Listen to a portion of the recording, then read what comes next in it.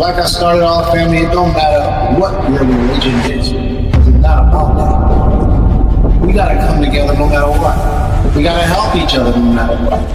If we don't, then our whole civilization, all of our people of color, will be destroyed. And that will be the first time in history that it ever happened. As we're about to read in the story of Exodus, it starts talking about how the oppressor had made a plan to destroy all the men in Israel. But we already know that they got a plan out here to destroy all the men. The story in the book of Exodus is very much like the story of today's time that we're going through today.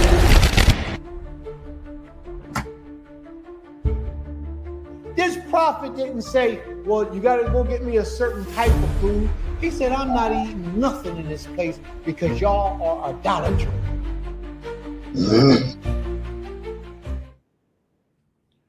Shabbat Shalom, everyone. May the Most High be praised. From everlasting to everlasting, he is king, and he shall always remain in his dominant position as king over all creation. May the Most High be praised. You know how we do this. Every Shabbat, we got to start our class off with a conversation before we get deep into this message.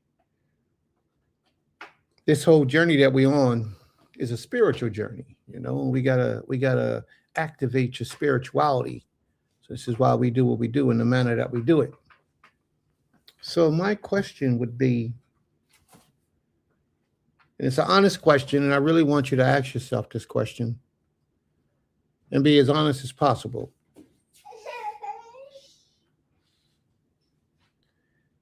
But I want you to ask yourself, you know, you've been coming to these classes for quite a while now. I want you to be honest with yourself and honest with the platform today and the family. But how does these classes affect your life? These classes, these teachings that we do, these holy convocations that we keep,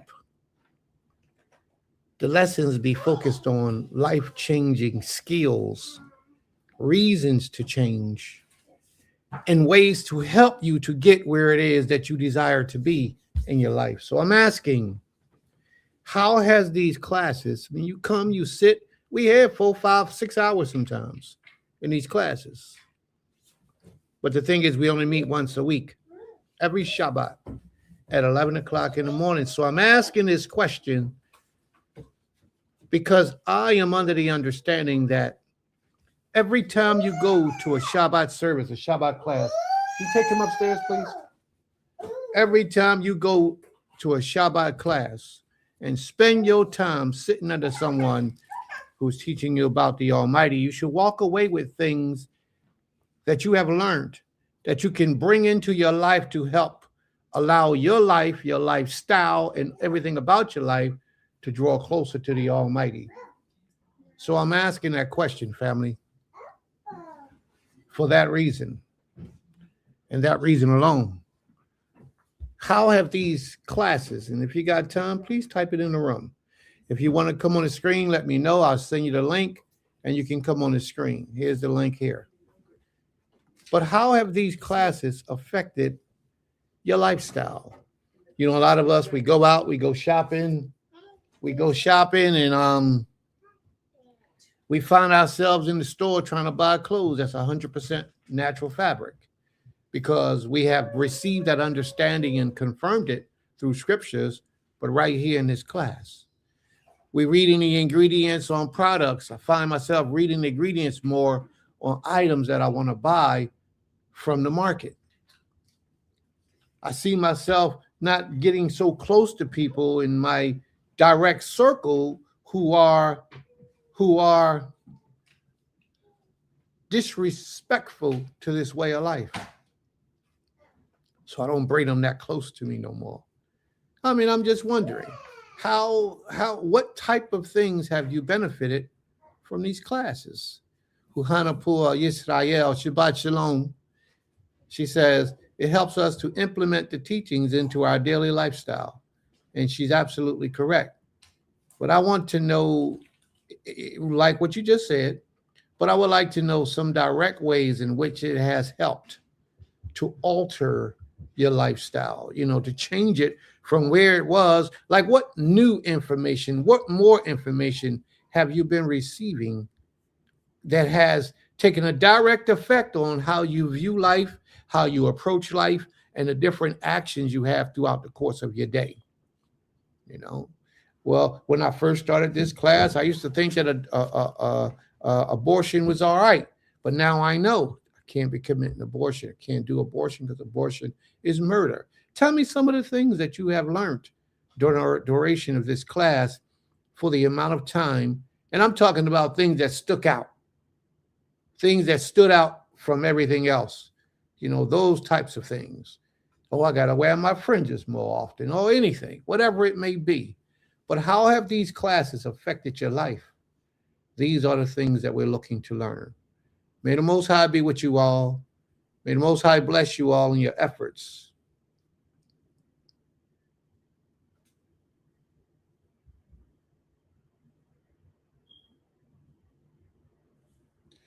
Is this your thing you want to produce, my brother Benjamin? Shabbat shalom to you, bro. He says our ancestors probably ate no more than 10 different food items their entire life: bread, cheese, beef, lamb, and fowl, fish. We have a plethora of foods to eat now. Okay, may the Most High be praised. To the Rabbah. All right, we're going to move on. But if you have the opportunity, family, please write that and leave it in the room for us, please. Also, that you consider and do the right thing at the right time. It could and should equal to righteousness. May the Most High be praised. To the Rabbah. I was responding to your comment about reading food ingredients. Bless Shabbat Aki. Yeah, may the Most High be praised. To the Rabbah. Ain Katir, Shabbat Shalom, Ain. Y'all got me get ready to go down the list. My brothers Benjamin, Shabbat Shalom. Kezu, Shabbat Shalom. Sister Huhana, Shabbat Shalom. Sister Higdalia, Shabbat Shalom. Brother, Sister Aisha, Shabbat Shalom.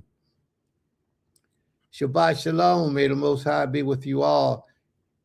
Ima Sukari, Shabbat Shalom. Ima Sukari, Shabbat Shalom. All right, Brother Benjamin again. Mr. Otter, Shabbat Shalom. Mr. Otter and his wife, Shabbat Shalom, sis. I forget your name. Please forgive me, but Shabbat Shalom. Pay my respects. All right.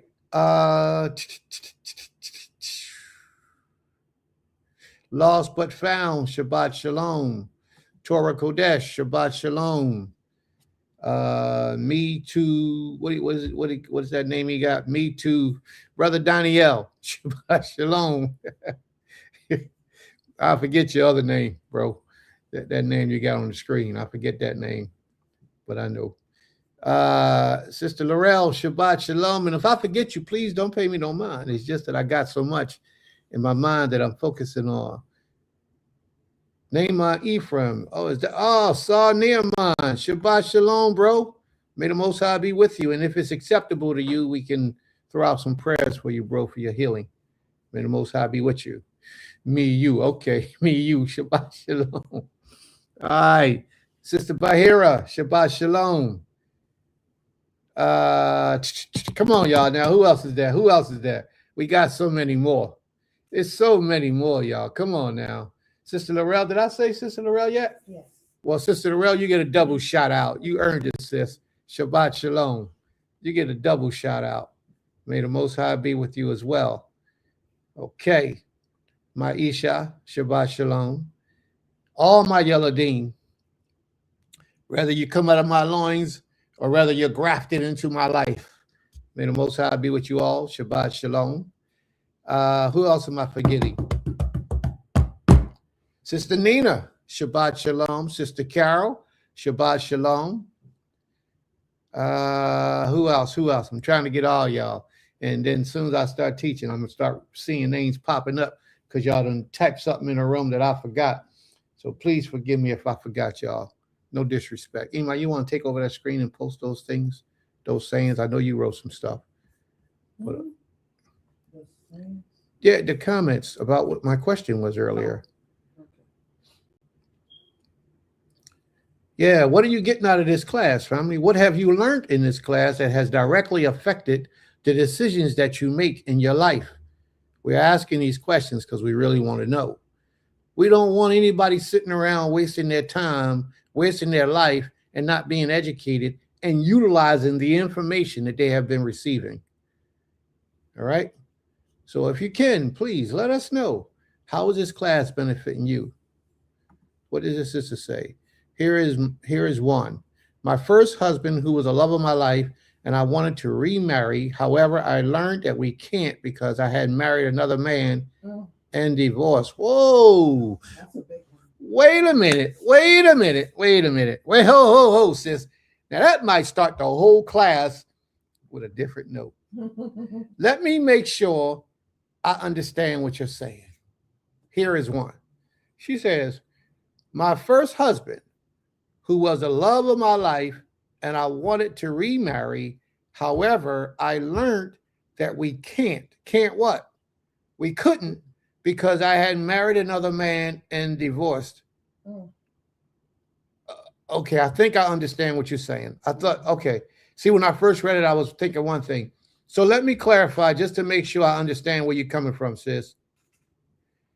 Are you saying that you had married a man, you got divorced from that man, and was with another man, married another man afterwards, who might have passed away or divorced you, but you wanted to go back to your first husband?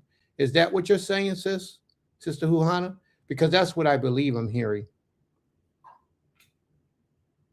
Oh, okay. Yeah, you're right. Absolutely. That's the law.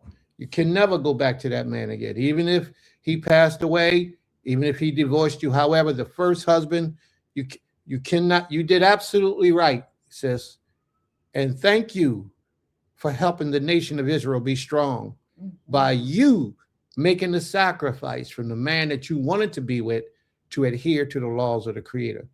May the Most High be praised. Toda Rabbah. But that says a lot about your character, sis. Because a lot of people would have ignored that law and went after their fleshly desires and disrespect the Creator. But you have shown us today that there are some out here who will obey the word of the Most High. You're absolutely right. May the Most High be praised. Toda Rabbah. I'm glad to see you made that strong, powerful decision. Fresh for life. Also, that when you consider and do the right thing at the right time, it could and should equal to righteousness. Absolutely. May the Most High be praised.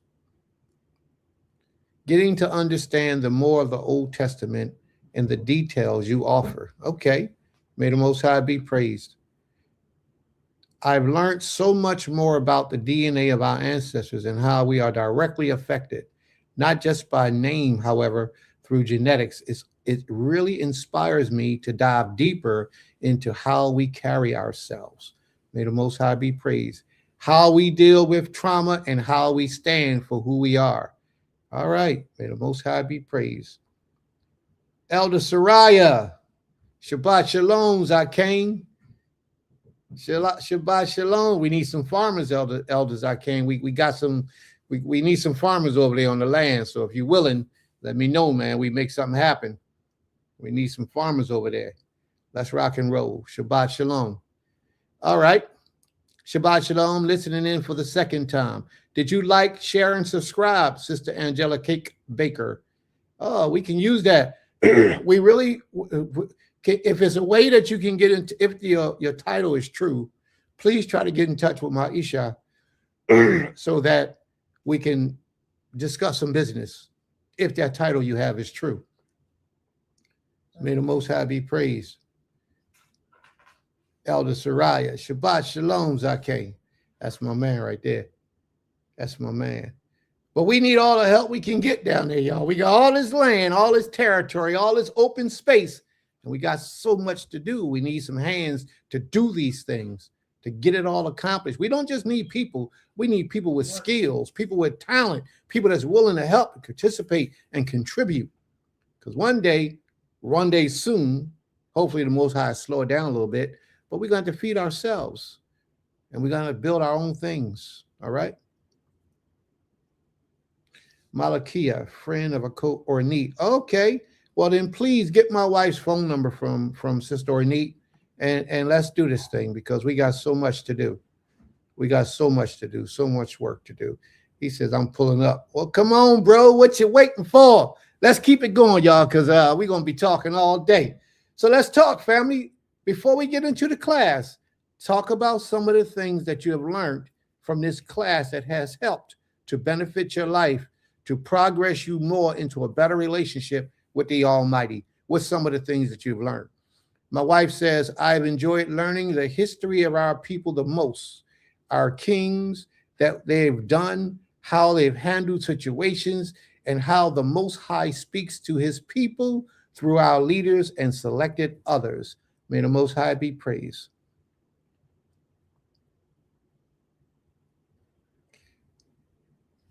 What did sister say? Sister Higdalia, Angelica Baker could just be a proper name. It's just something. I know. She is something that boy, she be on point.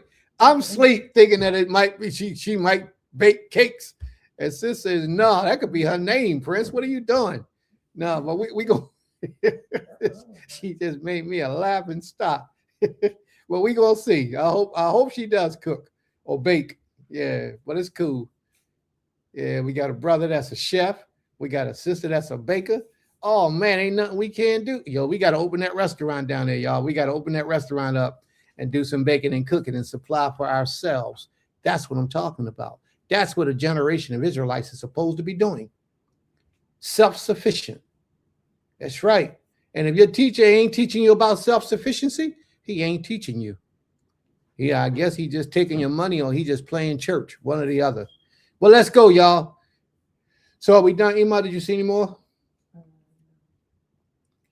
My wife, no, you won't be a laughing stock. You self-correct and keep it real. Okay. I got to put that up. Hold on for a minute. Let me put that up. No, thank you, sis. May the Most High be praised. Total Rabbah.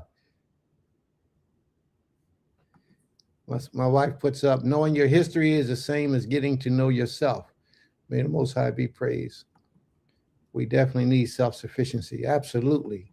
Absolutely. Because you go to the supermarkets, almost everything in the supermarkets you eat is poisoning you to a degree. Even vegan food in the supermarkets is hurting you. You know, a lot of vegan food got a lot of seed oils in it. And a lot of those seed oils you shouldn't be consuming. What are seed oils? Like canola oil, like vegetable oil, like safflower oil. A lot of these seed oils are killing you. You got to be real careful about it. It's the way that it's processed. So you should try to stay away from foods that have seed oils. And a lot of vegan food, although it's prepackaged and all that type of stuff, and it's vegan, it still has a lot of poison in it. You got to be careful about it. May the Most High be praised. A lot of people think they're vegan and eating all this stuff and don't realize that this stuff is poisonous and it's harming you. You know, you make a good effort in one way to take care of your health and be mindful of your health, but yet a lot of the foods is killing you. Yeah, avocado oil tastes amazing. Avocado oil is a good oil. Olive oil is a good oil. They don't take olive oil, avocado oil, coconut oil. They don't take those through the same process that they do seed oils in the refinery process portion to make it what it is. All right. Are there any questions? Nope. Let's go. Let's rock and roll. Okay. Ima Sukari says, I'm grateful for all the Most High has guided me through. I am still growing beyond negativity. Oh, you know what? I put that up too soon. I wasn't looking for the gratefulness, the thankfulness. So let's move on. Prince is taking up too much time with this. I thought you guys had a lot more you wanted to talk about. I thought you had learned a lot more information because some of us, we've been here for years. And I thought it was a lot of things you would like to share with the family. But I see that it's not. One thing that I didn't hear anyone say yet today was about idolatry. I didn't hear anything about idolatry, and I was thinking that would have been one of the things that I've heard. Do you have wild game or your land or a body of water? Absolutely. We have wild game all over the land, and we don't allow nobody to hunt on our land. So that means that we got a plethora of animals, deers, all type of stuff. You pronounce your name Malakia. Malakia. Okay. Shabbat Shalom, Malakia. Okay. Did I say something wrong? Okay. Yeah, I don't know. I might have said something wrong. But thank you for correcting me. Please forgive me if I mess up in the future or if I forget slightly for a period of time. Please don't feel embarrassed to say, Prince, this is Malakia. Because I need that sometime just so I get to know you on a regular. I thank you, though. Yes, we have loud game. What we don't have is a big body of water. We have a stream that runs down through our land, a stream probably about 5 feet wide, but that's about it. All right. May the Most High be praised. All right. So we're going to, since there's no one else who wants to ask any questions or contribute to the development of our people, maybe y'all just ain't being real today. I don't know. Yes. All right. Let's keep it going. May the Most High be praised. All right. So let's talk about the things you are grateful for. Do I do that or do you do that? You do that, right? Mm-hmm. All right. Let's talk about the things you're thankful for. May the Most High be praised.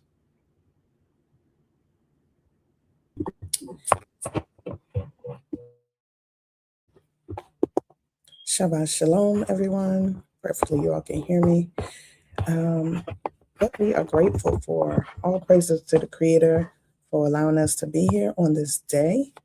We definitely have some gratefuls that I will read. Malcolm Hegdalia says, I'm thankful for all that I have from the Most High, which is everything. It's exciting to understand that anything great I have or can do is because the Most High gave me the ability, understanding, perseverance, means, and strength to do it.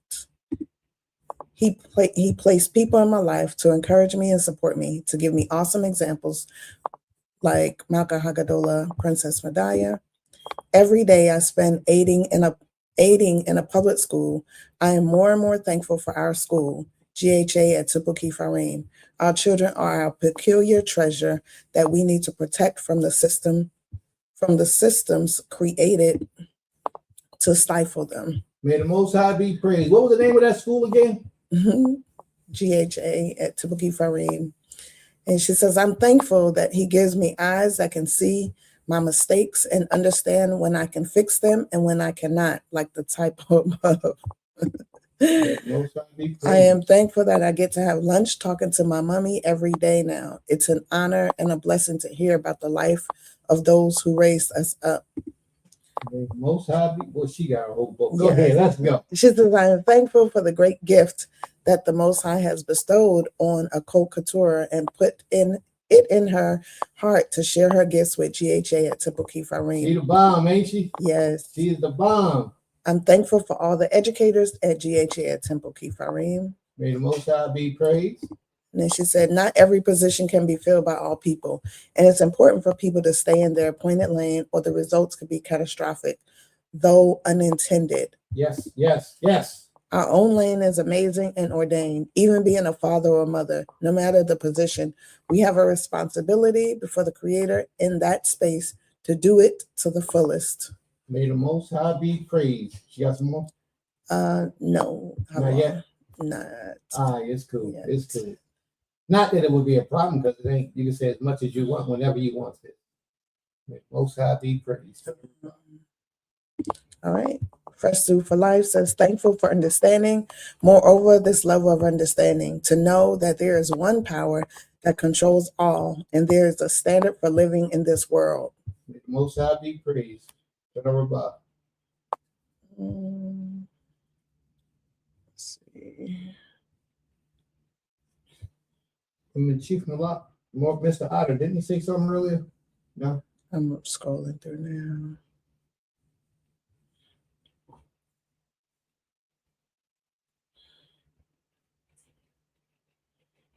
You know, while we sitting here thinking, I would like to remind people that Sister put up earlier a post, Buhana, that if you are married to a man and that man gives you a bill of divorce and you go marry another man, and then that second man that you married gives you a bill of divorce or dies in any type of way, you cannot go back to that first man who originally you were married to ever again.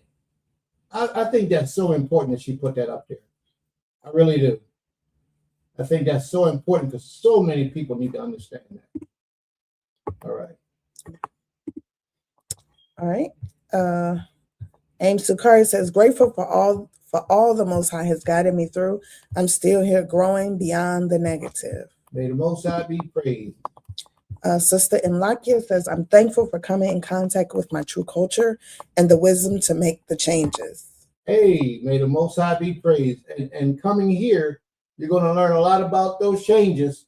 There's going to be some things that you don't even think you have to change, or things that don't even come across your mind that you need to change. But we're going to take it real slow. We're going to be real patient with you, and we're going to try to exchange all the information we can. And if it's something that you can give to help to the conversation or the communication or help us understand something that we might not understand, we're all open for it. May the Most High be praised. Shalom, shalom. Okay. Sorry. She said some of that was for her law, but either way. Zaquina Kenya or Aim Laurel. Hey, you did. What? Brother right there. Well, after she said was for my law. Okay, I didn't see that. Okay.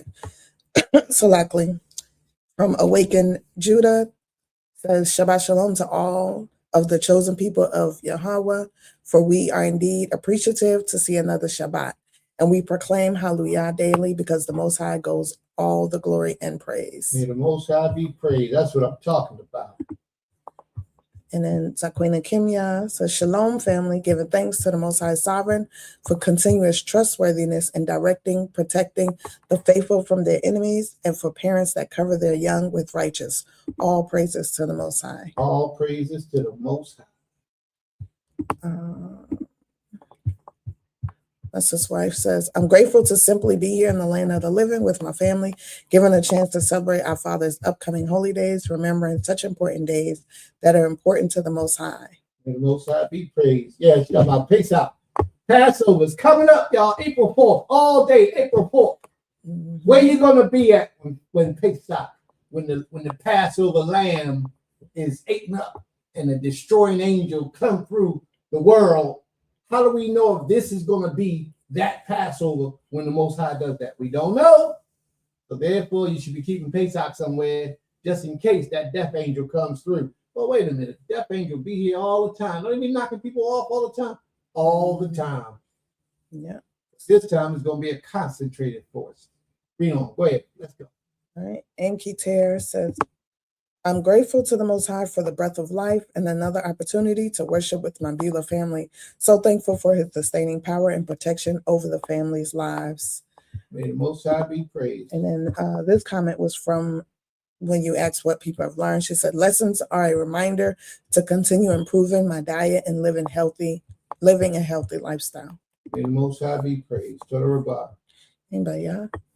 I don't see any more, so I guess I'll go. All praises to the Creator for his day. Definitely blessed to see another Shabbat day. Thankful for another Shabbat day.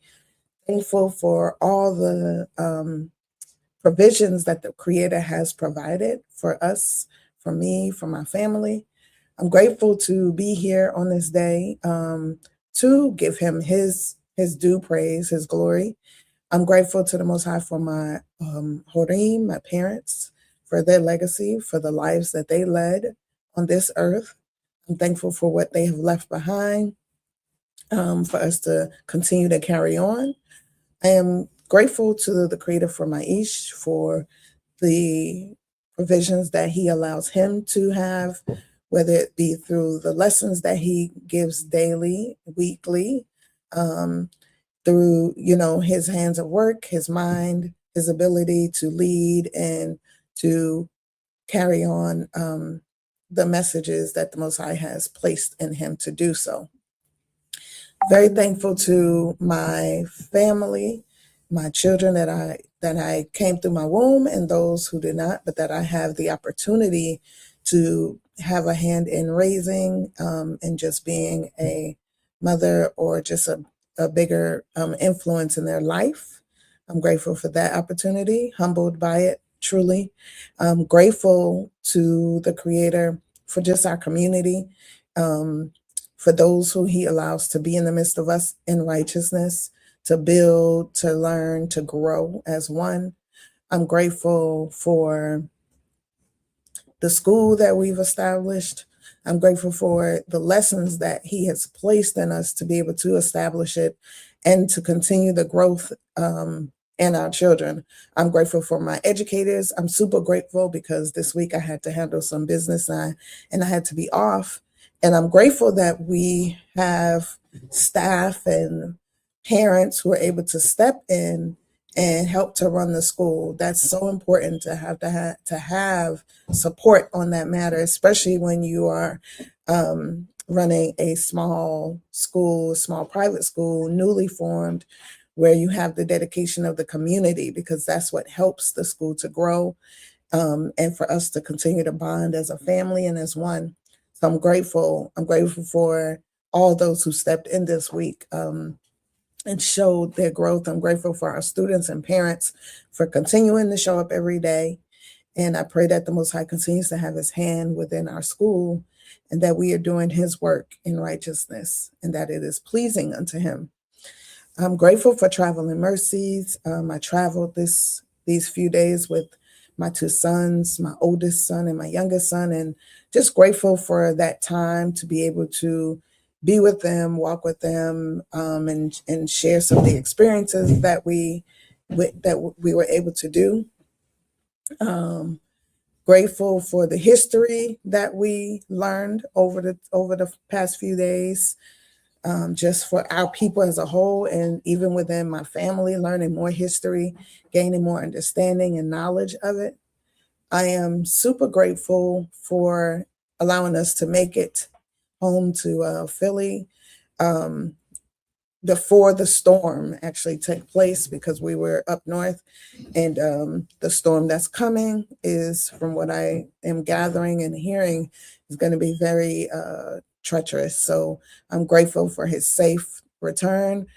I'm grateful for so many things, but I'm super grateful for, before I traveled, I was able to witness and be support to my sisters and cousins as they washed the body of my aunt. And just grateful to be a witness and to be able to share in our moment as a family.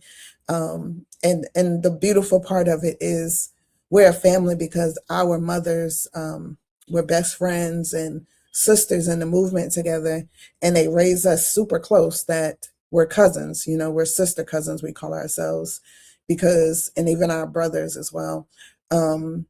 Because we knew it, we saw each other almost every day. We went through a lot of the same things together. And so I was grateful to be able to stand there and watch all of us come together, to be able to represent our mothers who have passed in our little family cluster, and to just stand there and hold each other up in this time. Death is a very heavy, emotional, so many different emotions come with it. And sometimes, we can be so strong, but death can really bring a person to its knees and, clarify some things and open up some eyes for you. So I'm super grateful that we were able to hold each other up in that moment and continuously hold one another up. And I pray, continuously for my aunt's spirit to continue to rise. And I'm super thankful, for what our parents gave us. that's where I am right now. I'm just thankful and humbled by the experiences of life. And say who? Right. May the Most High be praised.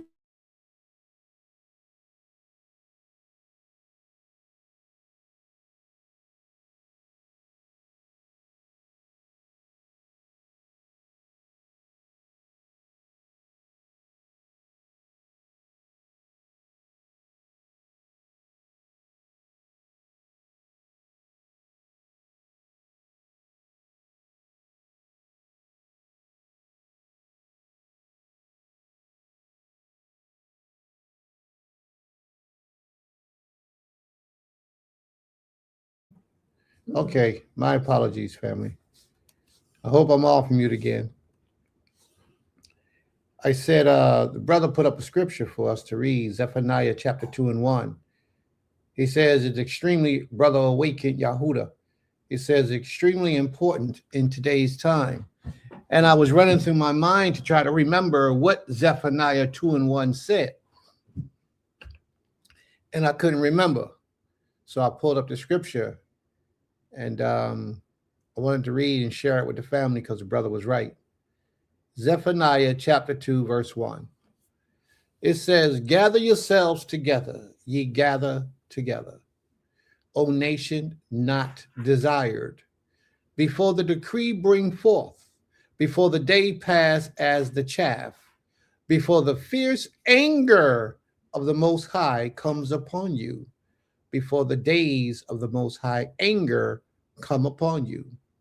Seek ye the Most High, all ye meek of the earth, which have wrought his judgment. Seek righteousness, seek meekness. It may be you shall be hid in the day of the Most High's anger. That's deep. That's deep. You know that, and I thank the brother for bringing that scripture to us, to our attention. And I want you to know that the words of that Zephaniah chapter 2 and 1 of that verse are really directed toward us as a people today. It's a powerful thing. The Most High, when he gave us the law, he says, I speak this in the ears of you who are, not just in the ears of you who are here, but those who are to come as well. The Most High knew that he would be speaking to a people. That's right. He knew he would be speaking to a people that's far away from now. He knew he would be speaking to us, and that we would be in a land of captivity, and that we would have to hear those words and need those words to remind us to come together. Because I don't know how many times we can say it enough here on this platform, and I know you all share the platform, so I know a lot of other people are hearing it as well. We have to unite. We have to come together. You know, everybody have their opportunity of reading, visiting, unlike any other time in history. We all have the opportunity of visiting multiple places with the push of a button to see what that class is like, to be entertained with the leadership or the teachings from those places, or to be reminded of some of the laws and things that we had, the principles that we had forgotten about or ceased to do or did not know.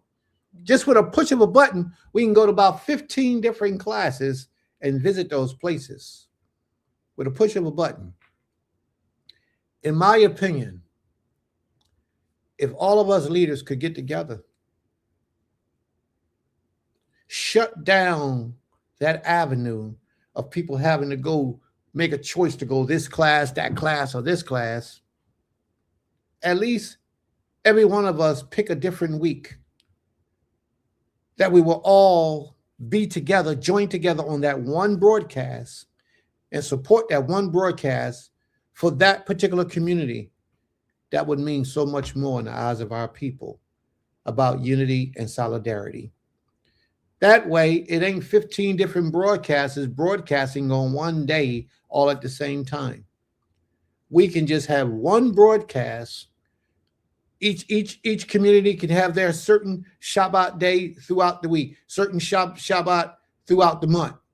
Each one can have their own. We can have a pre-schedule, and then only that broadcast reaches the airwaves. Do you know how effective that would be? Do you know how much that would help us to move forward as a nation? These types of things is the things that we need to begin to discuss. Because right now, all we show is separation and competition. And if you notice, our class ain't like nobody else's class because we don't compete with nobody. We're not looking for anybody to compete with. We just want to be and let the Most High's laws be truthful to the people and do the job that the Creator's blessed me with to do. That's it. And if my class or our class is not pleasing to you, then please forgive us. Maybe it's just not for you. That's just how real we got to keep it. All right. And yes, my brother said we are already in that day. And he's absolutely correct. Yes, we are already in that day. We need to unify before it's too late. May the Most High be praised. Total Rabbah. That's true. Some people do have different teachings that may confuse people. And that's why we need to have conversations so we can fix these things. We need to have conversations with the leadership when we establish these meetings, but it needs to be done. Just for the benefit of our people. Forget what your teachings is and what you think and what you believe and how you live. And as long as it's based on Torah, it's all right. Let's have that conversation. And even if we could just meet and have those meetings in the background before we start the broadcast to just iron out some differences that we might have, it will be wonderful. It's an intelligent way to move forward. But we can't keep doing what we're doing because we're showing separation. And right now, we need to be as a united front. Gather yourselves together, O nation, not desired. May the Most High be praised. Toda Rabbah. Are you ready, Emma?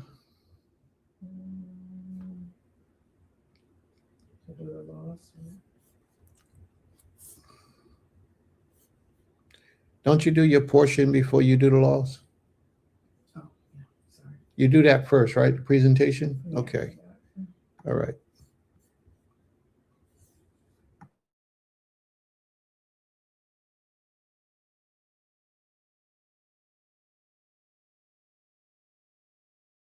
Shabbat Shalom. Prayerfully, I can be heard.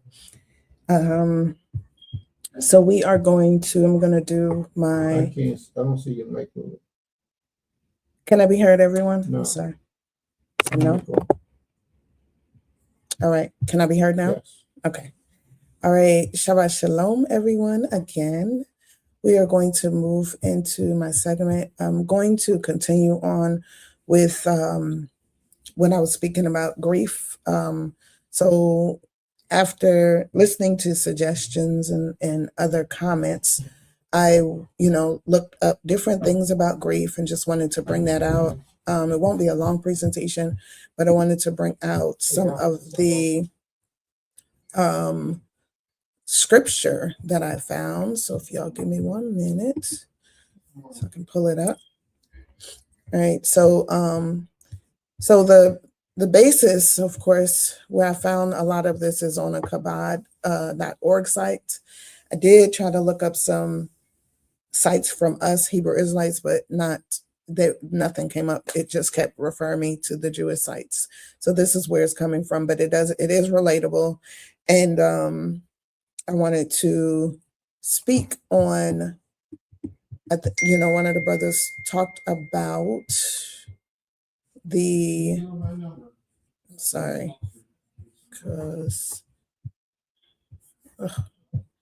looks like I lost one of the pages I was trying to show you all, but 1 second.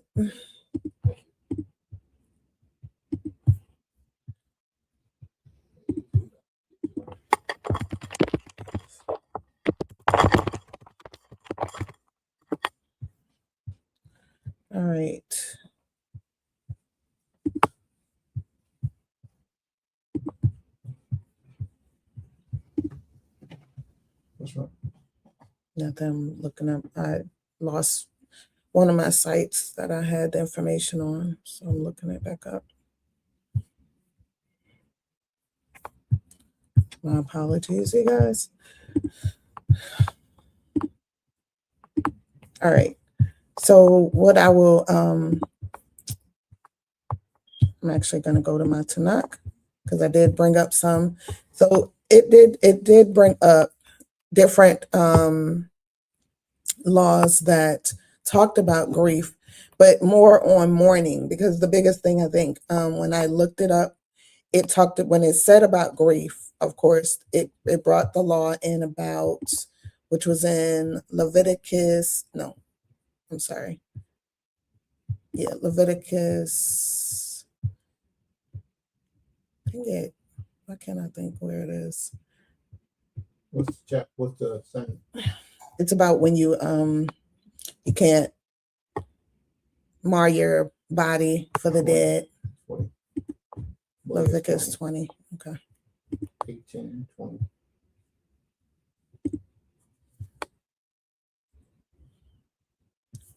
Sorry, guys. But there was one in particular I was looking for.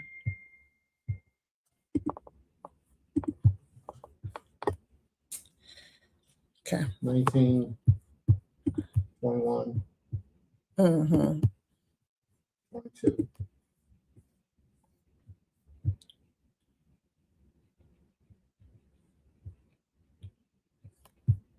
Leviticus 19, 28. That's what I was looking for. Okay. Cutting. Yes. So we were talking about the different ways that people mourn. And in mourning, of course, that is my Tanakh just went away. I'm sorry, guys. I don't know what's going on with my computer this morning. It just went blank. So let me see. It just went. What do you want me to do? You want me to read it? Yes, because my Tanakh just disappeared off my Which computer. one do you want me to read? Leviticus 19 and 28.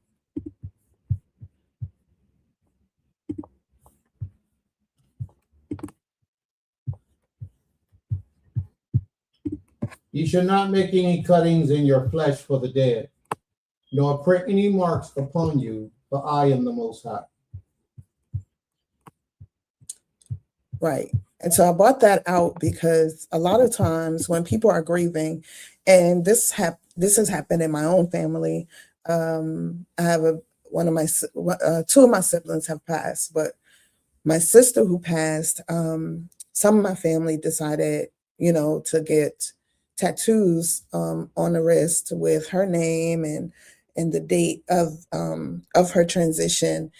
And when this happened, I wasn't in this way of life. However, I've always just been very leery of tattoos and that whole process of it, the health risk and all those things and what it does to your blood and your body. So I didn't get it. But I know that when it happened, it was done out of grief. People do these things because they want to feel connected to that spirit or that person. And for us as Yisrael, of course, the Most High says it's forbidding. He made it a law that we do not do it, but it is a form of what some people consider grief, because it's how they grieve, how they feel connected or stay connected. In Genesis, it was talking about when Abraham mourned Sarah or Sarai, and how it talked about how he mourned her, and then placed her in a grave. And I brought these out because some people feel like you can't mourn, or there's certain times when you should mourn. But when I looked it up, I really was looking for specific lengths of time, and the places that it brought me didn't show me like definite lengths of time. There's always references of 30 days of basically most of them reference 30 days, but they didn't like specifically say that is the law. Now, if somebody can find that for me and post it, I'll be happy to read it, and thank you for that information. But But also I looked up where it was talking about when when Jacob thought Joseph, when he was told that Joseph had perished, and he said he was gonna, that his children went to go, and it says in the Tanakh, his children went to go and um, comfort him, and he didn't want the comfort, and he said, "I will mourn him all my days until I die." And I thought about that, and I started to like kind of break it down a little more within my thought process of him not actually, him actually in that mourning process. Like sometimes we do mourn, like people will mourn a person until they pass, because there's the loss of that person was so strong, such a strong hold on them. But I started to think about, how does that mourning change throughout those years, and even when we do mourn, if we do mourn for 30 days, even that 30 days has a change of how we mourn. But within that process of Jacob and Joseph, right, I started to think about myself in a way like, okay, have I mourned anyone for long periods of time? And I was like, yeah, I did. I started to think about, I still mourn the loss of my siblings, even though it was years ago, over 20 years ago for one of them. And then my parents, even though it's been 10 years from mom, a year from my father, I mourn those losses. And it has gone on past 30 days. It's just a different way that I mourn. I mourn through, if something triggers them, a memory of them, or somebody says something, it causes me to still remember them. I think, people put such a restriction on mourning, but I feel like if we can learn to kind of like identify truly what it is to mourn, and how you mourn, and how it affects the spirit of another person or the deceased, then we can understand there's levels to mourning. And it's not just one, directed in one way, I guess you could say.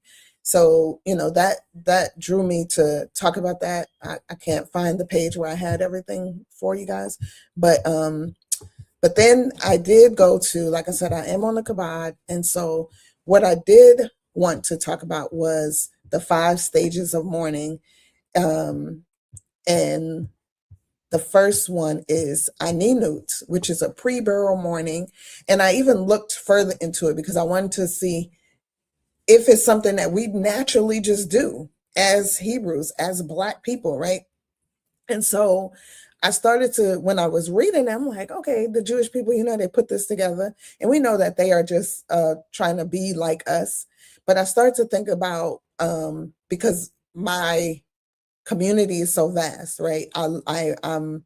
I know Muslims, I know African-centered people. And so I started to think about, when people pass away in these different cultures, what are the practices? And so as I'm reading and researching what the Judaica has posted on the Kabod.org, I'm noticing so many similarities, because of course, everything started in one place. Okay. We know that in the East, everything started. And so a lot of the things that the Jewish people have basically ordained into their cultural practices, and have renamed, or just given them titles for certain reasons, do actually come from us. So when I looked at the INIQUITY, it said mourning, a pre-burial mourning. So when we think about that, that's really when the person first passes, within the first 2 to 3 days, because that's before they go into we place them in the ground in our cultures. And I thought about that mourning process is in those 3 days, I know for me, it can be a place of you're not even focusing clearly on the passing of the person. You're focusing on the job that needs to be done within those days. So you're not even mourning the loss in completeness. You're going through the motions of it. You feel it. You cry out. You cry about it, but if you're the person who has to take lead and take charge, you're now focusing on, okay, how are we going to bury? Who's going to do this? Who's going to clean the body? You know, all these different semantics. So I thought about that as the pre-burial mourning part. And then it says the second is the Shiva, which is a 7-day period following the burial. Within the Shiva, the first 3 days are characterized by a more intense degree of mourning. And so I thought about that too, like, okay, yes, I can see how that is definitely where we follow, because we go right into this place after the burial. Most times that's when it starts to really hit us, when we're like, oh wow, this is really the reality of where we are. That's when you're sitting in it, you're focusing more on what just happened. You know, you're going, your whole body, your mental, everything is going through that process. And I know in different cultures, of course, it's called different things, but I just wanted to bring a lot of this out so that we could understand that there's a process to the mourning. It's not just saying, oh, I'm just going to sit and cry for 30 days. There's actually a process of helping you come out of the mourning process, helping you to be able to regain life in so many ways and so many words, because that process can cause a person to really grieve to where they can pass. You know, a lot of times they tell people, especially if it's an older couple, to watch the person that stayed, that was left behind by the spouse, you know, sometimes, or mother daughter or father son that were really close, and one passes, especially in old age as well, because they feel like during those times, those first couple of days, that first week or two, they are so they're so deep in their mourning and grieved that they could pass because they're so heartbroken, you know. And so when, you know, I'm just thinking about those things, and I'm just looking at different patterns that happen within our culture as a people, you know, and I'm not saying as Hebrew people, but as a people as a whole, I'm looking at the different patterns and what we go through and how it's also similar. We're just not taught about it. It's like we just go through the rote of it because part of, like we were talking about earlier, is in our genetics. We just know the process of it. And so, yes, so I wanted to even, you know, go deeper and understanding that, no, we have to educate ourselves on that process so that when we're grieving, we can help one another to pull up out of it, if, you know, if it be the Creator's will. Because like I said, we can grieve so bad that we can go with the person. We can leave this earth because we're so heartbroken. We're so struck with grief and mourning, and we don't understand that there's a process to it, that we just keep going into it and we get deeply depressed.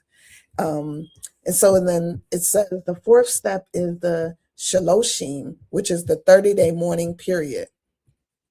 And of course, you know, we hear that a lot, 30 days.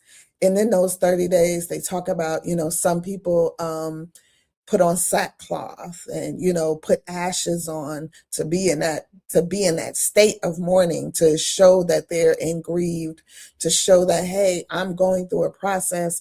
I'm cleansing, I'm releasing, you know, it's so many things that happen within that 30 days.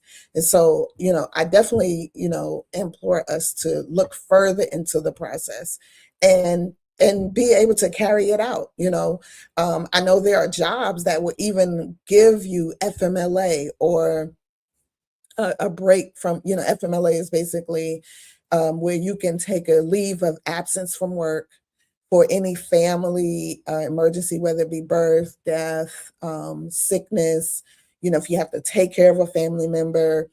And so that will help during those 30 days, you know, period. If you do, you know, if you work in these type of environments and you can get that offer so that you could help someone in that time or help yourself, take the time. Really, you know, when I was reading this, I'm like, okay, that 30 days is also for you to be able to take your time and have your moment to grieve, have your moment to sit with it, to transition out of that period of loss, and then start to think of what you gained from that person, you know. And it's easier said than done. It truly is. Because I've gone through this plenty of times. Well, let me not say plenty, but numerous times in my family, I've lost a lot of people.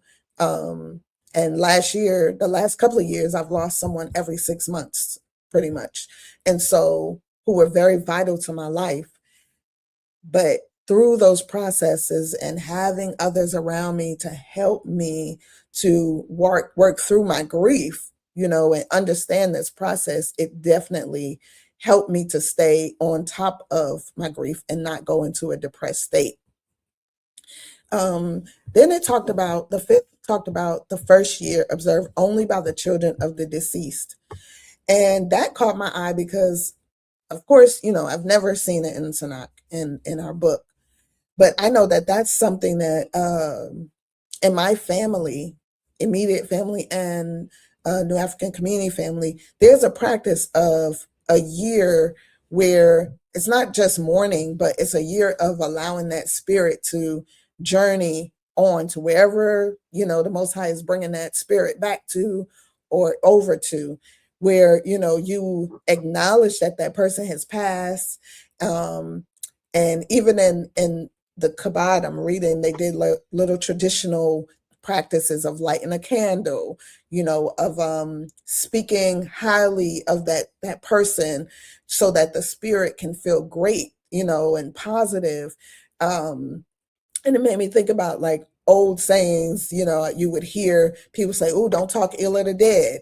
All these things just are traditional, I would say, practices that we do as a people. But, and particularly in this first year, I know that's what we do. We don't even call a person who passed an ancestor till after a year, because we would like for that journey to be done, where we're not saying that there's something already, giving them their due time of journeying on to wherever they go, and of course, we don't know the exact time. We don't know when the Most High, it says, okay, your spirit has now been, here for this amount of time, and whatever he decides. So that's why I'm saying it's more traditional. It's more just a practice. But what I've learned and what I was researching with African traditionalists, Muslim traditions, everything is really centered around Torah. Everything comes from the Torah when you research it. Of course, they have, done different things to make it their own, to make it, to add things that we are, of course, will not touch with the idol worshiping and the other things that they may do. But I just, wanted to bring out that part that everything is basically Torah centered, Torah related, and rooted in Torah. Of course, there's so much more on the Kabbalah. I will I'm going to copy and paste the link and put it in the chat if anybody wants to do more. I do see comments. I do want to acknowledge those. 1 second. I'm sorry. Let me go back.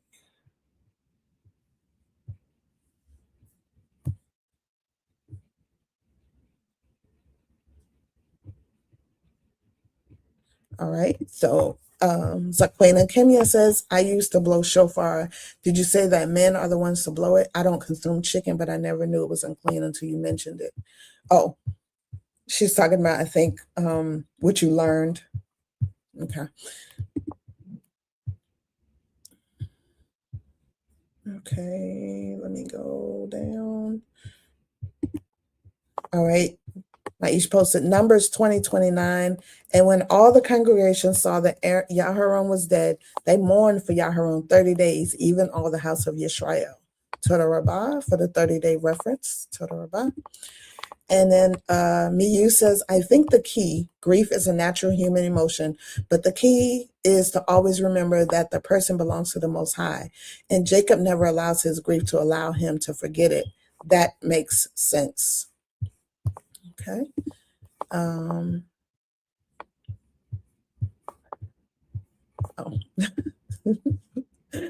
All right. Ema Sakari says that calls to mind the ways to continue the honor and regards for whom to release back to the universe.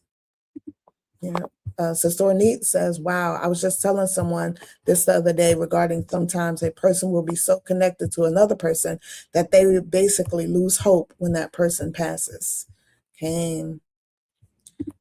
Toda Sister Kaza, Family Medical Leave of Absence, FMLA. What that's for? I was saying like, I was referencing when you're in your 30-day, like when someone passes, if you have a job that offers FMLA, you can ask for FMLA because they'll still give you funds to pay for, it won't be your whole check, but it'll be, something equatable that'll help. And so then, and I was saying you can use it for death, birth, sickness, if you need to take care of a family member, things like that. And so she was just spelling it out for me. So Toda Rabah, Sister Aisha. And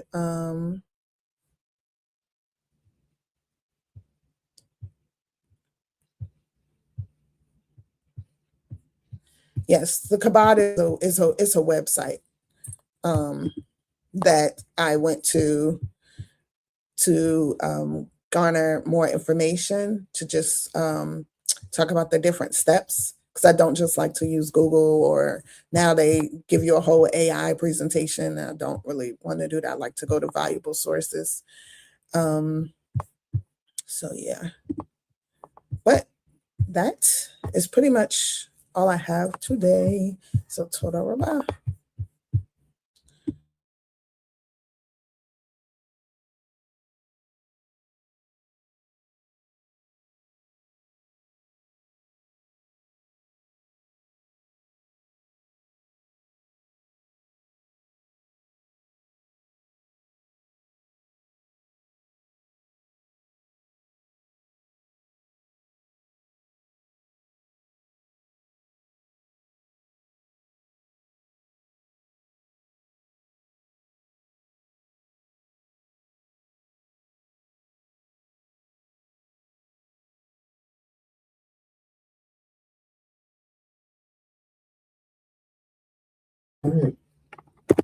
All right, Shabbat Shalom again.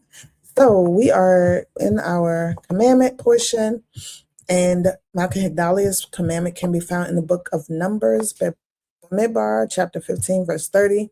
But the soul that doeth presumptuously, whether he be born in the land or a stranger, the same reproacheth the Most High, and that soul shall be cut off from among his people. Numbers Bamidbar 15:31. Because he hath despised the word of the Most High, and hath broken his commandment, that soul shall utterly be cut off. His iniquity shall be upon him. And her explanation, I'm going to go back up. It says, not every position can be filled by all people, and it's important for people to stay in their appointed lane, or the results could be catastrophic, though unintended. And Yeah.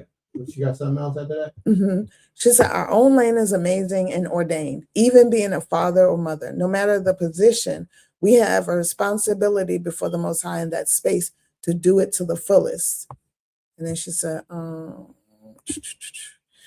many people think it's no big deal that they are fully aware that their actions are unlawful and do it anyway. They make statements about his mercy as if that means they will automatically get a pass. However, have we ever considered that giving mercy to some may equal destroying others who are a bad influence, even that influence is you? It may be in his mercy that he draws some out of his presence to protect those he chooses to keep in his presence. Okay, almost finished. She said, I strayed from my point a little. Knowingly breaking the law is a horrible thing, no matter how noble the justification may appear. Even with that blasphemous behavior, if one is allowed any understanding to remain, Ezekiel 18:33, let us know that turning to him fully would give you a place on his presence. You want me to go back to the... Yeah, I want you.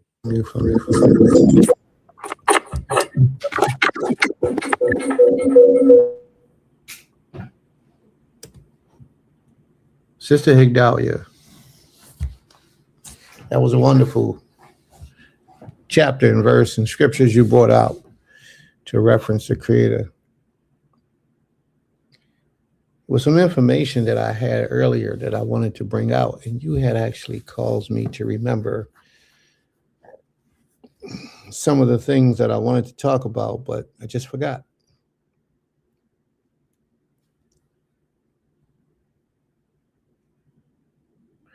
I just forgot. Can't remember now.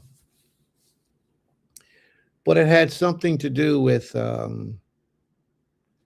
us living the lifestyle that we're living under an illusion. So because I can't remember in this fully, I'm going to leave it alone. And if the Creator brings it back to me, then I'll bring it back up. But it has something to do with us living under an illusion, pretending to be who we were made to be. I like the part where you said that everybody, what's that part about how she said everybody has a purpose? Mm-hmm. Pull that one up for me, please.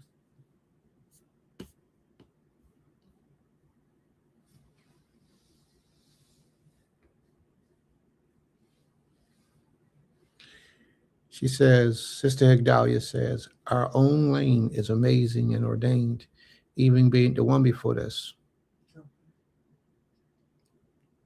She says, not every position can be filled by all people, the one before that. It's just the thankfulness before that. No, the one where she said everybody has their own lane and be in your own position. Oh, this is it. Not every position can be filled by all people. She said this right after she thanked the Creator for Sister Katora. Mm-hmm. Yeah, wonderful. And it's important for people to stay in their appointed lane, or the results could be catastrophic, though unintended.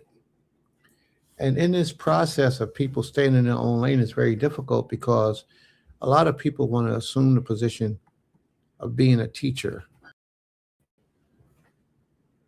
A lot of people want to stand in a position of being a teacher in this way of life without putting in the time and the study and the effort, but more importantly, going to the Most High to make sure that that's their calling.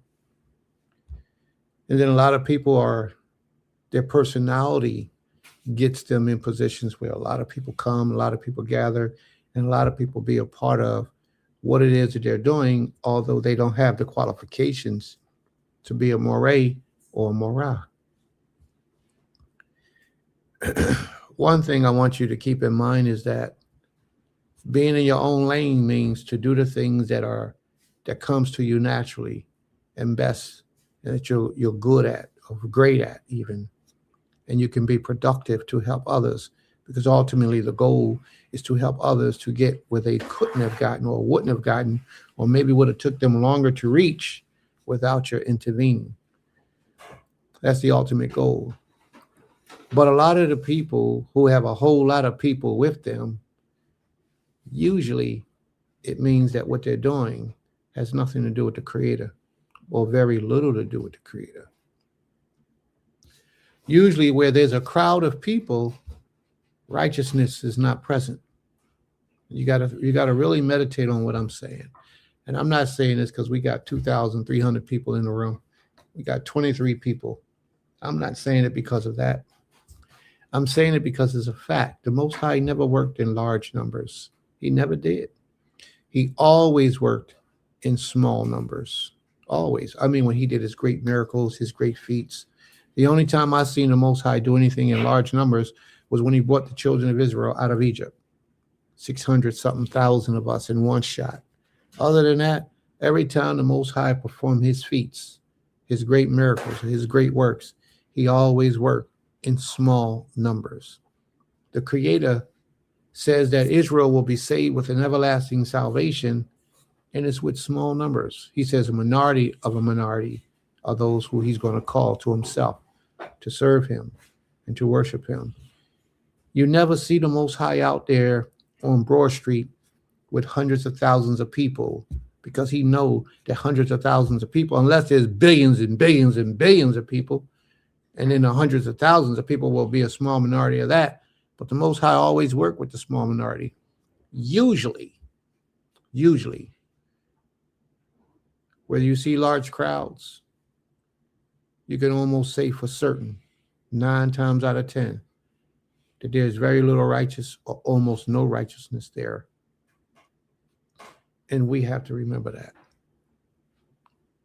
And a lot of times, those people who gather and have all those people with them and walking with them, they're not in their lane. They're giving the people what the people desire to have, not what the people need.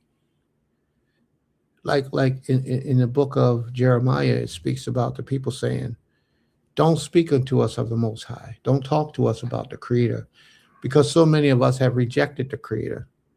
So those people who come for that purpose of deceiving the people or gathering the people, they won't bring up things that you got to change in your lifestyle, or things that you don't like to do. You got to stop it, you got to alter it, and you got to live a different life to please the Creator. They compliment those things that you like to do.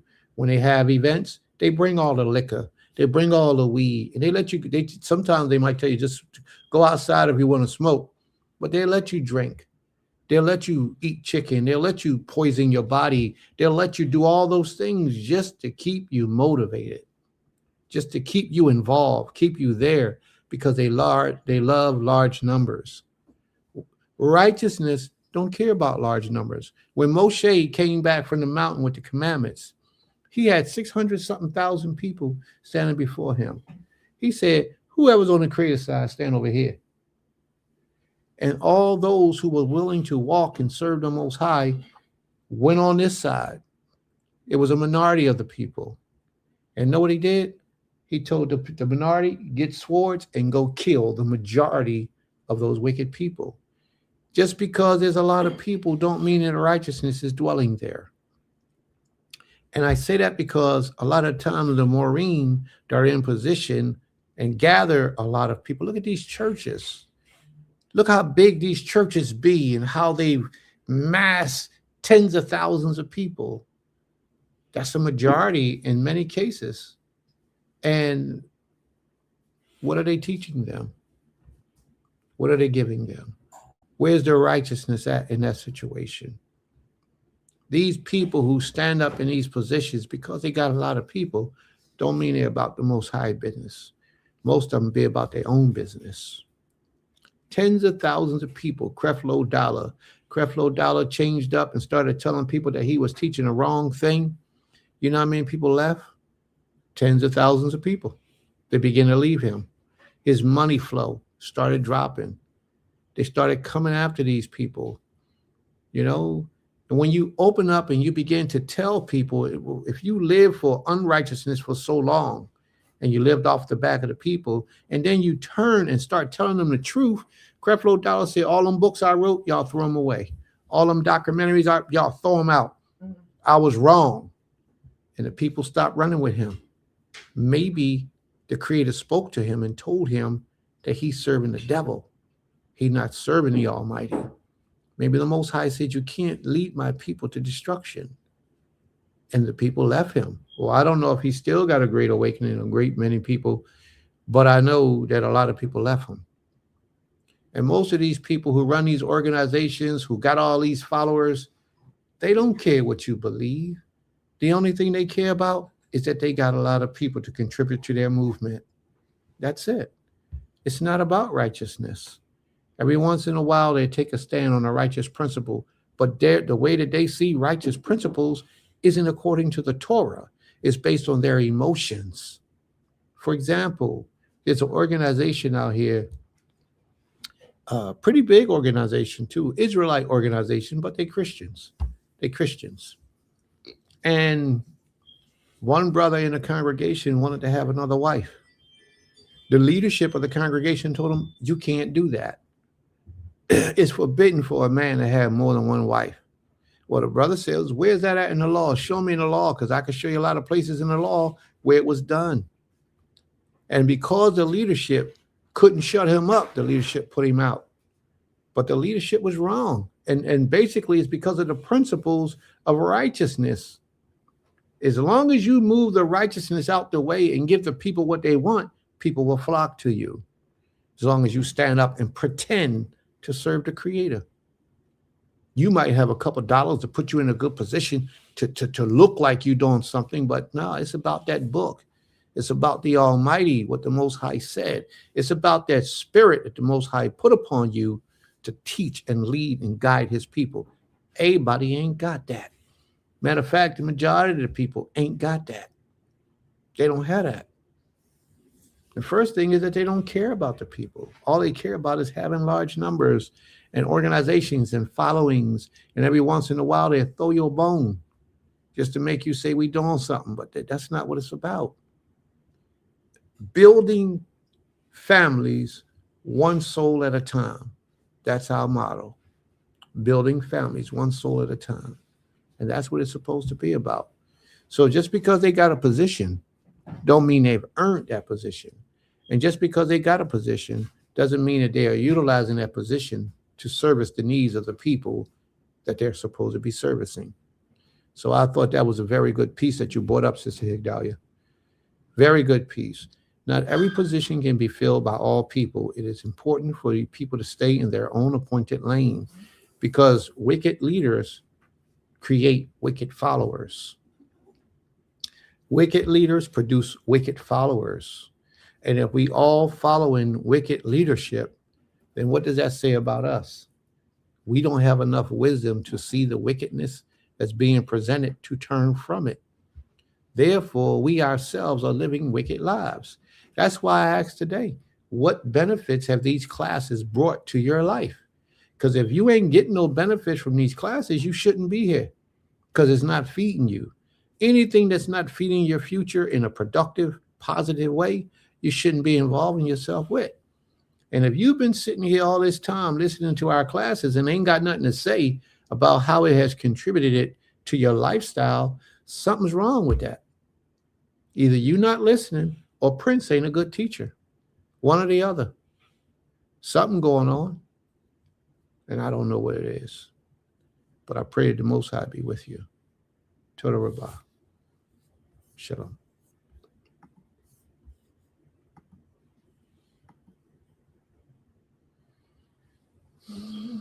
Go ahead. Go ahead. All right. Shabbat Shalom. Our next law is posted from Aim Sukari in Exodus, Shemot, chapter 15:11. Who is like unto thee, Most High, unto thee, the Creator among the Lord? Who is like thee, glorious in holiness, fearlessness, and praises doing wonders? There's nothing as majestic, glorious, and awesome as the powerful. Hold on, let me see it. As the powerful greatness of the Creator. Hallelujah. You want to do some of those comments? Comments. Oh, before I go, I think, yeah, let me see. I think Miyu said, one second. Going off of what you were just talking about, he says, if the Most High dwells in all of Yisrael, then what is a lane? I think we really need to study. Please explain. All right, let me hit it. Okay.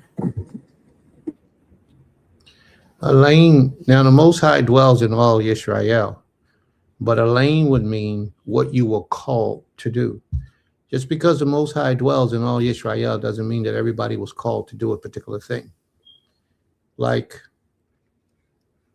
there are a lot of people who stand up to be teachers who don't have the ability to teach. You know what I mean? They can talk, they can rally men, which means that they would be a good leader, but don't necessarily make them a teacher. They could possibly be a good leader if they're about righteousness and they're about the needs of the people. Then they could be a good teacher because they have a way of dealing with people that cause people to gravitate to them.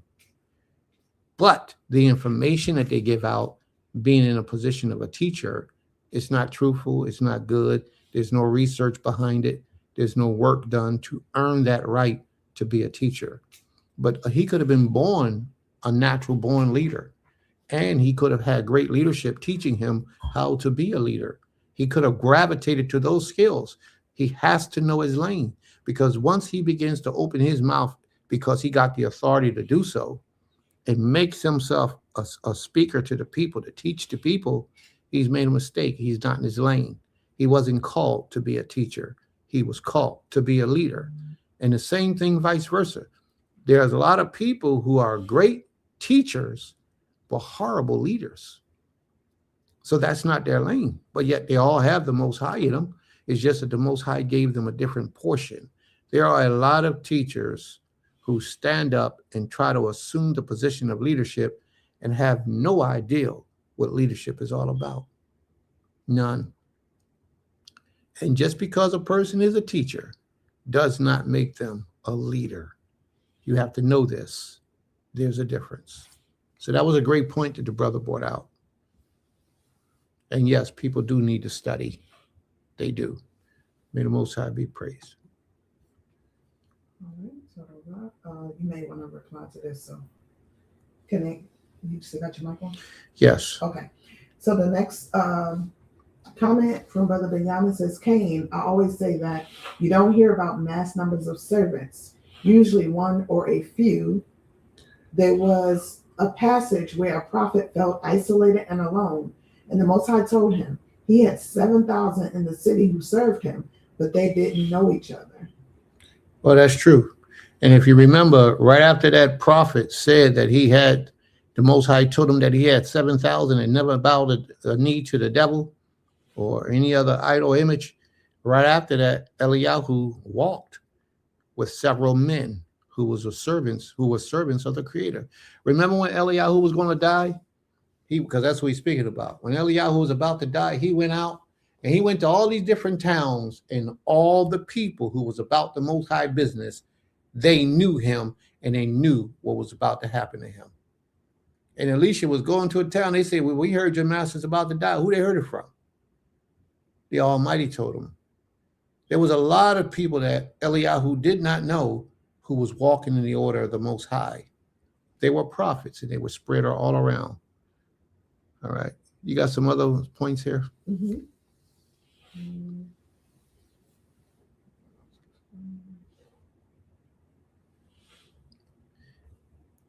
Brother Benjamin says, I don't really come here to learn. I come for the fellowship and brotherhood. Learning is something that is a byproduct of being around fellow servants. Okay, nice point. May the Most High be praised. Total Rabbah. Nice point.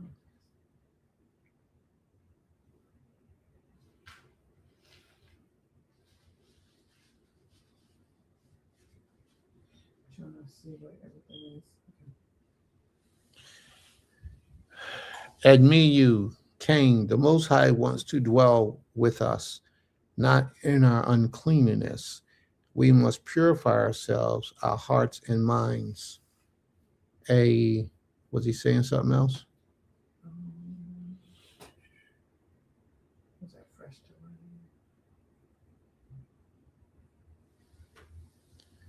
An example, he says, I always thought we could only sell this type of meat to a foreigner, which was baffling to me because foreign living among us must live like us.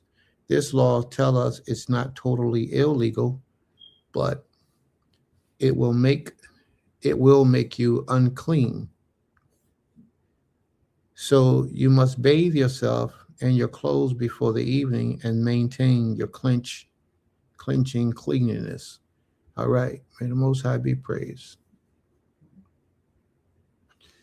Miyu says, naturally, there's only one leader, the Most High. Absolutely. I'm curious of any leader. If the Most High has not confirmed them as such, they are merely men or women living in the same exile we all are. Well, let's talk about that for a minute. He says, I'm curious about any leader if the Most High has not confirmed them as such. Now, how would you know in today's world, how would you know if the Creator has confirmed a man or a woman to be a leader? How would you know? I mean, how would any of us know? Now, one of the points that you brought out was there are merely men or women living in the same exile as we are. They must be here living in this exile if they're going to help us. The brother over there in Africa that's making all that noise, he helping them. Who's here to help us? Which ones of us are here with that talent and gift and ability that's going to stand up and take the leadership position for Israel today? And how would you know if a man or a woman is confirmed by the Most High to service the needs of his people as a Moshiach? Because that's what it really boils down to. Or as just a low-level spiritual leader. How would you know? Sister Igdalia, Korah asked the same question, and that got him and his followers killed. May the Most High be praised. Good example, Akoti Higdalia. The Most High confirms Moshe and was present with the people to lead them with physical distinctions. All right. How do we know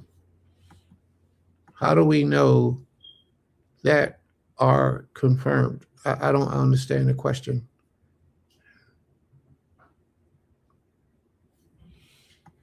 That was my question.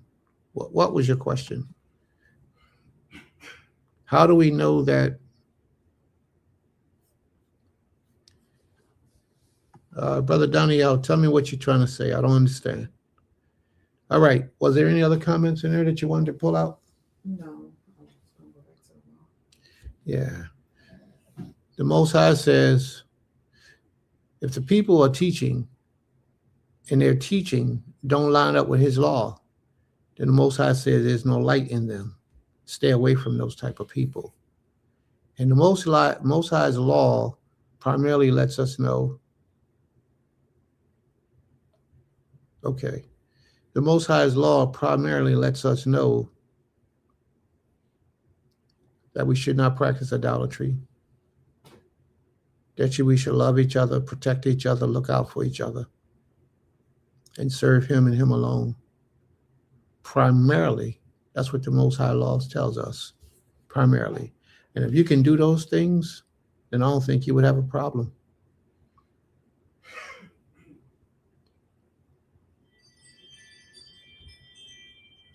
All right. Are there any other questions or comments? Are there any other laws, family? Did anybody else put any laws in the scriptures for us to read today? Is there any other laws that we need to address? I see one. Did we do that already?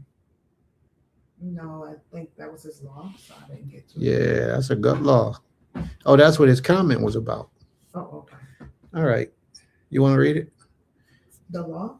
Yeah. I mean, Okay. I'll just go back up. I'm going to mute.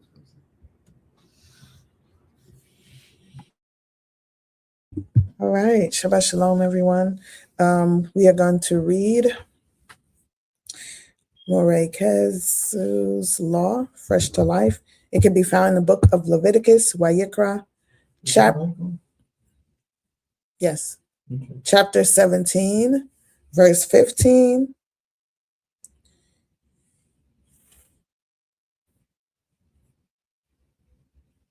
And it reads, and every soul that eateth that which died of itself, or that which was torn with beasts, whether it be one of your own country or a stranger, he shall both wash his clothes and bathe himself in water, and be unclean unto the even.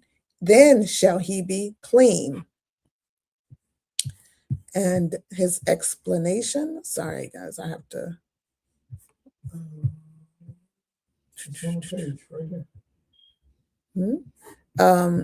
Anyone, whether native born or foreigner, who eats anything found dead or torn by wild animals, must wash their clothes and bathe with water, and they will be ceremonially unclean till evening. Okay, it was. All right. Now, this is a great point. And a lot of times this particular scripture is not really adhered to by the majority of our people. Us being Hebrew Israelites, we have to hear what's really being said in these scriptures. Now, my brother's comment was, and according to the law, based on the law, anyone, whether native born or foreign, who eats anything found dead or torn by wild animals must wash their clothes and bathe with water, and they shall be ceremonially unclean until the evening. If you buy your food from the supermarket, your meat, be it lamb, cow, turkey, chicken, whatever meat you're buying from the supermarket, don't think for a minute that you're keeping this law. Because where they raise these animals at, a lot of these animals die in the process, and you don't know how the animal died.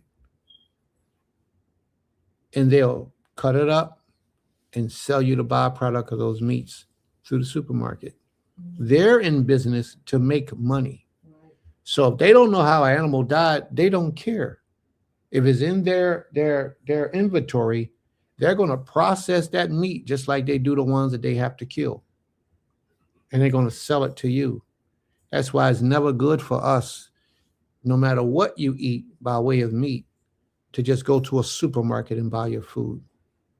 It will be best that you go to the farm where they raise the animals and you watch them. If you're going to eat meat, I would suggest none of us eat meat.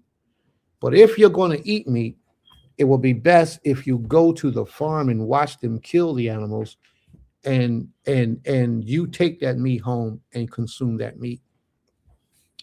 But even then, you should inspect the animal for defects and pus coming out of his eyes and sicknesses, and make sure that there's no sicknesses within that meat.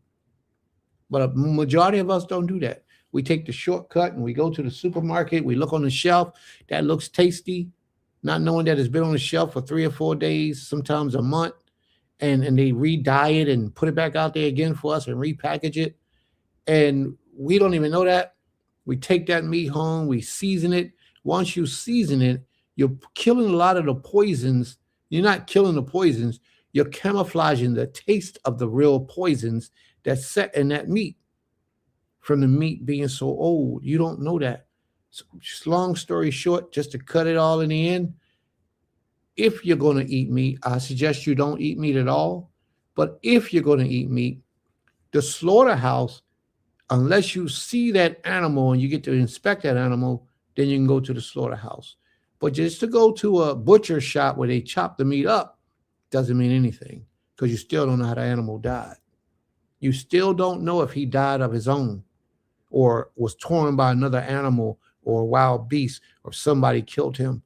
You know, if he had a disease or infection, majority of the time you can't tell. So therefore, you shouldn't be eating these things unless you have inspected it to make certain that it's clean. And then people say, well, Prince, ain't nobody going to do all that. Then, you know, all I can say is then you ain't really trying to serve this king and keep his commandments. Because if you are, even when you take that meat home, you will soak that meat in salt water for at the minimum an hour, 2 hours minimum, to get all the blood out the meat before you cook it. Because you cooking it, you're not getting the blood out the meat. The Most High said you're supposed to take the blood out the meat before you consume it. So there's a whole lot to this, family, that a lot of people are not paying attention to, and a lot of the teachers are not teaching it because they themselves are not doing it. But that's how you're supposed to eat meat if you're going to eat meat. Again, I would suggest that you don't eat meat. There's nothing good about eating meat. May the Most High be praised. There you go, Imam.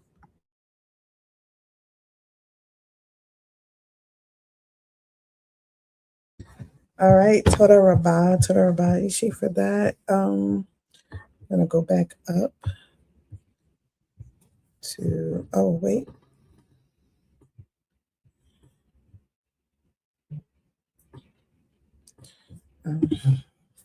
So he had more to the law. He also said, but if they do not wash their clothes and bathe themselves, they will be held responsible. Absolutely. Toda Rabah. All right, going back up. Salakli, y'all have to scroll. All right, My sister wife's Autumn, her law can be found in the book of Deuteronomy 24, 1 through 4. Let me go to it. 24, 1 through 4. And it says, when a man hath taken a wife and married her, and it come to pass that she find no favor in his eyes, because he hath found some uncleanness in her, then let him write her a bill of divorcement and give it in her hand and send her out of his house. And when she is departed out of his house, she may go and be another man's wife. And if the latter husband hate her and write her a bill of divorcement and giveth it in her hand and sendeth her out of his house, or if the latter husband die, which took her to be his wife, her former husband, which sent her away, may not take her again to be his wife. After that, she is defiled, for that is an abomination before the Creator. And thou shalt not cause the land to sin, which the Most High thy power giveth thee for an inheritance. And her explanation reads, we've already discussed this law, but I wanted to call attention to it again because I'm sure there's some folks who feel as though, oh, we were just having sex, we weren't married. So then they may feel justified to go back to that first person. But then there's the question whether sex alone is marriage. Given the unfortunate relationship practices of our people, now it's important we talk that through too. It can be a layered discussion, but an important one. May the Most High be praised. Very important conversation. And then she said, and just to clarify, the intimacy between the parties could have happened before people knew law or even after, unfortunately. Yeah, don't. You ready? It doesn't matter. It doesn't matter if you knew the law and you had intimacy with that person, or if you didn't know the law. If you had intercourse with that person prior, you move on to another, you can't go back to that first one at all. And I know it's very disappointing, but it's a fact.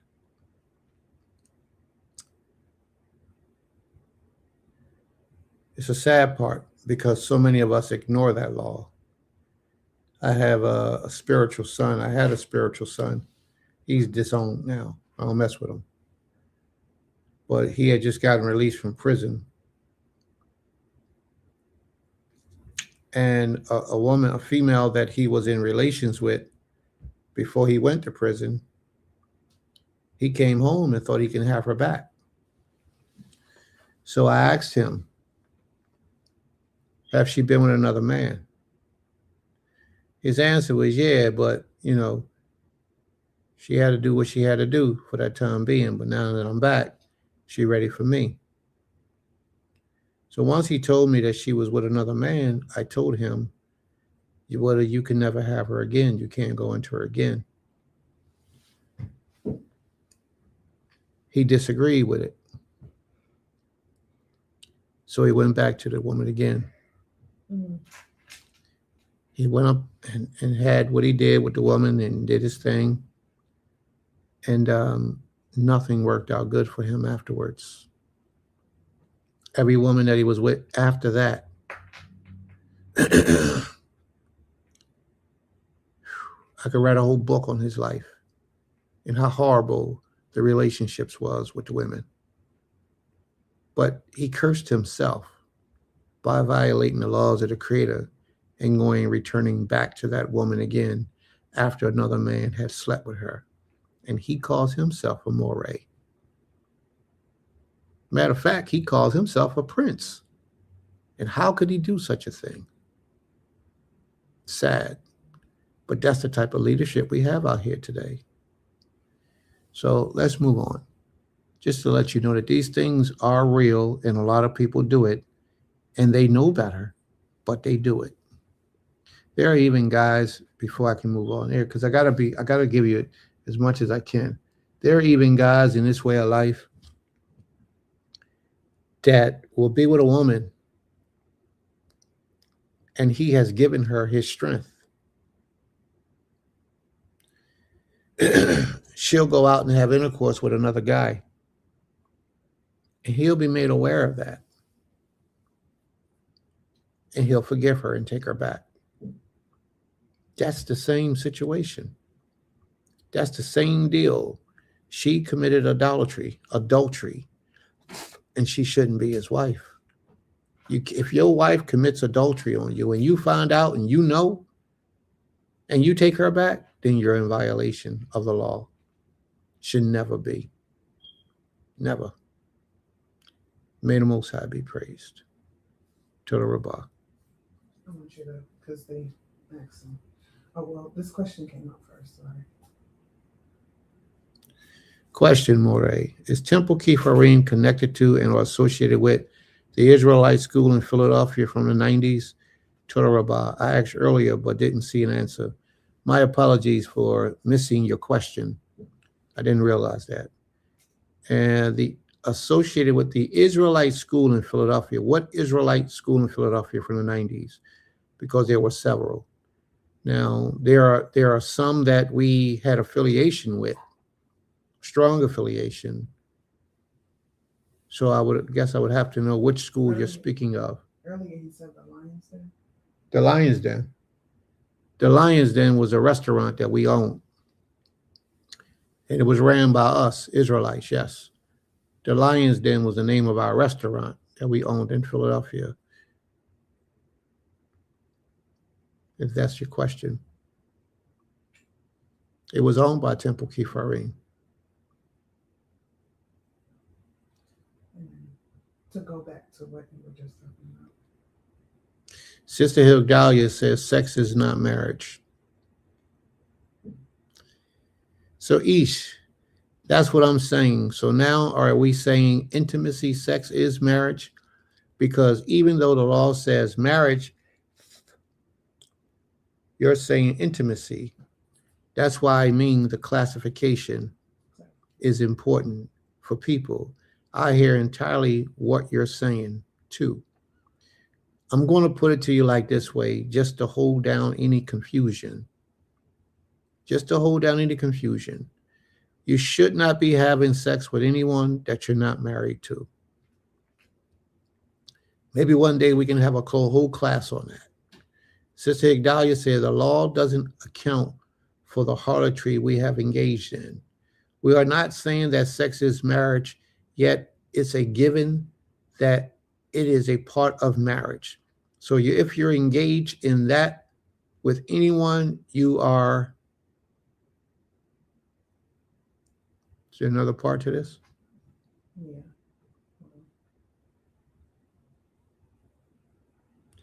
You are.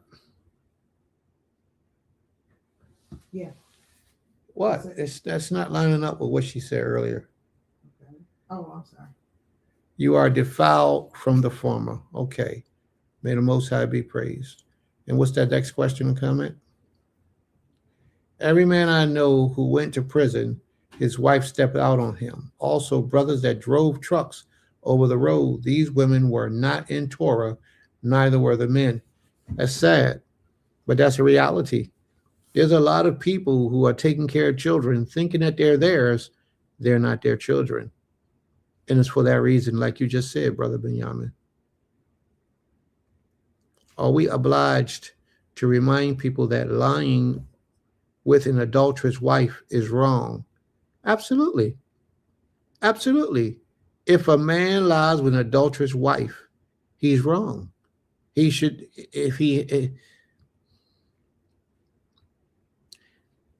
law says if a woman commits adultery, she's supposed to go to death. So if she is supposed to be dead and you know she committed adultery and you return back into her again, you yourself are guilty of wrongdoings before the Almighty, and it shouldn't be that way.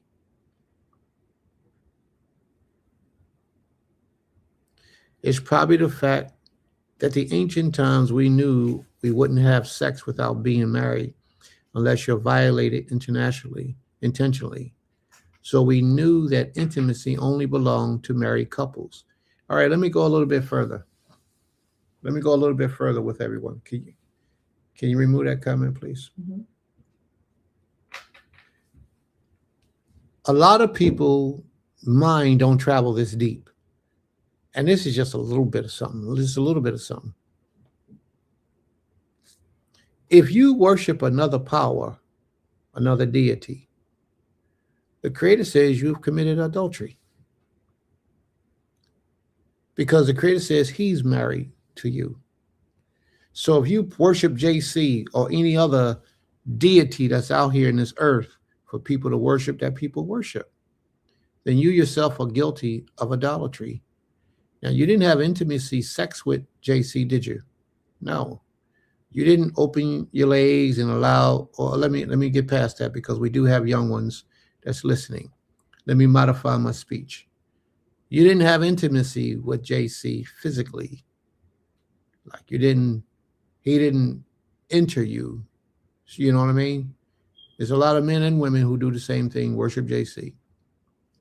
But the Creator says that you're committing idolatry or adultery. Adultery and idolatry is pretty much the same thing. But the only way that you're going to understand that is if we go to a spiritual level to understand it.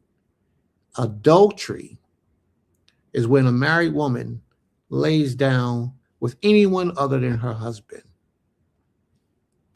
Adultery for a man is when when a man lays down with a married woman.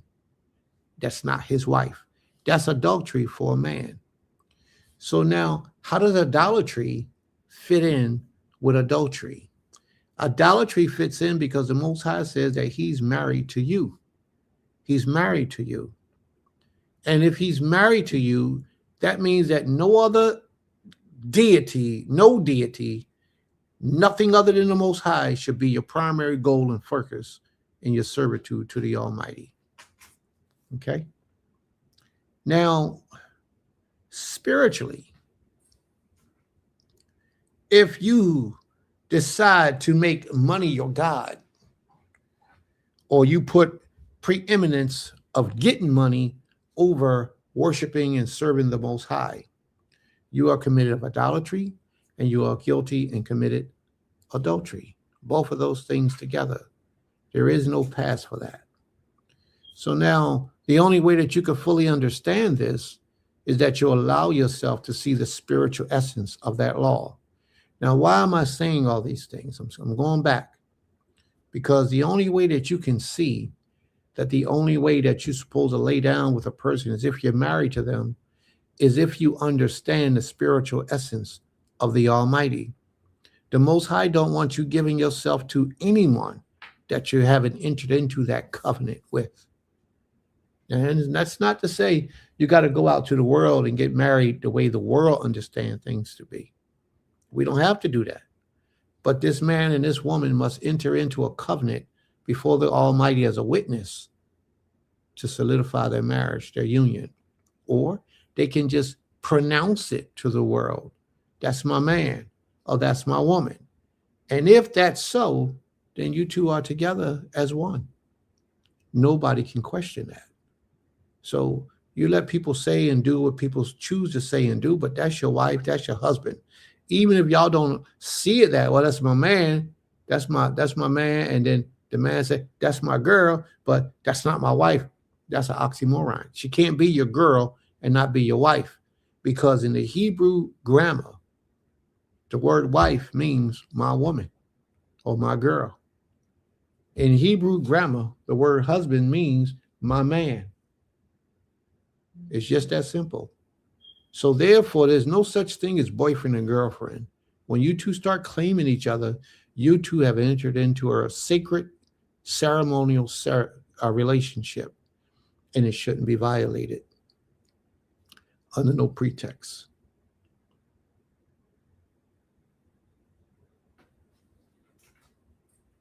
All right. Now, I've seen some questions when I was over here. Down here, I'm trying to figure out who this guy is too. He's dropping all these jewels. Where that brother at with that about that restaurant?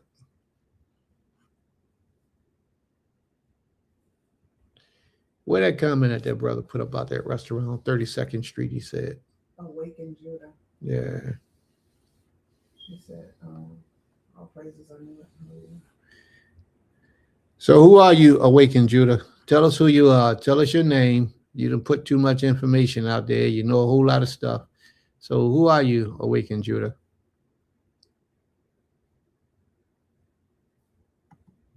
Who are you, Awakened Judah? You got to tell us who you are. Stop hiding in the dark. Tell us who you are.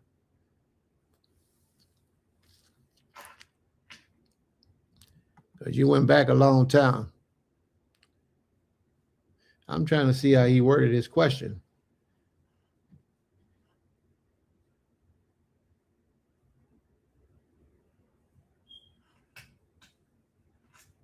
Did you take that question down? Mm-mm, I didn't take anything down. I think now it goes down after a while. Yeah, it says, I see the question about being associated with temples in the 90s, yeah, but I don't see his question about a restaurant on 32nd Street. Oh, the comment? Yeah.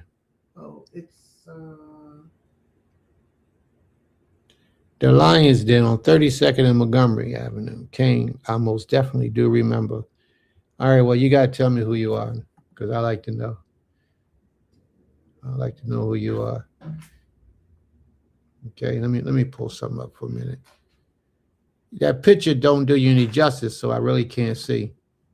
So, when you get a chance, just tell us who you are. All right, Imai, is any other comments about what we were discussing that we need to, before you go back to the laws?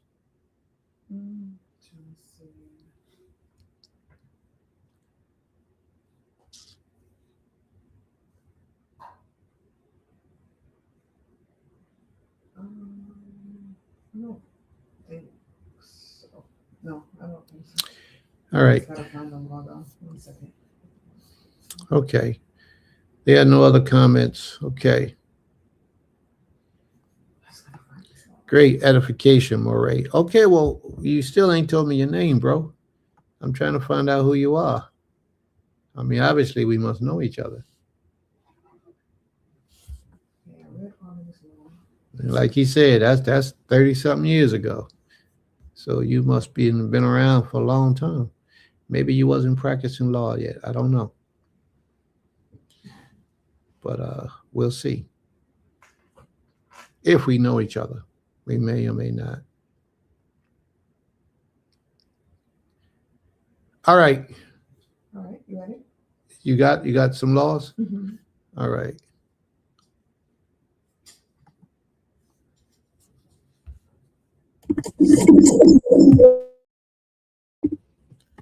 All right, Shabbat Shalom.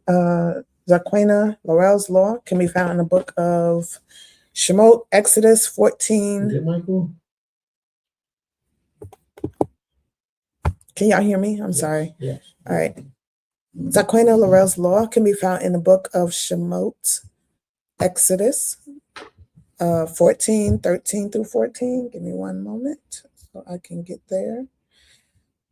Exodus chapter 14, verse 13. And it reads, And Moshe said unto the people, Fear ye not, stand still and see the salvation of the Creator, which he will show to you today. For the Egyptians whom ye have seen today, ye shall see them again no more forever. And the Most High shall fight for you, and ye shall hold your peace. And her explanation is, Hear, O Yisrael, that promise still stands today. Have no fear, deliverance is here. All right. And Most High be praised. Toda Rabbah. Toda Rabbah.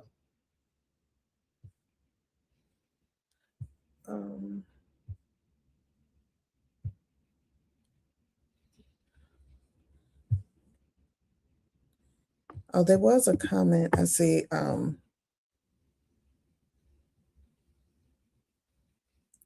From Zoo Fresh for Life. Fresh for Life. Did you want to go over that about his law about the meat, or you did it already? You saw that.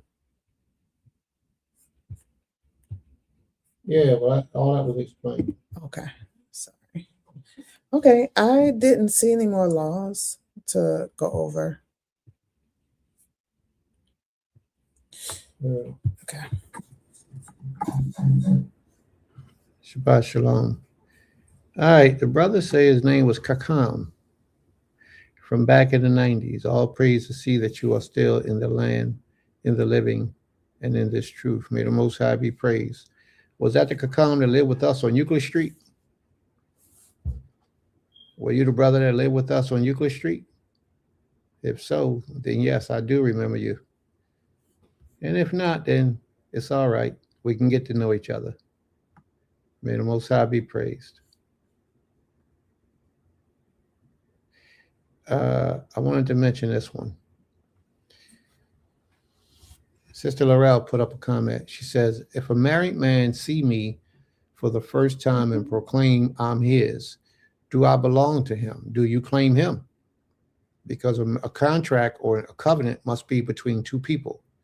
If he claims you and yet you flee from him and you run and you don't have intimacy with him, then you're not his. Just because he says you're his don't mean anything unless you agree to that. And how you agree to that is by claiming him as yours as well. That would enter you two into a covenant of marriage. So absolutely yes. But I'm not saying for anyone to just go out and do that and get married. I'm not saying that that's the best way to do that. What I'm saying is that you should, if you're going to be married, you should go through the whole process of a courtship, a betrothal and a courtship for a period of time, to take that time to get to know the other party. Because a lot of times people, when you first meet them, they put on a presentation that's not really them. They'll put on that presentation to fool you, to make you think that it's them, and it's not.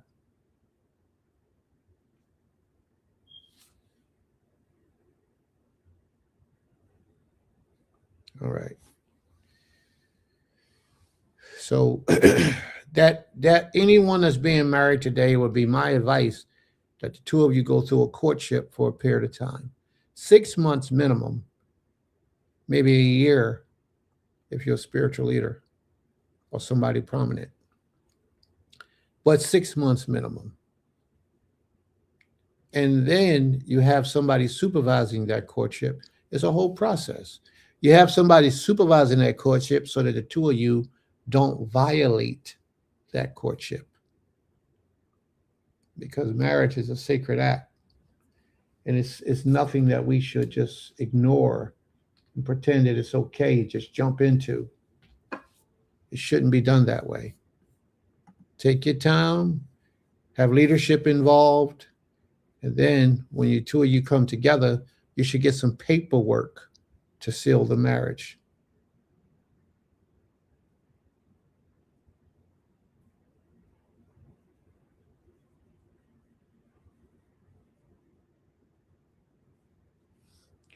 All right. I think, are there any other questions? Okay, the brother put a comment. Okay, go ahead. I'm sorry. Go ahead. Do your thing. What holy days are women required to attend? If you're an Israelite woman, you should attend every holy day, but you're not commanded to. You can attend every holy day, but you're never commanded as a woman you're never commanded to appear before the Most High on any holy day. All right? But you should attend every holy day because you are of the children of Israel. When the Most High says, tell the children of Israel this holy day, it's because he wants your presence to be there. You know, Sister, I think in response to what I'm saying, Sister Igdalia say, isn't that only if we are not unclean? Can we go if we're not unclean? Maybe it's something that I miss.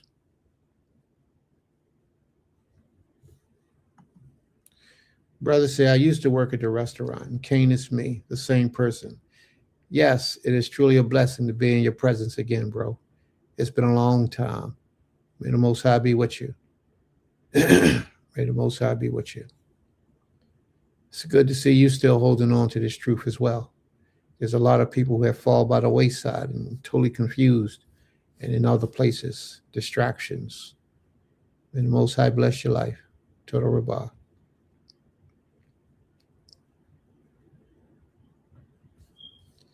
Well, it just says he has to do more than say it.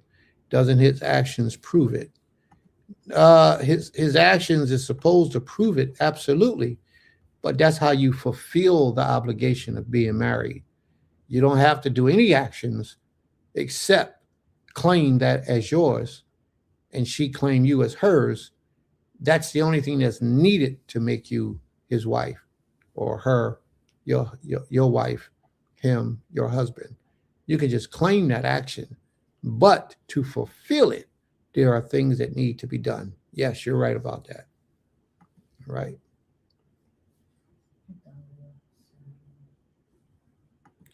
Yes, my sister is absolutely correct. I'm saying the only reason we would not go is uncleanness. Absolutely. May the Most High be praised. What's she saying? Who has brought? She's saying, has this man who said he his wife brought you to his family? Do you know him? Does he know you? I don't understand the question.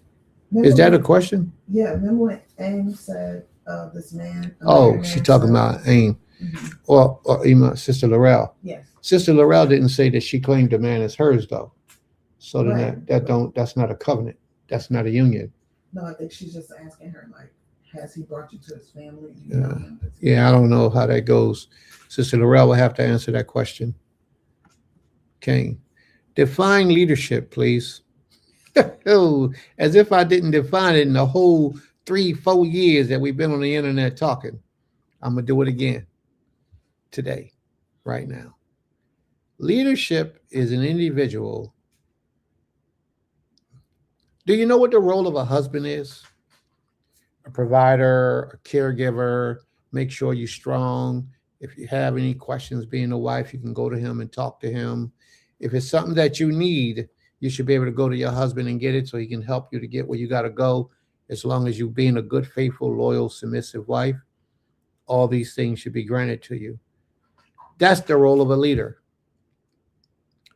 A leader is supposed to guide the people of the Most High to salvation, truth, happiness, peace, to a rest, to a comfort, to a security place, a security level in the mind, that they have arrived at a certain spiritual place where they can serve the Creator, provide the needs for the people, take stress, relieve stress off of your life. How can I say, give you proper direction in life and how to be the best version of yourself as you stand before the Almighty. Because the Almighty is the ultimate goal.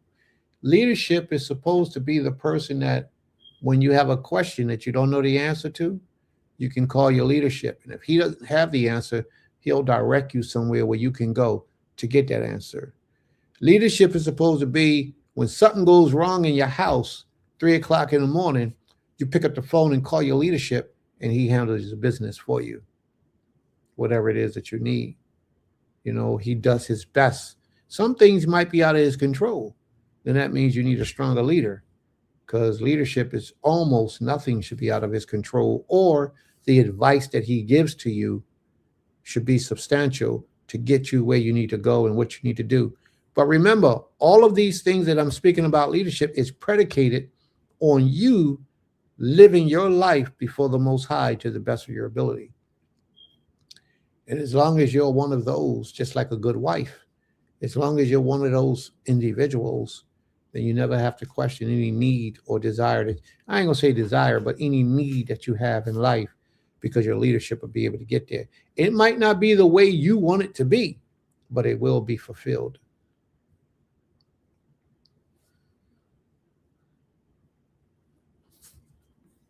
All right. May the Most High be praised. Yes, we do need all women's class. Yes, it has been. All praise indeed, Moray. I will never leave this truth, for I have to definitely make it through that gate. For even if I am the last one walking through, I Most High. Okay, I don't. Most High willing will be a part of that 1/3. May the Most High be praised. Toda Rabbah. Sounds like we need an all women's class. Yeah, we could use an all women's class, but the problem is, I think the women already know. I mean, there's a lot of things that I think they already know. They just, you know, the law of the Most High is in us, it's in our inward parts. We just have to be true to that. And sometimes a teacher just causes you to reflect upon what you already know. It's very rare that you would come here or anywhere and be taught something and you absolutely did not know that existed. It's almost rare. There will be a lot of things that your mind won't know that you will need to be taught, but not the majority of the things to worship the Most High. That new covenant that the Most High gave us in Jeremiah is in our inward parts, 31 and 31. It's in our inward parts. So we know the difference between right and wrong.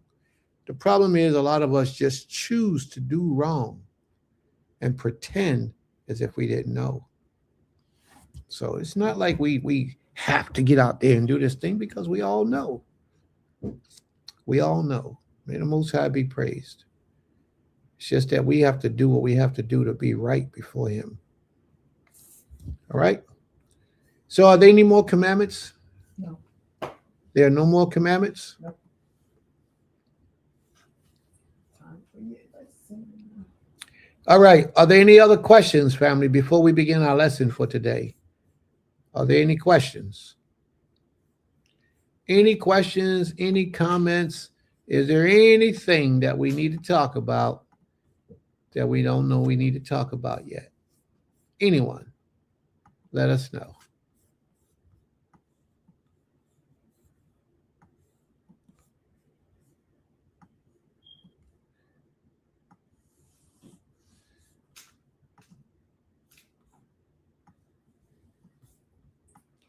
No questions, no comments, huh? All right, sis got a question. She says, could a leader be a brother or uncle or male figure who does not do all these things, however, still can check the family member's mate? Well, part of that problem is if he doesn't know the creator, sure, he could be a leader, but he shouldn't be a covering or a spiritual leader because he has no knowledge of the Almighty. The person that you choose to be your spiritual leader should be cognizant of the Most High and how to serve the Most High. Part of the problem that we have today is that a lot of people want to do what's convenient for them. And the convenience is having somebody who really don't know the law to be an instructor of you of the law. And that's a problem. That's a problem, but that's what a lot of people do. So I would advise, sure, they can be leaders as far as your home and your family wise, but we're talking about spiritual matters. And in spiritual matters, you have to have a leader that's grounded in this truth, that knows the Most High and is willing to live and lead in the way of the Almighty. If I may respond, I would say yes. Your first leaders are your parents and circles of elders. All right. May the Most High be praised. What you say? We just what? All right. Ashim Yarishon says, Shabbat Shalom. My brother, Shabbat Shalom, young man. Shabbat Shalom. Tehillim 40, I posted it earlier. That's our law? I guess, but it's not. All right, let me see what that says. 40 and 4. Psalms 40 and 4. Okay. 40 and 4. Blessed is the man that maketh the Most High his trust, and respecteth not the proud, nor such as turneth aside to lies. That's a very good parable, a very good verse. May the Most High be praised. Toda Rabbah for that, sis. Need the comfort, support, and reassurance of our sisters.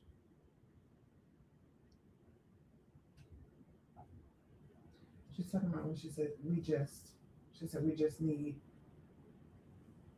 And then she's saying sisters walking in righteousness. Okay. All right. Yes, sisters who walking in righteousness. And my brother says usually people choose their own leaders as life progresses. May the Most High be praised.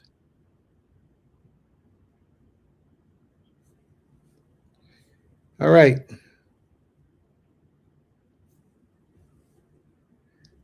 Were there any other comments that we missed? Are there any other questions, family? Does anyone have any questions before we continue? Before we move forward with today's lesson? And today's lesson is repent.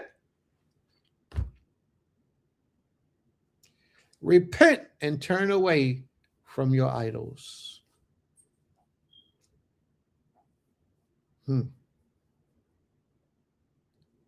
That's today's lesson. So when I ask you about idols today, what's the first thing you think of? What comes to mind when you hear about idols today? When the name of the lesson is repent and turn away from your idols, what comes to mind? What are you talking about, sis? Was that Psalm verse 8? I delight to do thy will, O my power. Yea, the law is within my mind. Very good command. Very good command. Anything we put above the Most High is an idol. Anything. Y'all hear that, right? But it's also anything you make equal to the Most High. The Creator is a jealous power. He's a jealous power, and he wants everything from you. Yes, boy, you hit that on the head, sis. That adulterous wife, the husband won't let go of. In my opinion, he has made the woman an idol. Very good. Very good. That's absolutely right. First thing that comes to mind is JC and Bilal. Okay. Baal. Baal. Baal. Bilal was a Muslim brother who was a messenger, a servant of the messenger, a friend of the messenger that they say Muhammad. Bilal was a singer. He was a cantor. He used to sing real good. Bilal was also, in the Islamic term, he was also a Khalifa. He was a Khalifa in Islam too. May the Most High be praised.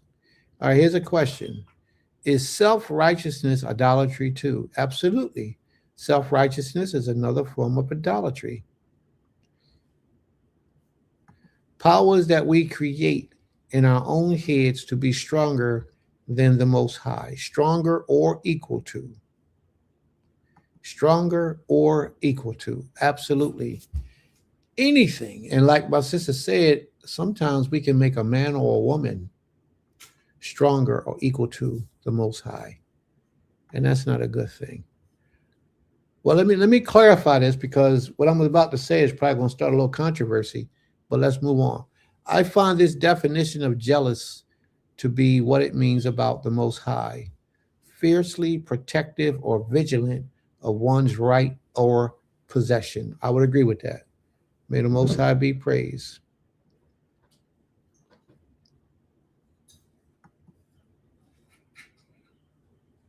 Capitalism. All right. All right. What is this? We arrogantly look at the petty definition, and it's not that. Okay. Erroneously. All right. Torah Kodesh. Shabbat Shalom, sis.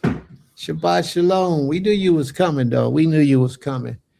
Gave you a shout out earlier because we knew you was coming. May the Most High be praised. Toda Rabbah. All right. So now,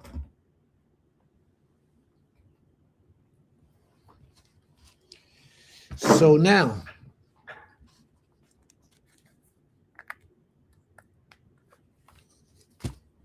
so where we at, family?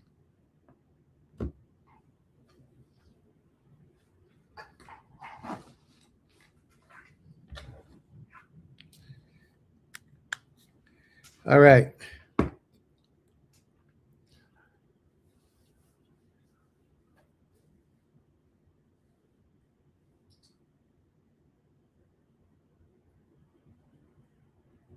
What? You see what? What? That's what he said, sister's name.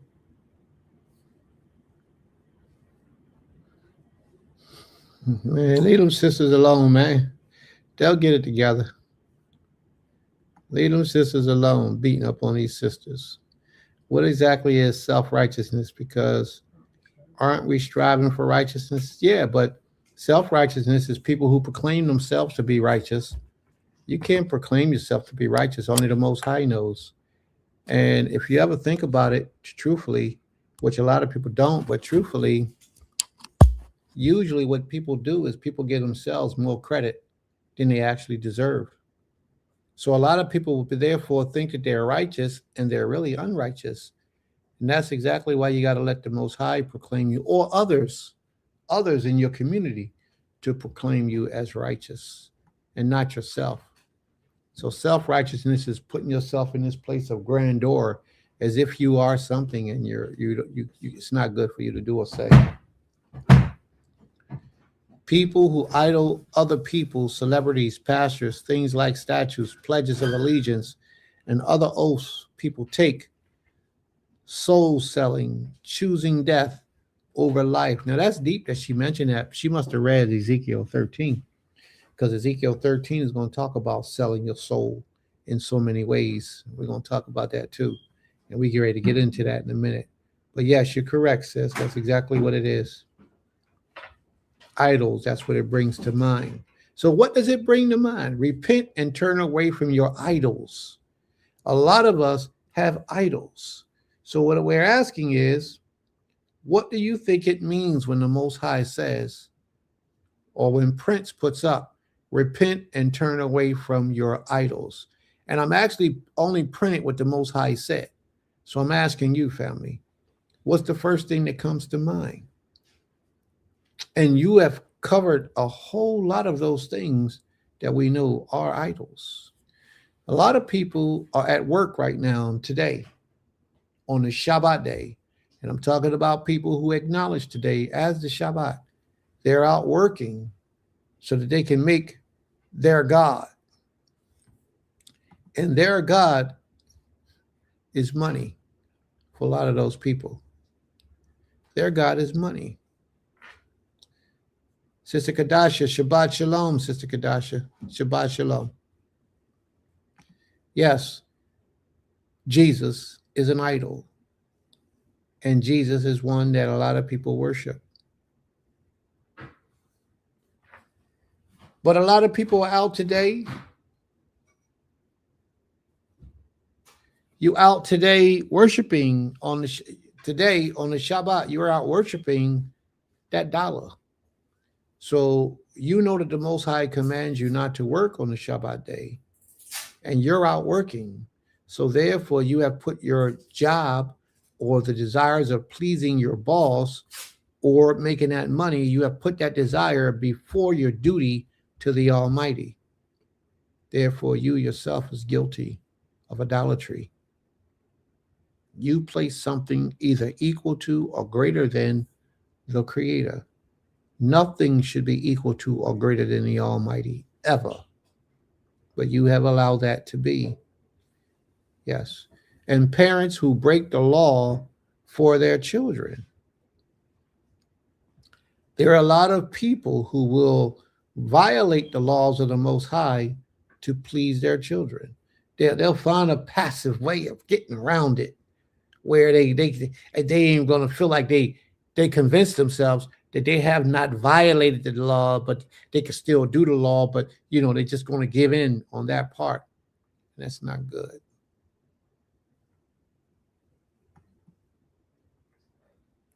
Is that the money, bro, G, the idol, or yourself, or double idols? You can have more than one idol at one time. Sex can be an idol. Absolutely. There's a lot of people who will glorify sex even on the Shabbat day. They just have to, if I feel it, I'm going to do it, even if it's on the Shabbat day. And that's what they do. They feel it, they do it, even if it's the Shabbat day, and they do what they do and they get it in. And that's a violation, because those things should not be done on the Shabbat day, because it will cause you to be unclean. And we're supposed to try to be clean on the Shabbat the best we can. Oh my gosh, it was supposed to be being what? Okay. It was supposed to be being my apology. I don't understand. Is that the money being the idol or yourself or double idol? Double idols, more than one. Isaiah 42:8 says it all. Okay. So according to the Torah, we should be under a theocratic system. Any other system is idol worship. Can you explain for us what a theocratic system is? Can you put that in words so that we can understand what a theocratic system is? I can't agree to it. I don't even know what a theocratic system is. So I need you to put it in words so I, big dummy, can understand what a theocratic system is. It says in Isaiah 42, I am the Most High, that is my name, and my glory will I not give unto another, neither my praise to graven images. Absolutely. May the Most High be praised. But a lot of people don't understand what idolatry is. A lot of people don't. And they want to associate their servitude to the Creator by bonding partners with the Creator and saying that it's all right because the Most High understands my mind. The Most High doesn't say that.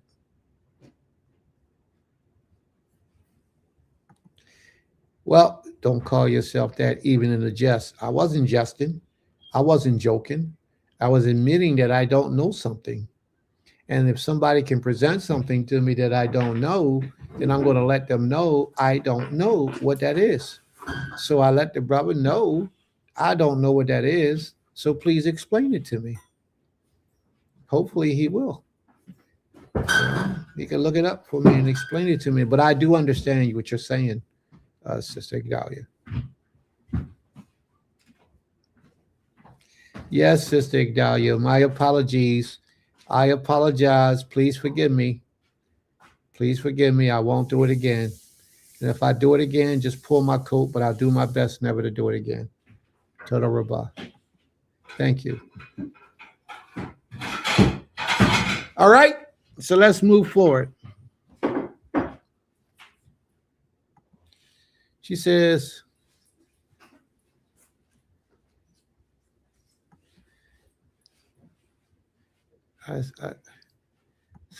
theocratic system is a government run by the priests. Okay. And any and everything can be an idol once you put it before the Creator and the commandments, either before or equal to. Then yes, it can become an idol. Anything. There is nothing in the heavens above, the earth beneath, nor the waters underneath of the earth that could ever be compared to the Most High. Nothing. And a lot of us, we take these idols because, we recently left Christianity. We bring these idols from Christianity and make them the Creator, equal to or greater than the Almighty. Therefore, we ourselves are living an adulterous life. And we're also living an idolous life.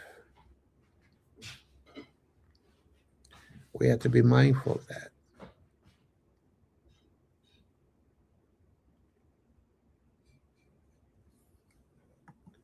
Here we go again. Another one beating up on me. don't mean you're a dummy. Yes, absolutely. I understand. Since they dial, you just put me in my place. So I'm cool now. That won't happen again. All right. May the Most High be praised.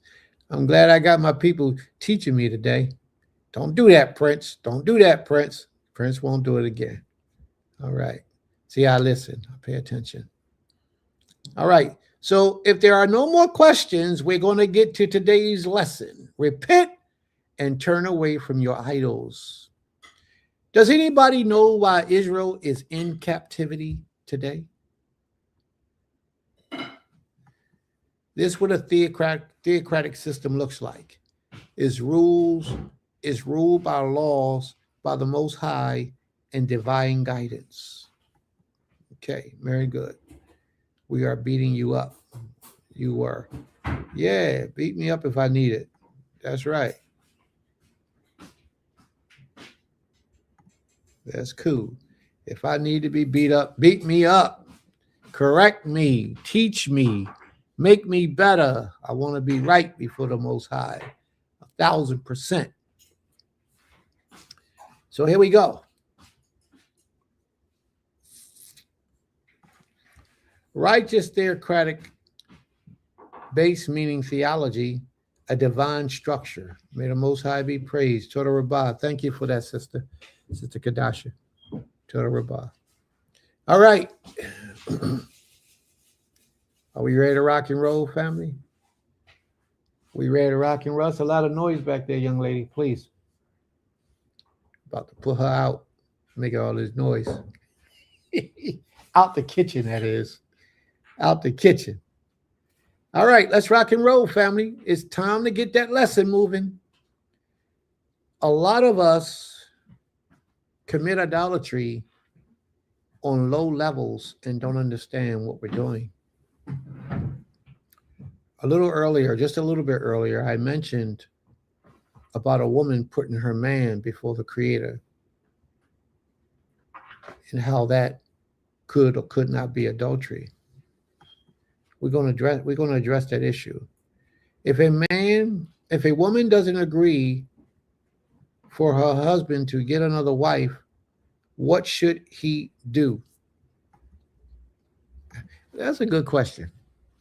And y'all don't let me forget what I just said about a woman obeying her husband. All right. If a woman doesn't agree for her husband to get another wife, what should he do?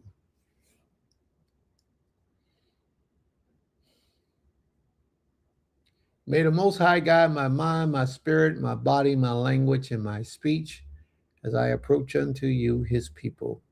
May the Most High be praised from everlasting to everlasting. He is King. If a woman doesn't agree with her husband when he says, I want another wife, what should he do? Well, let's talk about what the woman should do first, and then we'll talk about what he should do.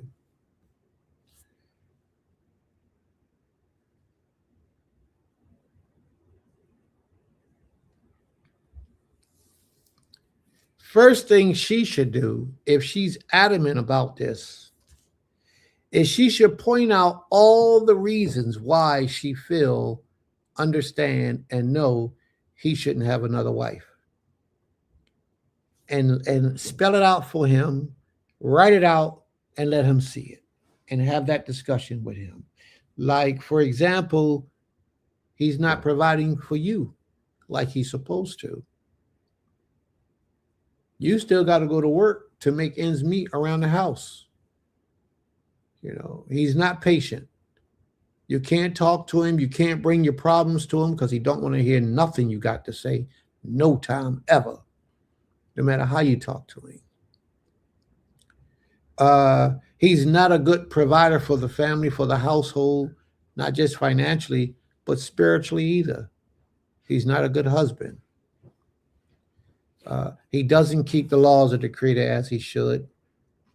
You know, if these things be true, then there should be no reason for that man or that male to be looking for another wife at all.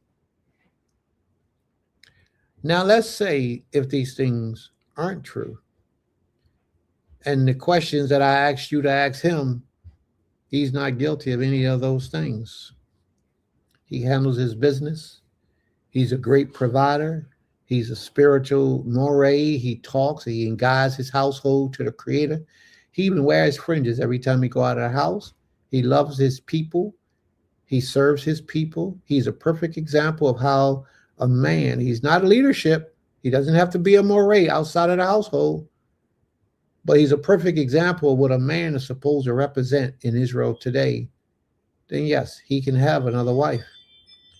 And if his wife, his first wife, doesn't want him to have another wife, or she is against him having another wife, then he is supposed to do what he chose to do. Don't allow any woman to rule your life. So what I say is, as long as he meet those qualifications, then yes, he can have another wife. And no one can, or nothing can tell him he can't, unless the Almighty tells him not to do it. Then he can take another wife. Yes. Even if she likes it or not. And if the first wife doesn't go along with your process and she begins to be a headache or a hindrance for the marriage, give her a bill and let her go. And let her find another husband somewhere else that's better than you. That's all I can say about that instance. But you have to give her time of consistent, corrupt, foul behavior. You don't just let her go because she's in her emotions today or tomorrow. It might even last for a week or a month.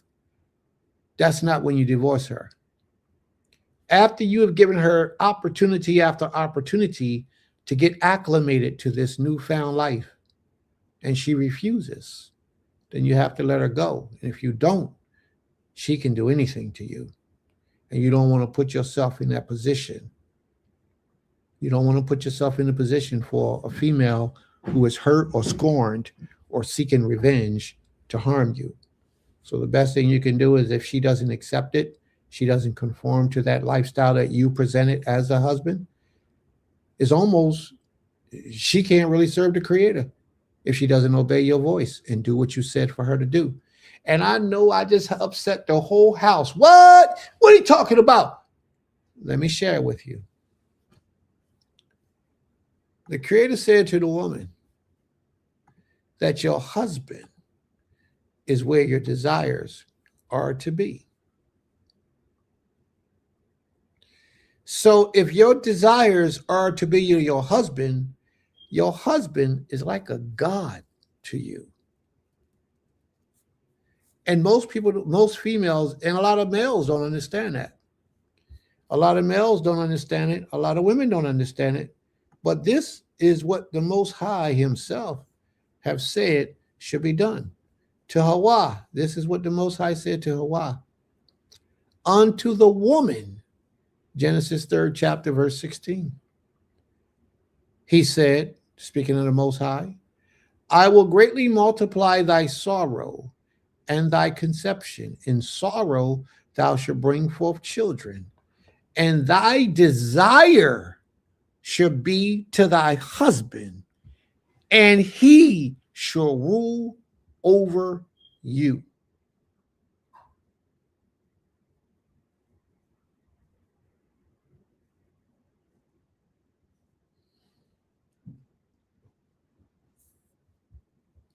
And he shall rule over you. Now, this is the only time in history, when the Creator gave someone the permission and the authority to worship someone other than him. And what I say by worship, I mean that this individual rules over you. You are submissive to him. That's all I mean. You don't worship him as a power like the Creator, but you worship him as an Elohim, as your husband. If you understand what it is that I'm saying to you, meaning that your husband has supreme power over your marriage, supreme power over your marriage. His word is the last word, not yours. His opinion is the last opinion, not yours. But there's a little bit of danger in that because a lot of time his opinion may not be right. And a wise man is going to hear the words of his wife, carefully weigh those words that she say to decide whether she's right or wrong. But ultimately, the decision after he does that careful evaluation, he makes a decision. And whatever his decision is, whether it's in favor of the wife's opinion or contradictory to the wife's opinion, she must obey that. Therefore, if she does not fall in alignment with her husband's word, she cannot possibly be in alignment with the Most High's will, because the Most High said that he shall rule over you. That gave the husband dominance over the woman. So all these people be out here talking about we in a 50-50 relationship. I got a great partner. No, he's not your partner. He's your boss. If anything, he's your ruler. He's your commander. That's what husband means. Look up the word husbandry and see what that means. That means somebody that does everything. Feed, sheep, clothe, house, go out and do, make decisions, govern. That's what husbandry means. All right. So anyway, like I was saying, be real careful, sisters, how you disrespect your husband. Because the Most High, although you think, because of all this stuff that they teach you out here in this world today, you think the Most High is not upset with you because you don't do what your husband tell you to do. The Most High is extremely upset with you. You cannot properly serve the Most High if you got a husband and don't obey the voice of your husband, because you're falling out of alignment with his will. So if you don't agree with the husband making that decision to get another wife, it really don't mean anything. But I tell you what, if you act out and begin to make life complicated or difficult for that husband, then you displease the Most High as well. Question on the floor. Brother asks is, what makes a suitable wife? Well, you know, my brother, I think one of the things that make a suitable wife, one of the best things that make a suitable wife, to me, in my opinion, is this young lady that we're going to run real quick and read about. And I'll let the scriptures tell you what, in my opinion, what makes a suitable wife. And then you can decide for yourself how far you want to go in understanding this and accepting this when you're looking for a wife. All right, let me put that up there. What does wives do? What's the benefit of having a wife? All right, we're going to read this. It's coming out of the book of Proverbs, chapter 31. The words of King Lemuel, the prophecy that his mother, who taught him? He ain't say his father, but his mother taught him. So a good woman recognizes the qualities of a good woman. Now, before we get into this, family, I'm going to ask everybody to please do this for us. Please go back and like the page. More important than liking the page, can you go and share the page on your social media platform?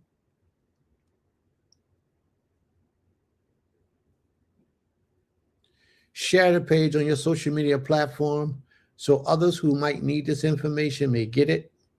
Please. This information is very important for the future of our nation. So please, everybody, just take a second out of this day, out of this moment right here, and share it. Share it to your social media platform.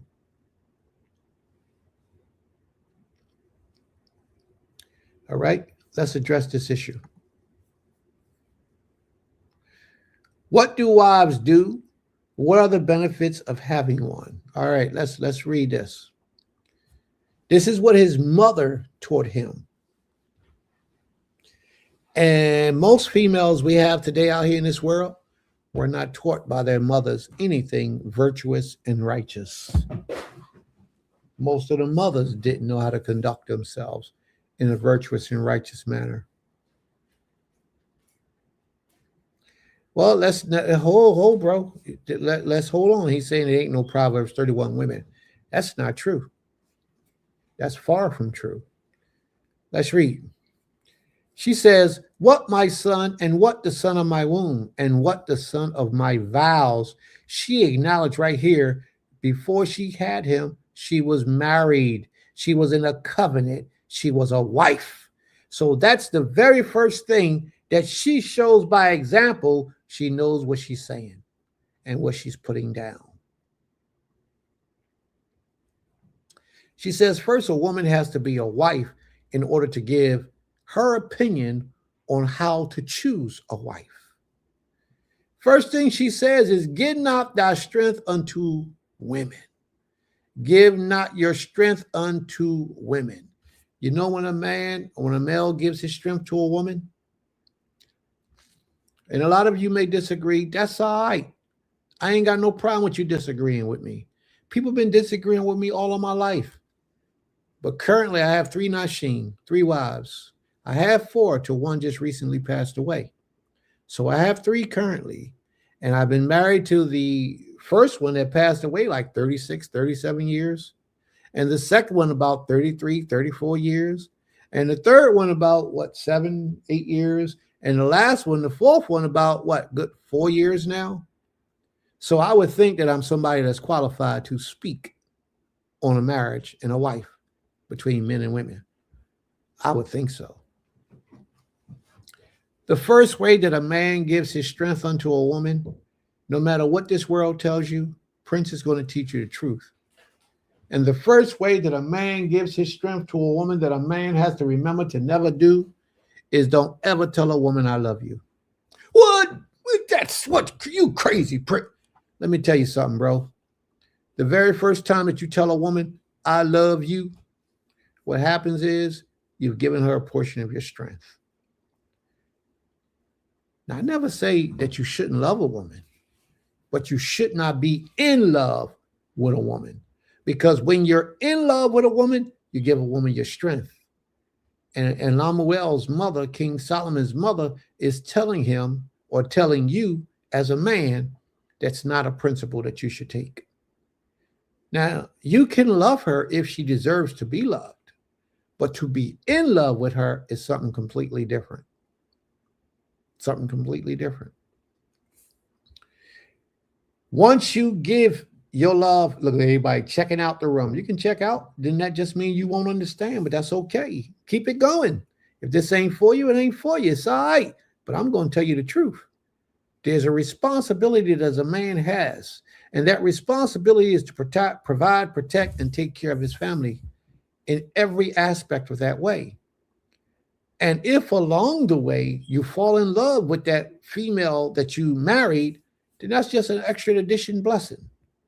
What I mean by fall in love with her, I ain't saying you fall in love with her. I'm saying that you begin to grow emotions of love for her. You begin to love her, not fall in love, but to love her. If you begin to love her in the process, that's just an extra bonus and blessing. But don't think like America teaches you that you got to love somebody before you marry them, because that's not the way it goes. The only thing that you have to do with somebody before you marry them is have a conversation and enter into a covenant.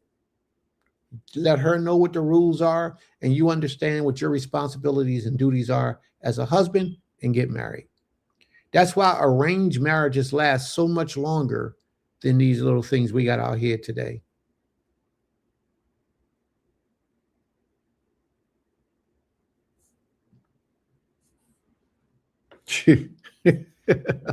Probably so, bro. All right, let's read on. It is not for kings, O Lamuel, it is not for kings to drink wine. What did he say? Nor strong drinks. What did she say? She's wise. See, these are the types of things Prince teaches here in the classes. Men shouldn't drink.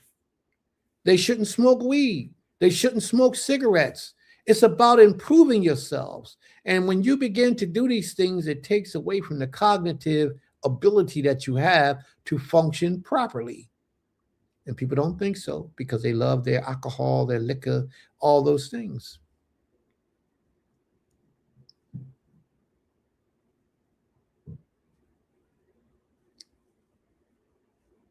lest they drink and forget the law and pervert the judgment of any of the afflicted. And you don't want to do that. So she was wise in telling him not to drink. Give strong drink unto him that is ready to perish, and wine unto those who have been heavy of heart. Let him drink and forget his poverty, and remember his misery no more. Open thy mouth for the dumb in the cause of all such as are appointed to destruction. Do you see what she said? Now, I know y'all heard it, but I don't think y'all heard it. She just said, anybody who drink is ready to die. That's what she said. She said, anybody that's appointed to destruction, then you give them alcohol. But as a king, as a man, as a prince, you should not drink. She says, open thy mouth, judge righteously, and plead the cause of the poor and the needy. And if a man stop right there, he will be doing great in life. Look, they still dropping out. Let them keep going. It's all right.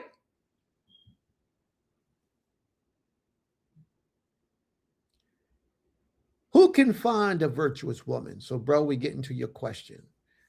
What do wives do? What are the benefits of having one? Who can find a virtuous woman?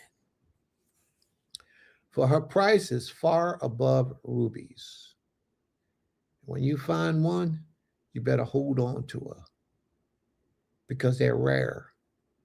But let me tell you, when you find one and you embrace her in your life and you guys have been living together for some significant amount of time and she's been tested and she's shown that she passed all those tests of virtue, if you bring another into that marriage, that second wife will learn proper behavior from that first wife, as long as she's strong enough, how to become a virtuous woman.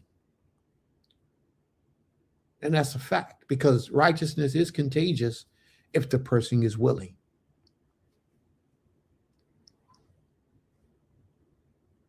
Yeah, I know, sis. It's okay. We still getting it in.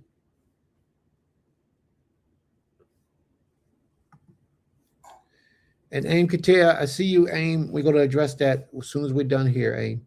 Thank you.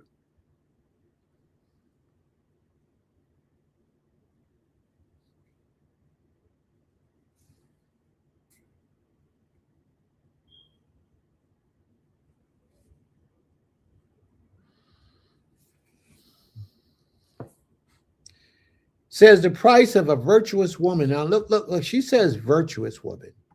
She ain't just saying a wife, but a wife of a special character is worthy of being a wife. A woman of a special character is worthy of being a wife. And she says her price is far that above rubies and riches. And that's so true, because a righteous woman, a virtuous woman, will help any man obtain wealth because she's a virtuous woman. She will help the poorest of men stand strong and become the best of men if she's a virtuous woman. Of course, he has to be made out of great substance and just hasn't tapped into his greatness. But a woman, a real wife, can help a man go from, excuse me, being average to way supreme, well above average in every aspect of life, if she's a virtuous woman, and if he has the characteristics within him to be a great man. Because although we all think that we're born with the same opportunities in life, we're not. All creation are not born with the same opportunities in life. What do I mean by that? And I wanted to say this in class through the week, but I had to hold it until the Shabbat day. We are not all born with the same spirit. We don't all have the same usefulness in life. Like earlier, the brother put up, was it a brother or sister? It was a sister. The sister mentioned that find your lane and stay in your lane, because when you step outside of your lane, catastrophe can take place. Let me put it to you in this manner. A child that's mentally retarded, and I say this for the sake of lack of searching for a better word at this particular time, mentally challenged.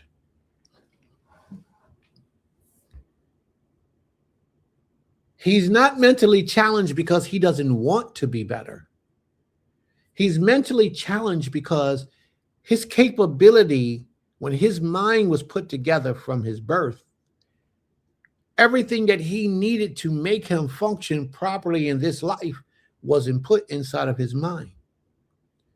His mind doesn't work like your mind might work, where you're able to get up and tie your shoes, and then once you finish tie your shoes, you can get up and jump, touch the ceiling, and get back on the floor, and then get up and organize your day and go about your day, go to work, come home, make phone calls, and do all the. He might not be able to do those things.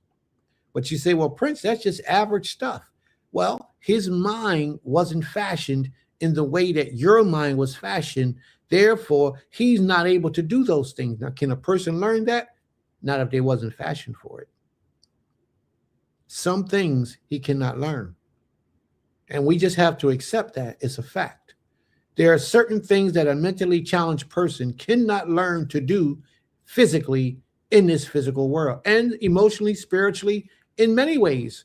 They just won't be able to do it. Now, if you can understand that, then you can understand this next level that I'm trying to take you to. All people are not made the same. And a lot of people's mind won't allow them to receive information and become certain types of people because they just don't have it in them. Even if they want it, they can't get it because their minds won't allow them to achieve it. Some people are going to be crackheads the rest of their life to the day they die. Some people, because when you smoke drugs, it does something to the brain. Parts of your brain dissipates, and you're not able, you no longer have the function of that part of your brain that allows you to be a disciplined person. Some people, the drugs don't do that to. But there are a lot of people, the majority of the people, that drugs do that to, and they will never make it back. Well, I'm saying that about a lot of our people today that walk around in this life breathing every day, that you come in contact with, that you think supposed to conduct themselves a certain way. Most of them can't. And most of them can't because they don't have in their brains the capability of functioning on a superior level. They don't have it. And even if you try to teach it to them, they can't receive and process properly to be the best version of themselves. Or they can be the best version of themselves, but they couldn't be the best version of someone who lives in humanity or in our society, which this thing you might find easy to do. No drinking, no smoking, no smutting women, no pork, no meat. You find those things easy to do, but a lot of people can't. And what happens is if you pick a wife to be in this marriage with you, and you are of a superior nature, you are able to do these things, she might not have the brain that will allow her, although her desires is to please you, she keep going out every once in a while buying stuff that she know she ain't supposed to be buying because y'all don't eat that. She keeps wanting to do things that she know is going to upset you. But she has these desires because she has not gotten these things out of her system because she's not able to for a lot of them. A lot of them is just that they don't want to. But a lot of them are not able to see past what their physical minds are able to calculate and process and regurgitate as their behavior. So therefore, this is a part that a lot of you might get upset about. When a woman has been involved with a whole lot of men in relationships, she's processed and learned a whole lot of stuff inside of her mind. But a certain part of those males that she had been involved with have placed a portion inside of her brain that deteriorates certain capabilities in her brain that prevents her from being able to rise to a certain level in her understanding and activity through life. This is not everybody, but this is the majority of the people. Therefore, she's not able to get it. She will never make a good wife for nobody unless the person that she's trying to be a wife with is not one of a superior nature. Then they might get along well. But when you get a man that's of superior nature and supreme in every way, and every man should strive for that position. Doesn't mean every man will obtain it, but they should strive for it. Because some people's minds are not capable of superiority or achieving to that level of superiority. Some men got vices that they cannot let go of, and their superiority that's in them just lays dormant because they can't get past the first light. But those who have risen to that level of superiority must have a female or accept that this woman is going to come short. So, bro, this is one of the things that you have to look for in life when you're picking a wife. You have to decide if this woman is on your level, higher than your level, or slightly below your level. Any of those three you can utilize as long as you understand who she is and where she's about. Then you can choose her. But if you don't, usually if she's superior to you in mental capability, that marriage won't last unless you're humble inside and you learn how to put her in her place and utilize her superiority when it needs to be, but you still maintain your manliness in the marriage. Then you can use her and it'll be a benefit to you in your life. Or if y'all are on the same level, usually that's the best place to be, which means you vegan, she vegan. You holistic, she holistic. Now, you can't be holistic and she want to go to the doctor for everything. That ain't going to work. Then that's a woman that's a little lower than you. She has to be on your level. When her tooth hurt, y'all deal with it a holistically way. When she cut herself, y'all deal with it, or you cut yourself, you deal with it holistically. You know? If she's still of this world and you're in a superior nature, that marriage may not work. So these are the type of women you want to look for. Either somebody that's on your level or willing to come up to your level, which really means willing to please you. And if she's a little bit higher than you, then that might work, long as you yourself understand where she is and when to utilize her information for your life. As long as you can do that, then you can get somebody that's on a higher level than you. As long as you are the master of that situation by first being master of self. Because you have to be that before you can take a wife anyway. So, all right, so now we're covering all of this.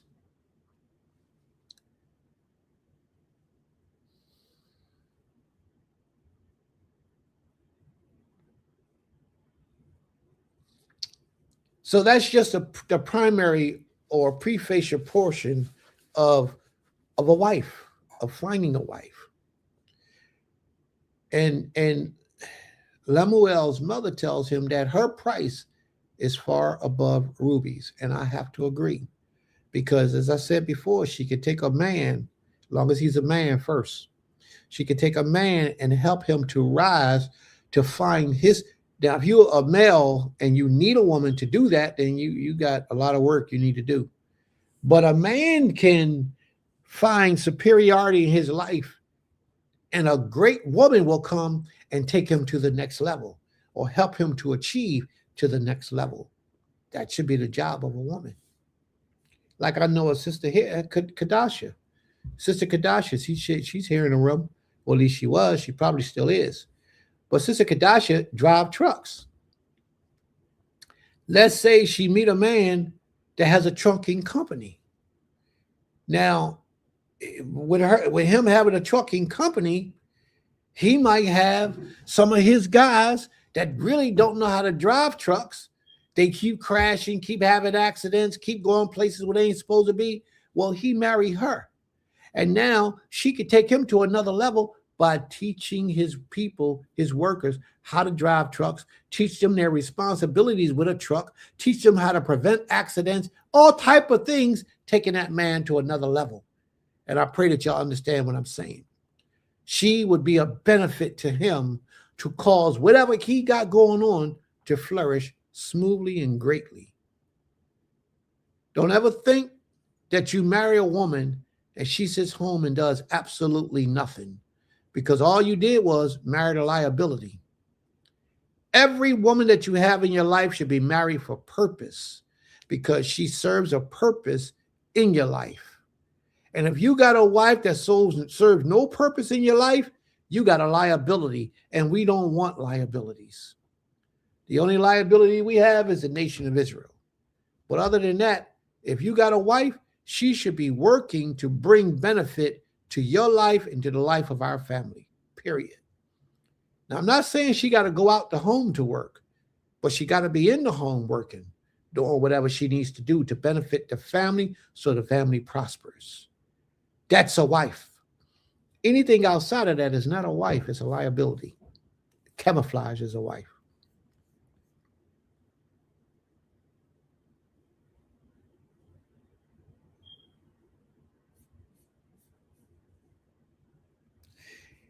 Y'all got these questions, boy, and I'm gonna address those questions. I'm putting a little star next to some of them. And if I miss your questions when I get done, please bring it to my attention.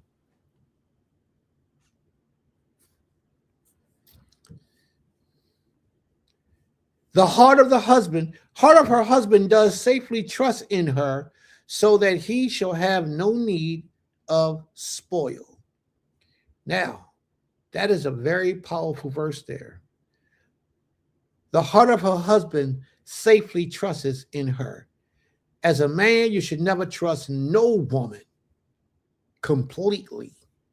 Never, no woman, ever, when you're dealing with these Western women. Well, Prince, your class is full of women, and you talking like this? Absolutely, because the women that walk with me understands these principles that I'm saying.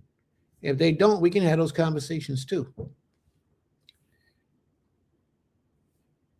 The heart of her husband does safely trust in her, so that he shall have no spoil, meaning that he safely trusts that she will not destroy all that he's working to bring about. Now, how many of you can say that about the woman that you're involved with? And if you're trying to bring a wife into your life, you have to make sure that her desires are to please you, that her desires are to come into this marriage and enhance your desires and all that you're striving to accomplish and achieve. And if you got a woman that's coming into this marriage and saying, "No, man, it's about me. It's about my goals. It's about what I want," then you ain't got a wife. That's not what a wife's job is. Then if you decide that you're going to take this woman and you'll help her reach her goals also, then that's your decision. But don't let her come in saying that this is what she's going to do, regardless of what the purpose is while you brought her into the marriage. Then you got a problem and you ain't got a wife. And the whole goal is to get a wife. She's not supposed to bring any destruction to anything that you're building. She's supposed to only enhance it. Therefore, he can safely trust in her that she will have no need of spoil, that he will have no need of spoil, because his life will prosper with her. So we'll do for him good and not evil all the days of her life.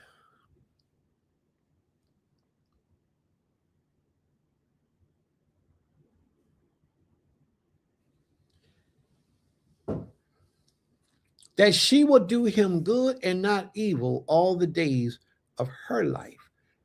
All the days of her life, she will serve him and do him good. You have to ask that question, because a lot of females come with a hidden agenda when they're marrying a man, and especially if you're a man with means. They call them gold diggers. I say, if a woman ain't a gold digger, let's say in a virtuous way, let's go this way. No woman should want to be with a man that ain't got no KSF. He ain't got nothing. Why would I want to marry him? She's right. And I would agree with that. Because that's a life of slavery already in slavery. When the concept of gold digger comes into mind that I says is a problem is when she don't want to do nothing, but she wants everything. That's a gold digger. That's the kind of woman you want to avoid. But the worldly concept of a gold digger is this. The worldly concept of a gold digger is, when they hear this come from a woman's mouth, I want a man with some money. I applaud that type of attitude because I think every woman should want a man, every female should want a man with some KSF, because that man can help you to live a life of pleasure and not a life of stress, not a life of hardship, and definitely not the life that will have you acting like a man.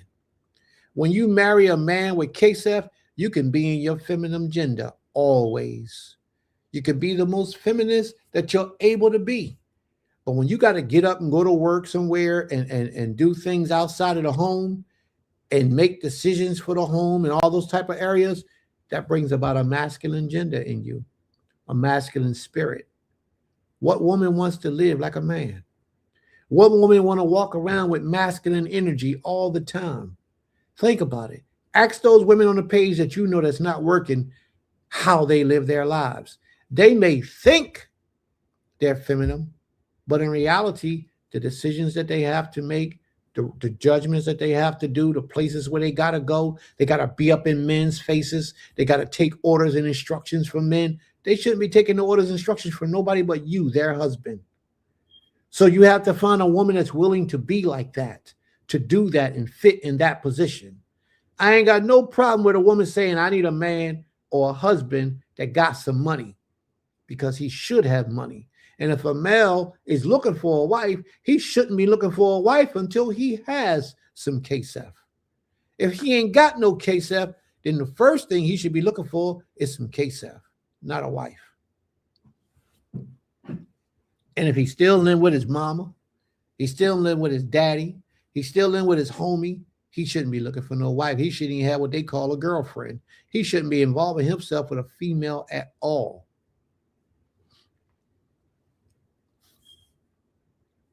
But watch this part about her. She will do him good and not evil all the days of her life. That means as long as she lives, she shall serve her husband. And that's what we have to understand. Watch this part. She seeks wool and flax. Now, this is the woman that sit home, remember? A lot of them just want to sit home. Watch what this woman does. This virtuous woman, this P31 woman. My sister, what's her name? I can't remember it. Born Crown, but she got another name that I know about, and I can't think of it. But she the one who taught me about that P31 woman. Everybody want to be a P31 woman, but everybody can't be it because they don't have what it takes up in their brains to do it. She seeks wool and flax and worketh willingly with her hands. She works from her house.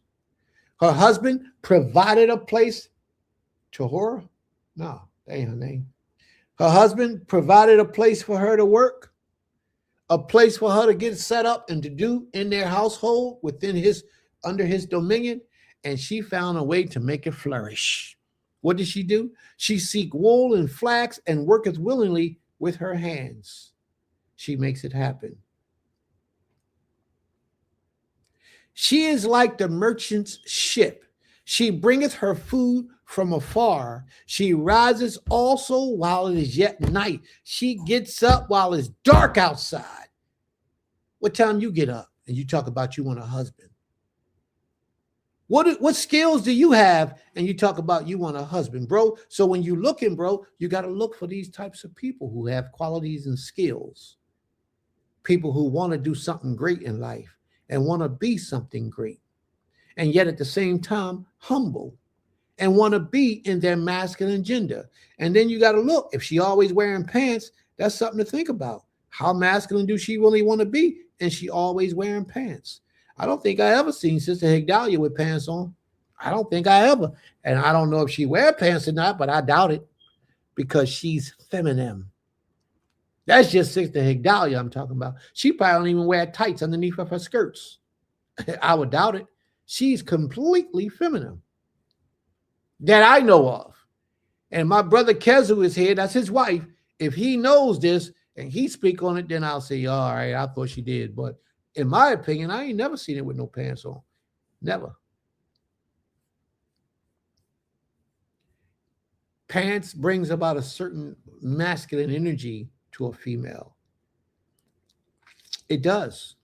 Pants brings about a certain masculine energy to a female. I would ask that none of my women ever wear pants, ever, because I always want my women to be in a feminine form. I would always want my women to be in a feminine gender, never in a masculine gender. So let's move on.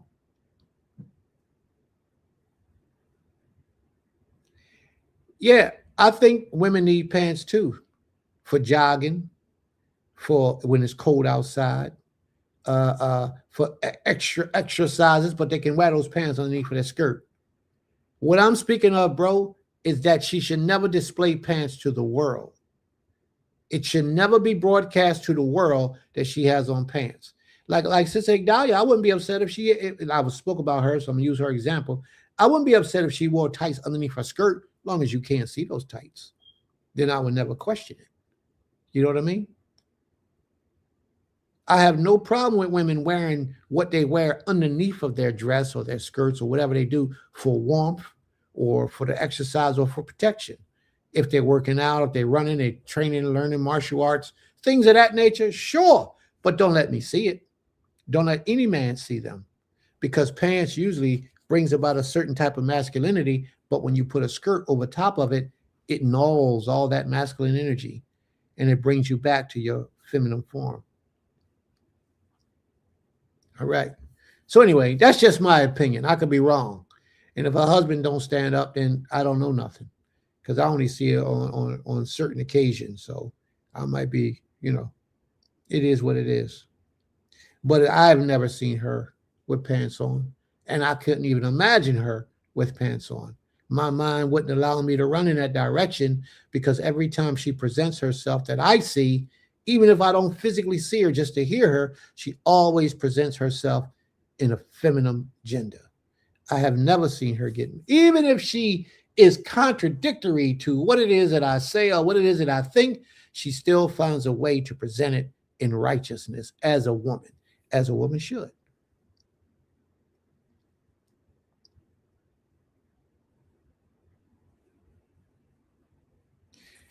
Yeah. These things are Prince's opinion of a virtuous woman. That's all. And let's move forward. She is like the merchant ships. I did that. She rises while it is yet night and giveth meat to her household. That means she prepares ahead of time for the needs of her family, and giveth meat to her household and a portion to her handmaidens who are still in her household. And every woman, if you can, every woman should get a handmaiden or several handmaidens, meaning that you should have people to help you to do a lot of the things and functions that you need for your daily activities. Now, males, don't be thinking that handmaiden is there for you to have your pleasure with, because that's not what it's about. As a man, and you are able and capable, you should be able to provide for just more than just your wife. Therefore, if your wife needs some assistance and some help, she has a handmaiden. She's not there for your pleasure. She's there for the pleasure of your wife, to help your wife do the things around your hands or your household or your land that your wife needs to do. Because sometimes if you have a large family, the job of a wife can be overwhelming for one person.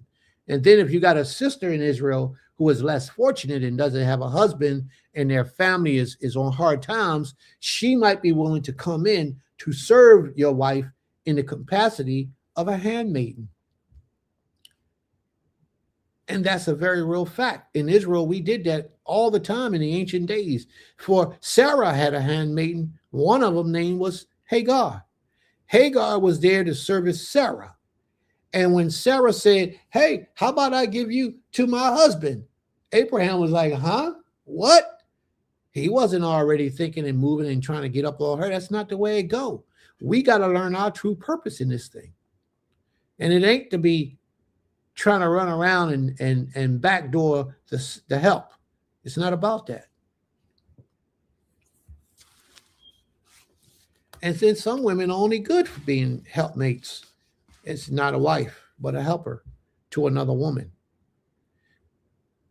She considereth a field and buyeth it. With the fruit of her hands, she planteth a vineyard. This woman is active.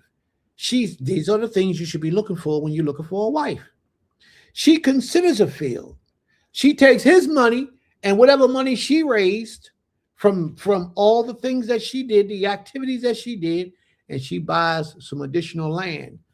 When she buys that land, she didn't own that land. Her husband owned that land. So therefore, what she was actually doing was she was growing his empire. She did that.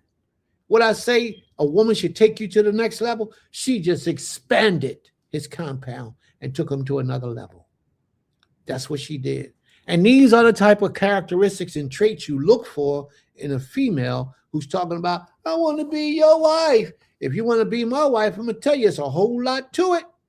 And if you can't meet these qualifications in no way, shape, or form, then my door is not the door you should be knocking on. He said a P31 woman had pants on. Where? Let's see. I would highly doubt that. She girded her loins with strength and strengtheneth her arms. She perceived that her merchandise is good. Her candle goeth not out by night. She did everything she needed to do to make sure that her family had everything that they needed. She layeth her hands to the spindle, and her hands hold the distaff. She stretches out her hand to the poor, yea, she reaches forth her hands to the needy. She wore Levi's. But Levi makes skirts too, bro. But what we just read was something that was extremely important that I want to say to the family today. And Brother Daquan, Shabbat Shalom to you, bro. May the Most High be praised. Sister Ornette, Shabbat Shalom to you, sis. May the Most High be praised. I had to give y'all special shout outs because y'all here all the time, and I didn't mention y'all earlier, so please forgive me. Sister Shemaiah, Ima Yahudith, please forgive me. May the Most High be praised.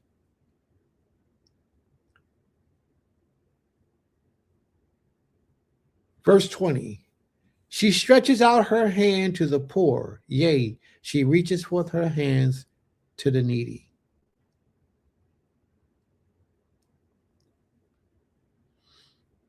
There's a lot of people out here in this world who doesn't understand what just was read.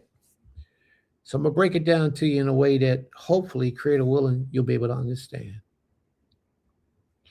If this is my hand, if I got $50,000 and that $50,000 is in my hand, 50,000 right there.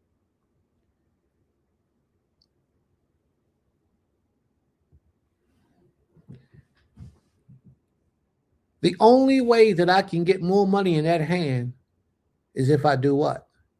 You got to open that hand to get more money in that hand. Sister Hananiah, Brother Hananiah, Shabbat Shalom. The only way you can get something in that hand is to open that hand. Therefore, if you open that hand, some of what you got in that hand might come out. Well, it should come out. Charity is the number one principle of wealth today. No matter how much you got. Don't believe me? Try it. If you're a person where you only got a $5 left over at the end of the week after you pay all your bills and get all your food and supply the needs of your house, before you go get your cigarettes. $5 is all you got. And I was told a pack of cigarettes is now $13. Wow. Well, anyway, if $5 is all you got, you must give charity, even if it's only $1, to some other organization or some people that you can help to do better in life. If you want to begin to grow financially in life. Anybody who thinks that your blessings is going to come by you being a miser and not sharing what you have, you will not get any blessings, or you'll get very little blessings in comparison to what the Most High really wants to do for you and give for you. If you talk to any wealthy people, anybody with money, anybody with KSF, and I'm talking about real money, let's go, a lot of money, let's put it like that. I would promise you that 99% of those people will tell you charity is extremely important if you want to gain wealth. One of the principles of wealth, as the sister right here, P31 woman, she understood that you have to do for others who are not able to do for themselves. We have to do charity. We have to give. Give to a good cause. You can give to Temple Kifarim if you choose to. We will use it for great causes for our children, for our school, for our community. That's where it goes. Or you can give to that person that lives next door to you that doesn't have much of anything.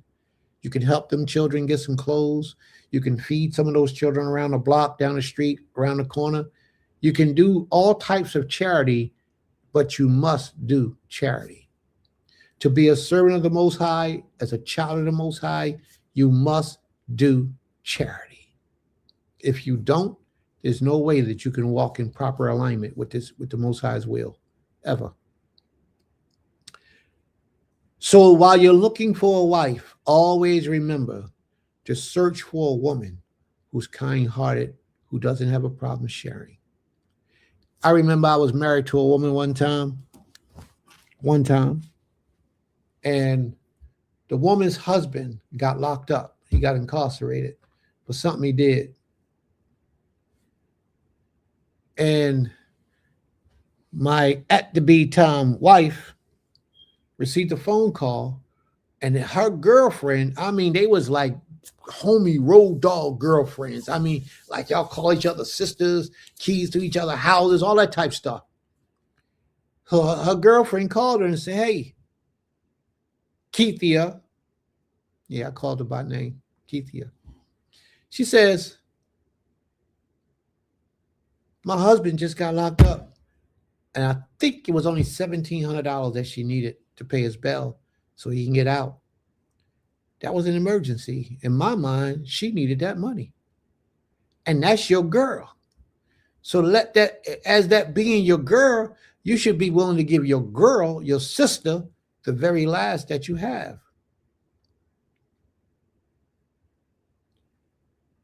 She said no. She ain't giving her nothing. She ain't give that girl a dime and wasn't going to give her a dime and had the money, but wasn't going to give it to her because she doesn't believe in charity. Well, Keithia could no longer be a wife of mine. She had to go. And she left, and she was gone. She was done. But she couldn't be my wife with that type of mindset that's not willing to share with others. And that's not how we're supposed to be when we got people that's supposed to be close to us. We're supposed to be looking out for each other. If you call this person your sister or your brother, that means I'm willing to give you the best of me, whatever I can give to help you, even if it hurts me a little bit to give to you what you need. But that wouldn't have hurt her at all. $1,700, give it to her. She needs it. Her husband's in jail. I ended up getting the guy out of jail, but I couldn't go through my wife to get it done because she didn't want to do it. I wasn't going to let that brother sit in jail. Now, we and that guy, we haven't spoken since. I don't even know if I ever got my $1,700 back, but it doesn't matter He didn't have to sit in jail. He wasn't incarcerated any longer. And I thank the Creator for having me in position to be able to do something like that for somebody who was in need. But that woman, that female, I had to call her a female. Can't call her a woman. Have to call her female. She had to go because she didn't stand up as a princess in Israel in the level of virtuousness, righteousness, virtue. She wasn't that. So, brother, if you're looking for a wife, you have to look for a wife that's generous, someone who's willing to share her very last to make sure that someone else got what they need because they're struggling. That's what the Father says when he says that you are willing to lift the burdens of others, bring the prisoners out of the prison houses. That's what his servants do. Bring the prisoners out of the prison houses. That means help to relieve somebody else of their burden.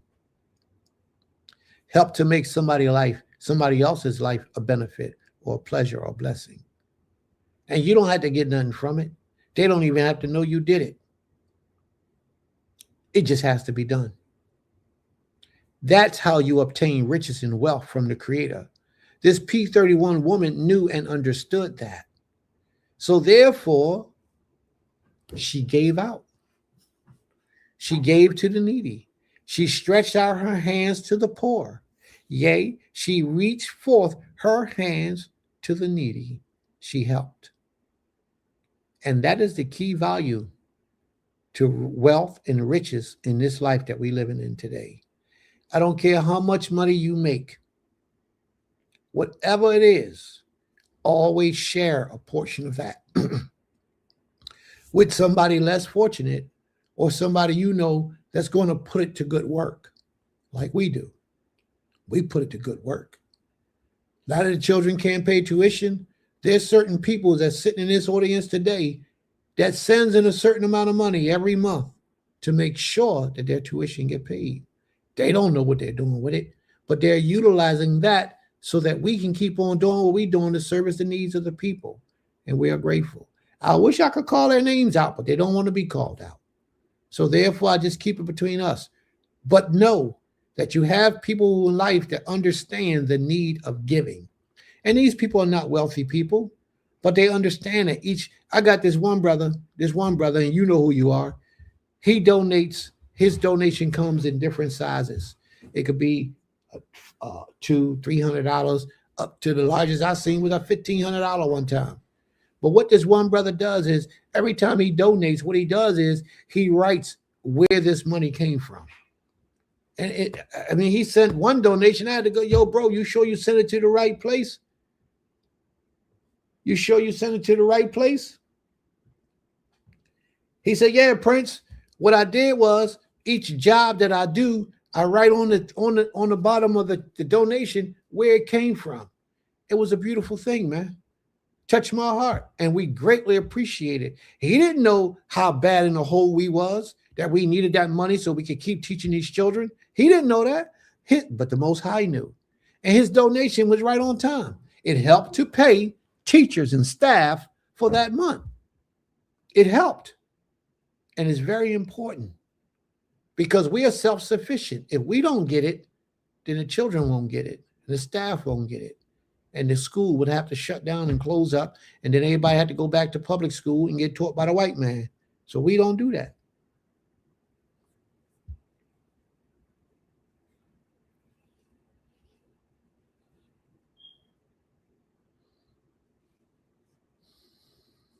We take care of our own. But I'm just putting it out there and letting you know, man, that these things be very much needed. And we appreciate all that you all are able to do. Those of you who contribute to GHA at Temple Kephirim, Beulah at Temple Kephirim, those of you who contribute, we are greatly appreciative of it. It doesn't go to Prince getting a new car or a new house or some nice clothes. It does not go to that. The Most High wouldn't allow that to be.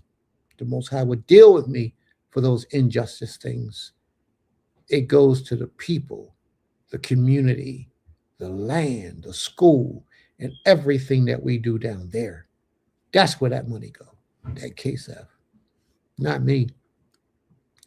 I'm already in my position. The Most High is taking very good care of me, and I'm grateful. She maketh herself coverings of tapestry. Her clothing is silk and purple. Silk and purple. She ain't no cheap chick. Silk and purple. Let me just for the record so you'll know. Silk and purple are expensive clothing. Even today, they're expensive clothing. But in the ancient days, purple comes from the Mariatic shellfish that's way down in the ocean. They have another way of making it from flax now. But the original purple dye came from way down the bottom of the ocean. That's why only royalty used the color purple, because it was so expensive. This sister, who a P31 woman, Proverbs 31 woman, she did just that. It shows you how wealthy her household was. She was living like a king or a queen because of these simple principles that she have in place in her life. What are these principles, Prince? Before the sunrise, she up working. What time your wife get out the bed? What time does your woman that you're looking to marry get up in the morning to get her day started? A lot of women can't get out the bed at 9, 10 o'clock in the morning. That's too late for anyone who has purpose in life. That's too late for anybody trying to build something. Same thing for a man, a male. If you got a male and he's in the house after 7 o'clock, sleep, something's wrong with that picture. And he's living in poverty, something's wrong with that picture.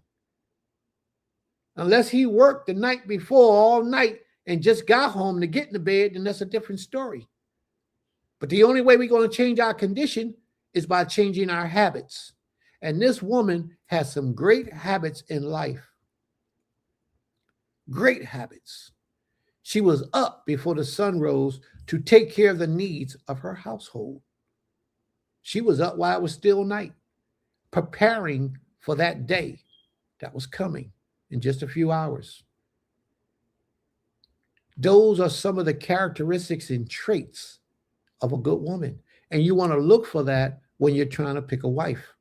Same thing for a woman that's trying to pick a husband. You should look for those traits in a good man, in a male, to determine if he'll be a good husband. And then it says, her husband was known in the gates when he sitteth among the elders of the land. So that lets you know her husband wasn't a slouch either. He was someone who was worthy of her attention. He was someone who was respected in the community. He was someone that was getting it. And you know, every woman wants to be with a man that's getting it. But he was earning the right to be a husband to such a great woman, a virtuous woman. Not all males deserve the right to have a virtuous wife. They trash. A lot of males is trash. And what they need is somebody to match them, trash women. Because if they get a woman that's virtuous, they'll take the virtue from that woman and disappoint her life and make her trash. You got to be careful. When you marry, you want to marry equal to or up above.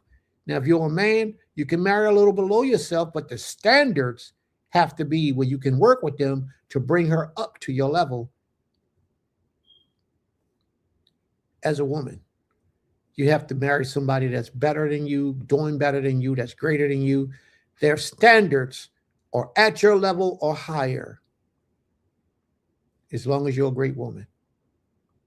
But all these things are needed and necessary when you're determining a wife for yourself, for your family, or for your bloodline to continue to grow through. She maketh fine linen and selleth it, and delivereth girdles unto the merchants. Strength and honor are her clothings, and she shall rejoice in the time to come. She openeth her mouth with wisdom. She knows when to talk. And when she do talk, she ain't talking about a whole lot of foolishness. Girl, did you hear about Becky around the corner? Did you hear about Jimmy? Man, she ain't done all that. When she opens her mouth, wisdom comes out. Words of power, words of authority, but yet words that you can use to help your life to grow. That's what she's speaking about. Words of wisdom.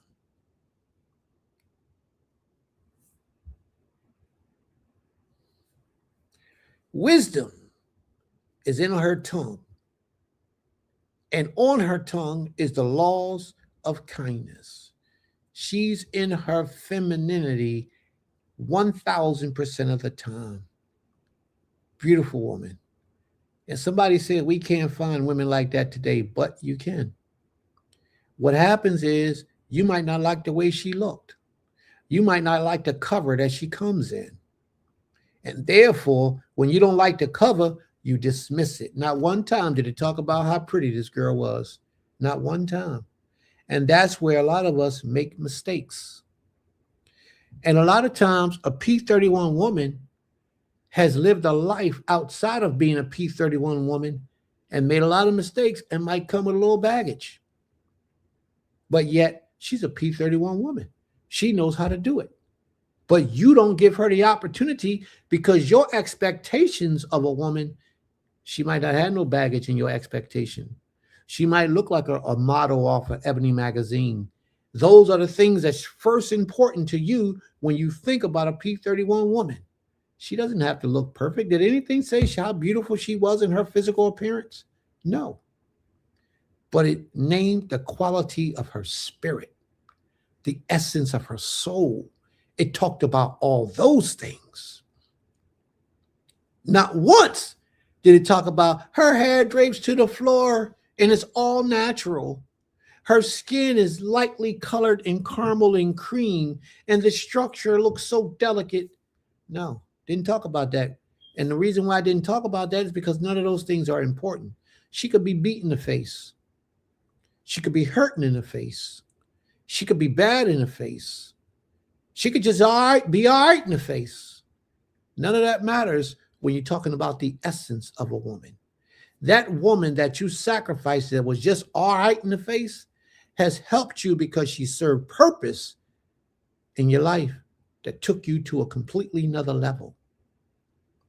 Everybody out looking for the finest chick, the sexiest chick, the most built, most glamorous looking. And that's a mistake. That's one of the first mistakes we make. What we should be looking for is somebody with a great soul and a great spirit. Somebody that's workable and doable. Somebody's willing to listen. Somebody's willing to accomplish great things. That's what we should be looking for. And that doesn't always come in the package that you have in mind that you think you want for your life. Doesn't always come in that package.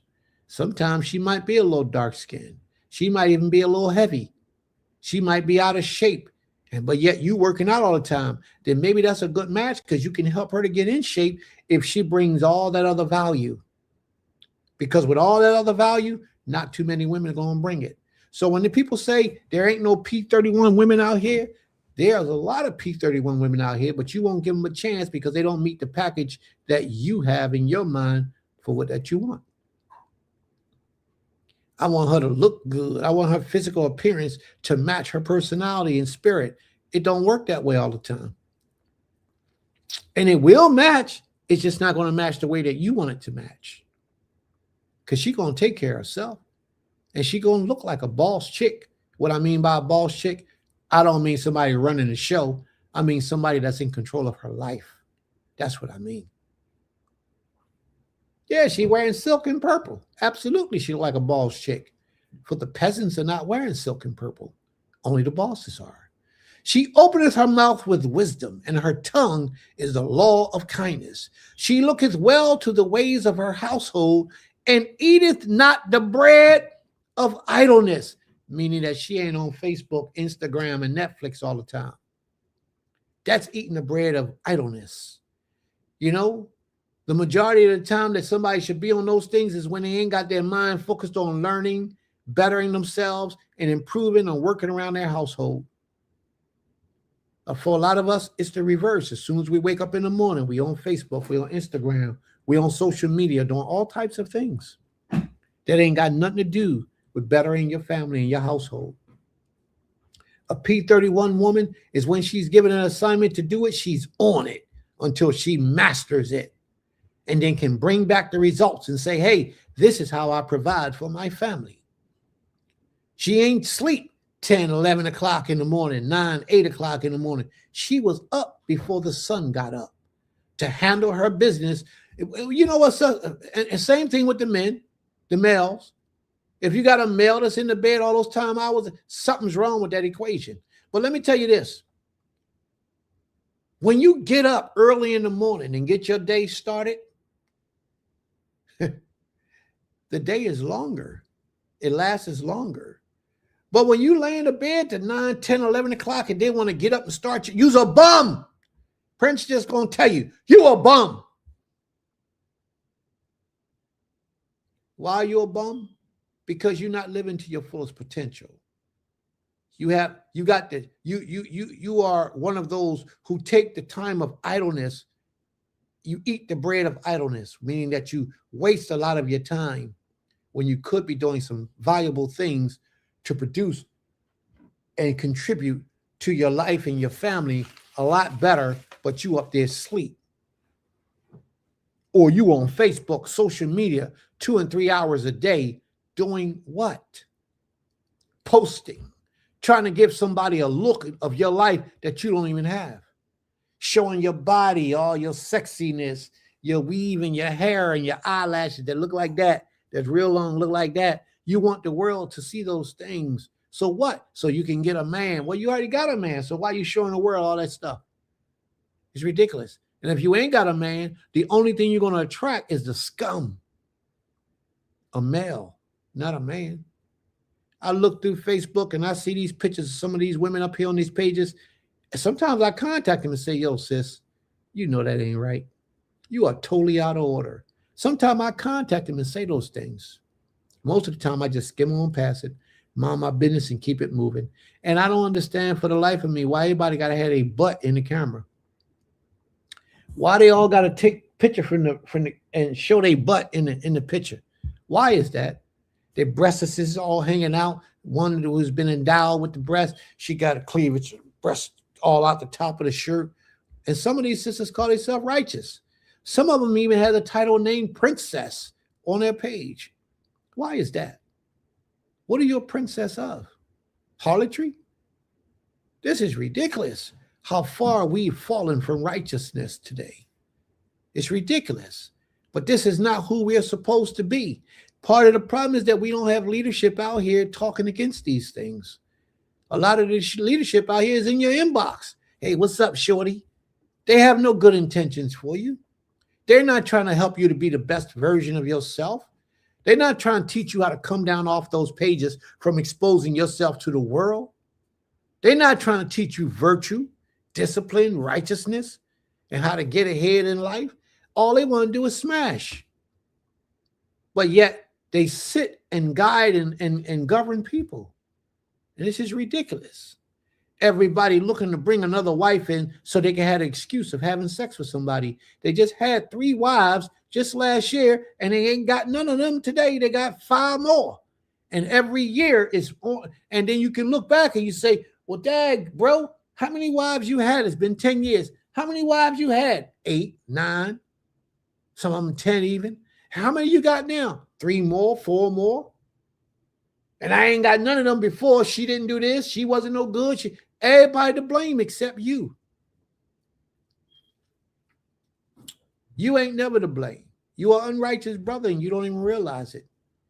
So sis, he up in your inbox doesn't mean that he's in the inbox to try to better you. Unless his comment is really about something positive, trying to uplift you, not telling you how good you look and I wish I had you to myself. Those are not righteous comments. Sometimes I got to remind the sisters, you're supposed to be a Hebrew. Why are you dressed like that to the public? That's supposed to be for your husband and your husband only. And that's not right. We supposed to know better. As the children of the Most High, we supposed to put ourselves out there in a different light. And we don't. For the most part, we don't. Every time you look, go scroll down their page, their timeline. Look at their pictures. Most of their pictures is from the back. And then some sisters got to take pictures of themselves all the time. Every day, 15 pictures of their face posted. Why? Yeah, you're attractive, sister, but why are you showing it off? Show off your attraction in a different way. You know, show it off through the works, the mighty works that you do, how you serve your family, how you in love with the Creator. You know, show all those type of things, the charity that you do, the kind spirit that you have. Do all those type of things to promote yourself and keep your face out the camera all the time. I told one woman who was looking to be a wife of mine, I said, listen, sis, you could be a wife, right? You know, you got a lot of qualities, but look, that Instagram and that Facebook page you got up, you got to stop putting all these pictures of yourself. She chose another dude. She said, I ain't messing with you, Prince. You're too controlling. She's right. I'm extremely controlling. I ain't hesitate on that. Prince is extremely controlling. You know why? Because my wife represents me. Anywhere she goes, people knows her as the wife of Prince. So therefore, she has to carry my name in good essence. She has to be the very best version of herself at all times. And if not, then she can't be a wife of mine. You go to my wife's Facebook page, you shouldn't see pictures of my wife all over the page with her all up in the screen. Hi, her all up in the screen. That's not what it's about.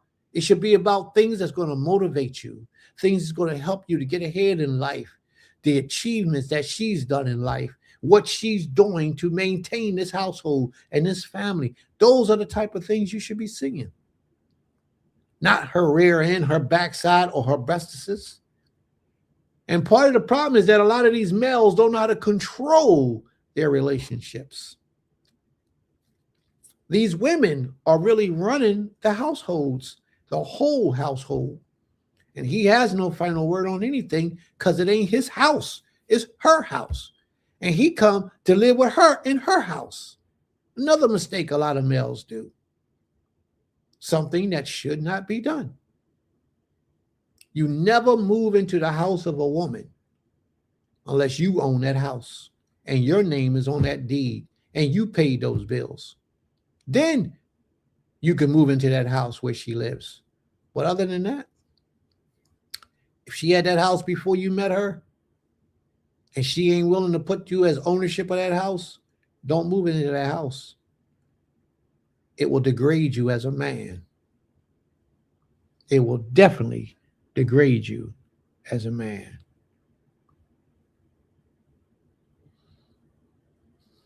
A lot of males ain't got a house to go to. If they talking about they want a wife, how? You can't take a wife until you have a house established for a woman to move into. And if you don't have that, then you shouldn't be thinking about marriage. You should be thinking about getting your bank up, getting your money right. Not how many women can I have? How many women can I sex? And another thing that I have to tell y'all, if you're not married, you should be celibate. Celibate. Celibate.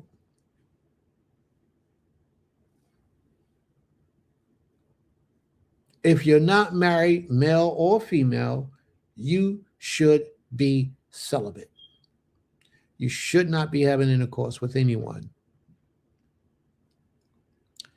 She openeth her mouth with wisdom, and in her tongue is the law of kindness.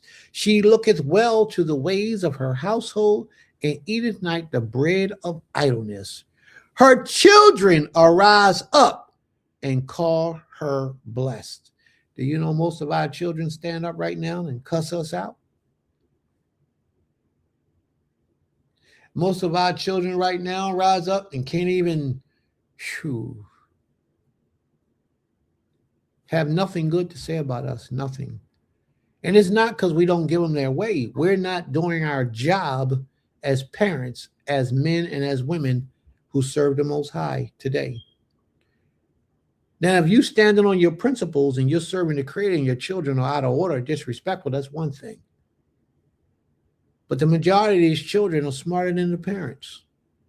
The intelligence of the children supersedes that of their parents. Because your child is going to say to you, Ima, if you don't have a husband, who's that? Abba, if you ain't got a wife, who's that in your room?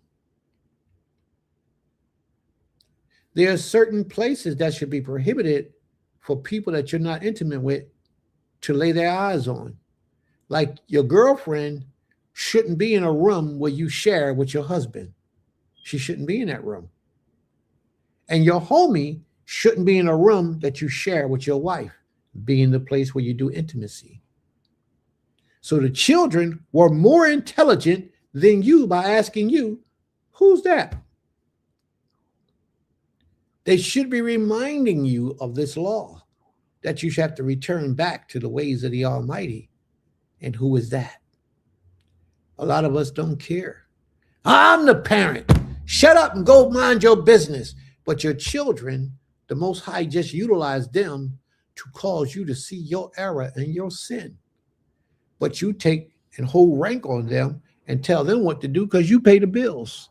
Well, the Most High going to do the same thing to you, to put you back in check, show you that he's the really one who pays the bills and not you. You was only thinking you was doing it. He gave you the life to get up, the air to breathe, to get up, to get physically moving, the KSF to go get the car, to go get in your car and go to work. And he's provide all those things. The children rise up and call her blessed. Her husband also, and he praises her. Now, a real man is only going to praise you when you do righteously. Some women want to be praised all the time. For what? They just like the way it makes them feel. Well, he's lying to you. You only deserve to be praised when you do right. You don't deserve to be praised just because you're his wife and you laying in the bed 8, 9, 10, 11, 12 o'clock in the afternoon. Talk about, I'm great to get up. And everything around you is out of order, undisciplined, and unruly. Your child wakes up before you and you put him in the crib so you can go back to sleep. Or you put him in one of them bouncy things so he can just sit still while you sleep and get your rest. Why? There's no reason for that.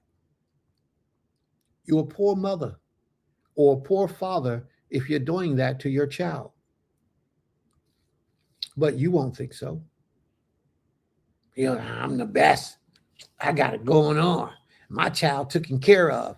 You don't realize that most of the time when children wake up in the morning, they wake up because they're wet and they need to be changed. But you didn't think about all that because all you wanted to do was get some more sleep. So you put them in that crib, you put them in that playpen, you put them in that bouncy just so that you can lay back and go to sleep.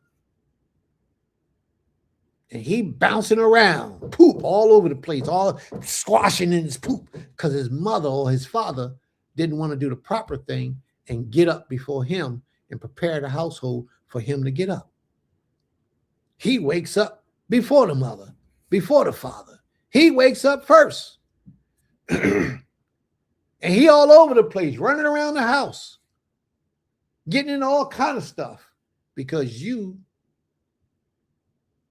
are idle, or you eat the bread of idleness. You're lazy. But your children aren't.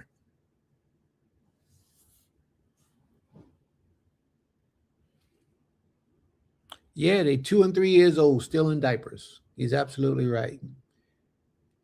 Your husband go out to work every day, comes back and nothing's done. What kind of stuff is this? Or your wife go out to work every day, comes back and nothing's done. What kind of situation is that?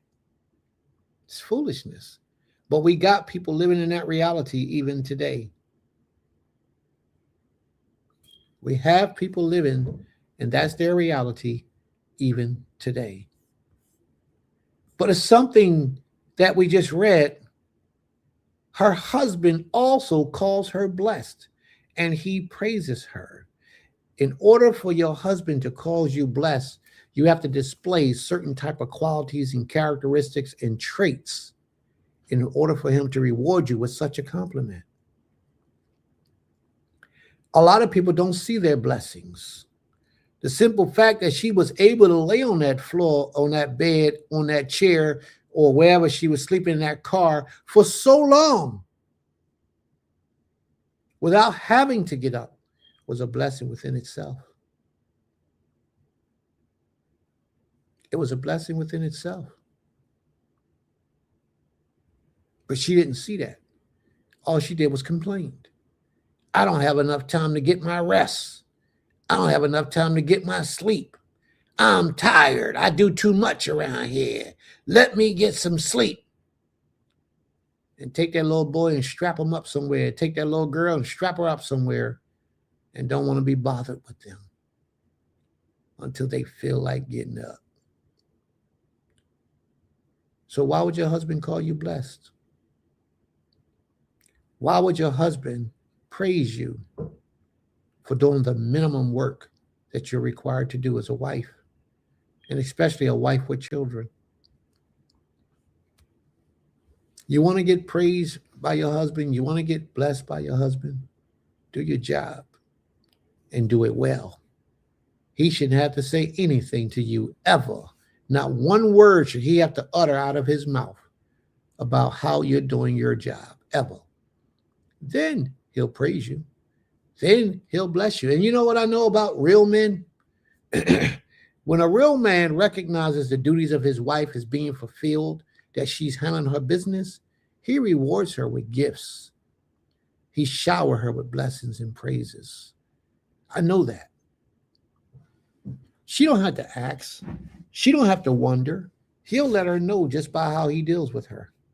He'll be so pleased with her that he can't keep that to himself. My daughters have done virtuously, but thou excellest them all. Favor is deceitful and beauty is vain. What I just say? Beauty is vain. So if you looking for a P31 woman and you think that she always has to come in a pretty package with a bow on top, colored in pink, you're going to miss that P31 woman. Because that P31 woman, she might come with 2 or 3 children. She may come with 2 or 3 children. But if she's a P31 woman, she's worthy. If she's a P31 woman. That P31 woman, she might be down on her luck financially, just ain't got it going on like that because she need a jump start. But once she gets that jump start, oh, it's off and running. She may be a P31 woman, but because you feel she ain't got enough money, she can't possibly be. Yo, bro, you got to real carefully look, man, because sometimes them jewels, them treasures, be in the dangest of places you never thought it would be. And you don't know what questions to ask. You'll miss that P31 woman. It never said that that P31 didn't come with children. Didn't say she was a virgin, although we will all love to have a virgin. Didn't say she was a virgin. But yet you're looking for a P31 woman. You have to understand and recognize a P31 woman when you see her. You know, I go to work. You know, when I go to work, I'll be looking like a bum most of the time. And it amazes me because I be in a lot of places where they don't like bums to be. Like I'll be in business offices and where everybody got on suits, and I'll be in court and everybody dressed up, or I'll be at the mall or in somebody's building or wherever I'm at, looking like a straight crackhead. Sometimes my hair be all over my head. My afro be out. I ain't got no braids. John be all over the place. And sometimes, well, all the time, I have no fear because I know who I am and looks are deceiving. I know what I'm capable of. I know what I can do. Now, I don't look like that all the time, but sometimes I do that. When I go to work and I'm out working, grinding, I'll look just like that and don't care where I'm at. Hair all matted down, afro all over the place. Work clothes on, I look like a guy just crawled out of the gutter. I'm not dirty. It just look like I'm dirty because I got on work clothes. And people look at me and look at this bum. Look at that bum. That's what they think. Why am I saying all this? And I'll be in my mind talking about they don't even know. But that's okay. Let them keep on. Why am I sharing all this with you? I'm sharing all this with you, especially for my brothers, because I want you to know that those who are able and capable They don't care what you think about them, their outer appearance. Because the moment I open my mouth, all that goes away. Oh, damn, I ain't know. But I shouldn't have to open my mouth. You should learn to accept people for who they are and stop prejudging people and thinking that you understand because of the cover. That's what I'm trying to say to a lot of my brothers. She might not look like what you would expect somebody to be sitting in a lawyer's office to look like. I went to have a conversation with my lawyer the other day, and the reception is up at the front desk. I only seen her once before. My afro was like, phew. Oh yeah, I did have my hat on, but my hat was on my head, but my afro was out, so my hat was like this big. I had on a black work coat, looking like a straight bum with a book bag on my back, with my computer, my iPad, all my information, so we could go through the books with my lawyer. So I goes in his office, and she looks at me like, oh, okay. But she was respectful. She was kind. But I never know what was going through her mind, but I don't care. It don't matter. It doesn't bother me. But the simple fact is, we look at people, we judge people based on how we think people should be, and not based on what the people could really be like from their insides. We don't care about that. And we should. You shouldn't judge people until you really know people. And if you're looking to bring somebody into your life as a husband or a wife, you have to question them. I didn't look like I had 2 nickels to rub together, but I could have loaned you $10 if you needed it. You know what I mean? I would have probably gave it to you if you needed it and said, all right, you can keep that $10. Go get something for lunch. You know what I mean? But I know what I look like. A lot of times I do it intentionally, because I don't like when people, first, I don't like people to use a good thing and abuse a good thing. I don't like that situation, first of all. And a lot of us do. We use and abuse good things. So if a woman comes in an attractive package, more than likely the males would run and even fight over that attractive package. And she could be an airhead, don't know nothing, but her beautiful physique will get her through life, and males will be willing to take and provide for her. She could never stand a day in a man's house, but she could live a lifetime in the household of a male. A man would take her and say, hey, you don't do this, you don't do that, you ain't working with this. He'll try to help her and build her up. After a while, he got to let her go because she's holding him down. She's holding him back. And even if she got children, he might have to take those children, but he got to let her go. Because if he keeps holding on to trash, the longer you hold on to trash, it will prevent your life from excelling to the highest potential it could be. So what I'm saying to you, bro, is don't always think that pretty package is a P31 woman. Sometimes a P31, a lot of the time, a P31 woman will come in a package that you don't even desire for yourself, that you didn't even know you were attracted to. Then that just shows you how much adjustments you have to make inside of yourself, how you have to become a better judge of character than what you are. And a lot of us are not good judges of character. All we want is to judge what the eyes see and behold, and not the true essence of the individual. So family, like, share, and subscribe if you have not done so already. Let's go and hit the like button. Let's subscribe to the channel. Let's ring the bell so every time we go live, every Saturday, Shabbat at 11 o'clock in the morning, we go live, hit the bell so it'll give you a notification that we're live. And then take the time to share this message on your social media outlets. Copy it. If you go to the YouTube page, you see the share button, you hit the share button, then you'll see a button that come up and say copy. You copy the link, go down your list on your phone, your messages, your text messages, and share with everybody on your page that you talked to the last month, because you never know who needs this message more than you. That's another form of charity. that you can give to people. Okay? Favor is deceitful and beauty is vain. But a woman that fears the Most High, she shall be praised. And that should be one of the first things that we look for when we're looking for a wife. She doesn't even have to know about the Most High, but you have to test her and challenge her to see if she's willing to learn about the Most High. And if she is, then that's the green light. And then when she gets in and she learns about the Most High, and she loves the Most High, and she falls in love with the Most High, she's a wife that's worthy to be praised. Because she learned how to serve the Creator. And that's a beautiful thing.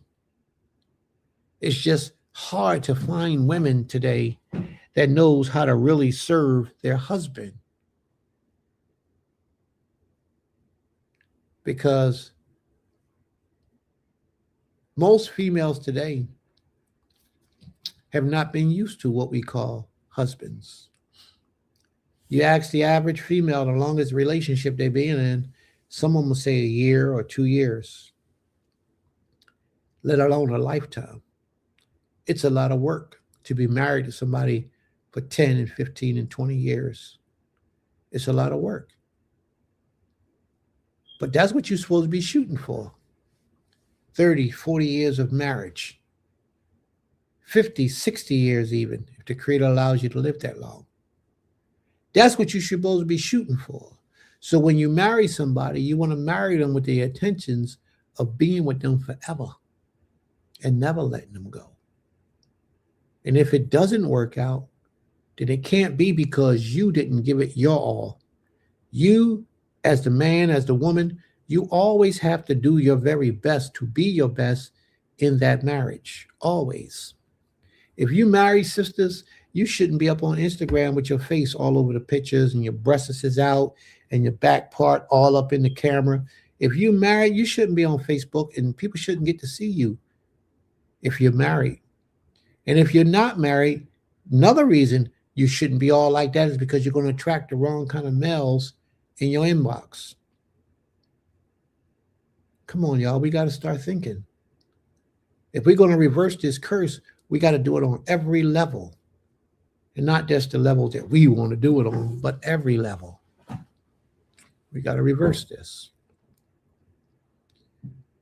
Give her of the fruit of your hands and let her own works praise her in the gates. Give her of the fruit of her hands. That means that whatever she does and you see that she's good at, then you give it to her. Some things you might expose her to that she doesn't know that she's got these skills or talents to do. But I like that one saying that if you build the house and give the woman what she needs, she will turn that house into a home. I like that part. And I truly believe that. If you got a P31 woman and you give her the scratch that she needs, the bare substances that she needs, she will take that substance and create it into things that you didn't even imagine that you had and needed in life. She will make it. She will do it. She will accomplish it. She will achieve it. You got to be careful what you're dealing with. When you say you want a P31 woman, and every man should desire a P31 woman. Every male should just desire something that's on his level. But every man should desire a P31 woman. Because if he's a man, he's made out of a certain type of character. And only a P31 woman is going to survive in his presence. If you are a man and you hook up with a female, that relationship ain't going to work. She going to call you controlling. She going to call you bossing, manipulative. She going to call you a whole bunch of stuff that is unrighteous. And it's only because she doesn't know any better. Well, what you mean he's controlling? He tells me what I can and cannot wear out of the house. You should already have the mindset of what you can and cannot wear out of the house. And if he has to correct you for the clothing that you're putting on to walk outside in the public with, that means that you haven't arrived at that place where you're supposed to be. So therefore, if he got to correct you about walking out of the house with a halter top on, then that shows the type of person and character that you really have. You're not qualified to be married to him unless you're willing to change your ways. And you get a lot of that. You get a lot of that.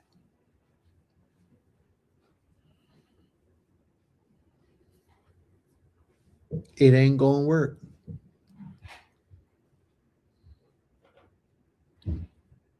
Oh, he's too controlling. He's too bossy. He want to run everything. He's supposed to be the head of the household. He's supposed to run everything. It's supposed to be what he does.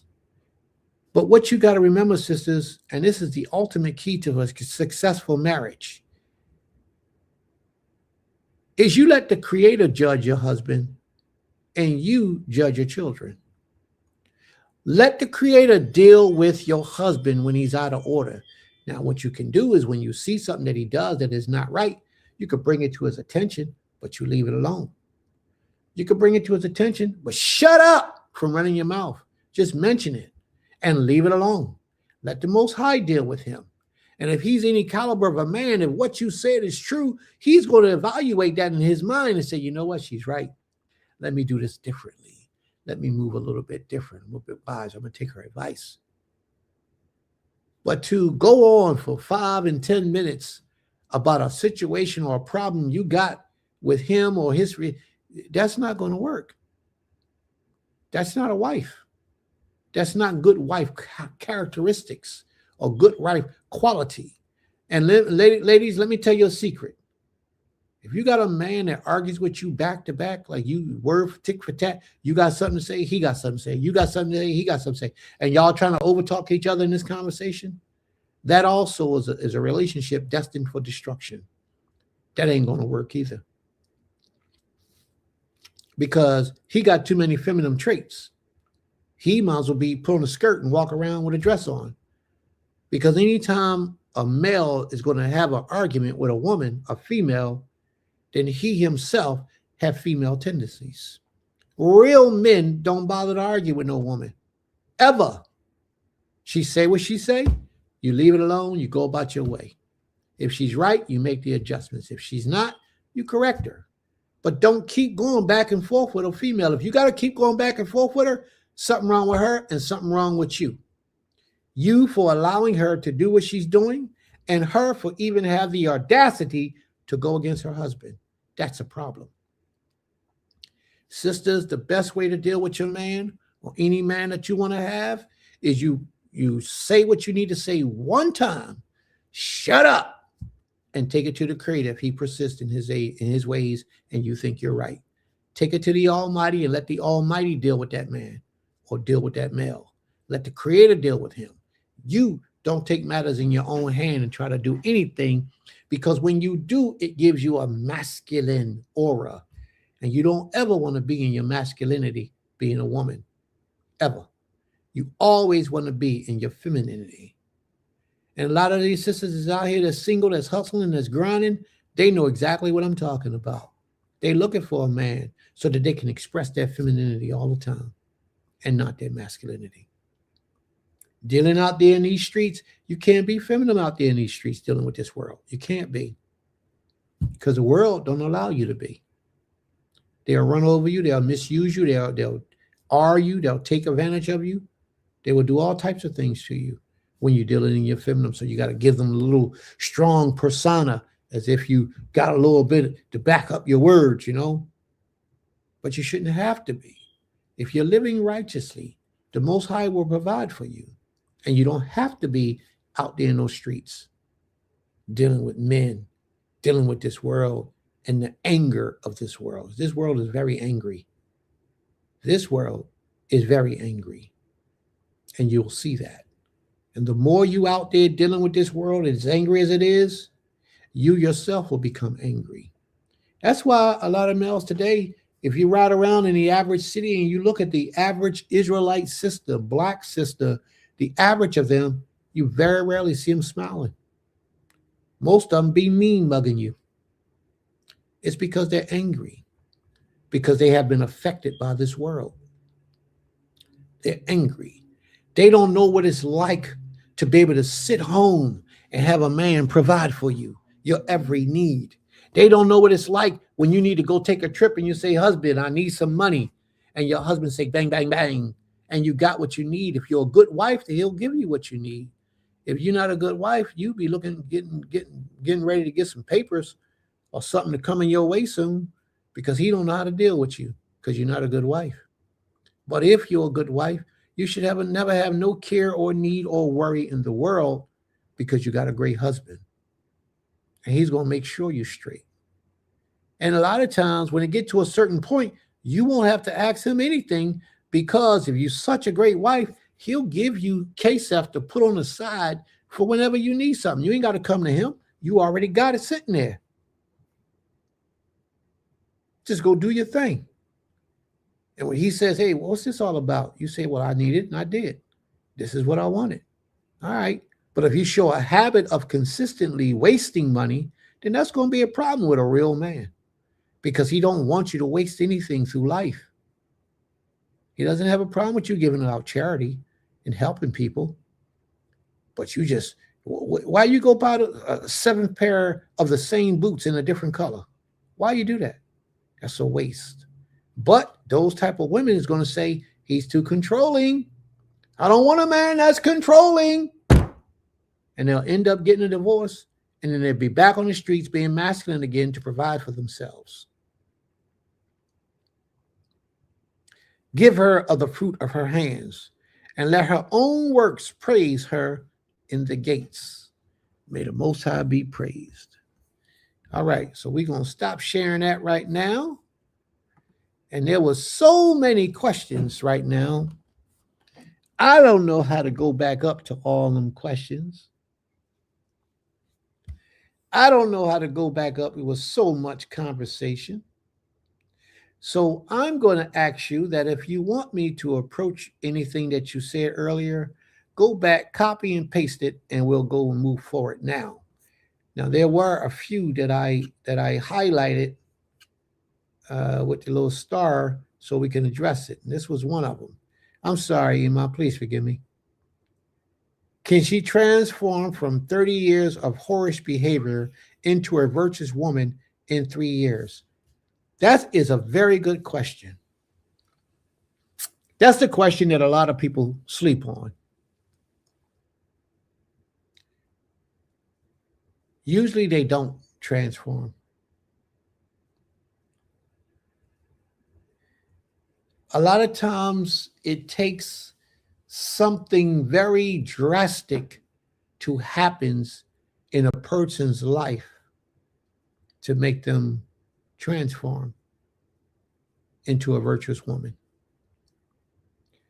Sometimes they just have that reality check and they just wake up and say, man, no more. And then they test come and they don't fail and they mean what they're saying. But sometimes, most of the times, it takes something drastic. When a woman has been experiencing the world, either she's gotten a certain age and she changes, or something drastic has happened in her life and she changes. I have spoken to some females through my courtship in years, and some of them has experienced some drastic things, sexually, assaults that happened to them, and they still ain't changed. After that, they still ain't changed. They were still out there in them streets. So when I mean by something drastic, it has to be something drastic that will cause them to reflect on the lifestyle that they're living. So can she transform 30 years of whorish behavior into a virtuous woman in 3 years? That would mean she would be 33 years old. It's a possibility if a strong situation has happened in her life to convince her she needs to change. Other than that, the only thing is that she's getting old. She's getting older. And when she's getting old and older, a whole lot of things will change in her to give her or to make her give the appearance that she wants to be different than what she is. When a woman reaches the age of 30, 35, anywhere up in that area, and she ain't married, usually it's because something wrong with her. And usually she didn't have a lot of sex partners, even if it's on the down low. She didn't have a lot of sex partners and she ain't good for nothing. Usually. Usually. That's not in every case, but that's usually. When a woman reaches 30 years old and she's not married, she need to go to her father and say, Abba, I need you to find me a husband, and be willing to settle with whatever her father brings her as a husband, and work hard to please her husband at 30 years old.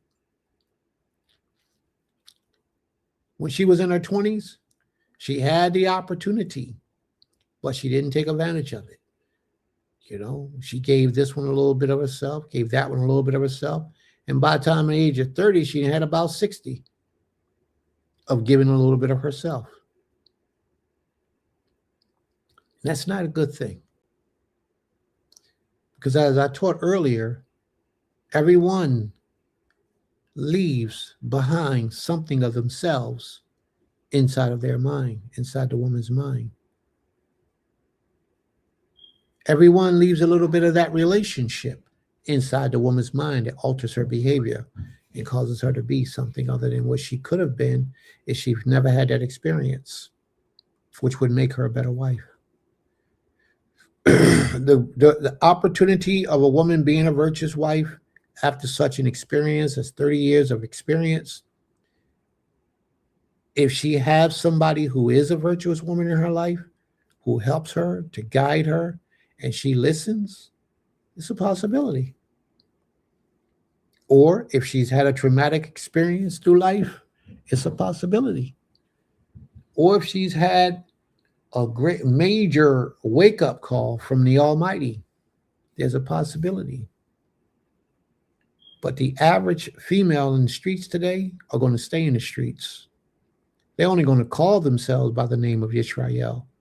They're only going to come to Shabbat services. They're going to be single and give their sex, their most valuable part, to any man they choose or any male they choose. Because they themselves don't want to change for real. Because if they do, they would. Therefore, they don't, because they don't want to. Most of our females today that are still single, that's out there in those streets, that are below the age of 30, most of them, they don't want to be married. I met a girl the other day. Where was I at? I was in Home Depot in the paint department picking up some paint. And a young lady behind the register talking. And I overheard her conversation. So I asked her, I said, how old are you? She said, I'm 20. I said, do you want to be married? She said, I ain't ready to get married yet. I said, well, 20 years old is the perfect age to be married. What's wrong with you? Before you get out, I ain't tell her all this, but before you go out into this world and experience the danger, the corruption, the abuse, the misuse, the disrespect that comes from these males out here in this world, before you experience all that and it makes you a bad woman, you need to be married with a good man that's going to provide for you and take care of you and teach you what thus saith the Most High. But a lot of them don't want to hear that in these streets today. A lot of females don't want to hear that. So can a woman change after 30 years of whorish? That means she's 30 years old at least, and into a virtuous woman in 3 years. So she's working on that for 3 years. She could, but there are certain things that she needs to be able to make that successful. Because let me tell you something. A lot of times they'll change just for the cause or just for the situation till they get you. Once they get you, they slip back into those old behaviors and old traits, and they become something other than somebody that you can call a wife. So you got to be careful with that, bro. You have to be real careful. May the Most High be praised. Iman, what was the next question?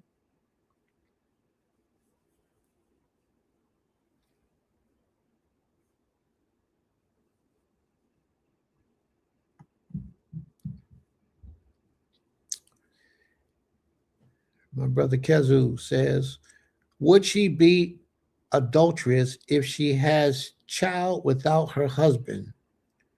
Or is it that she has had multiple husbands? Brother Kezu, are you still there?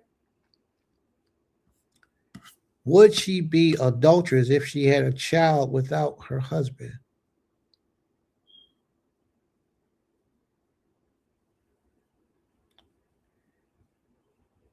I'm assuming she's asking me, I'm assuming he's asking me, would this woman be called an adulterer if she was single and she can't be called an adulterer if she doesn't have a husband. I don't know what the question. I guess, bro, I'm trying to make it make sense, but I guess you're going to have to rephrase it for me so I can understand it, because I don't understand it. And I'm trying to make it where it can line up, but let me see if you wrote something before that.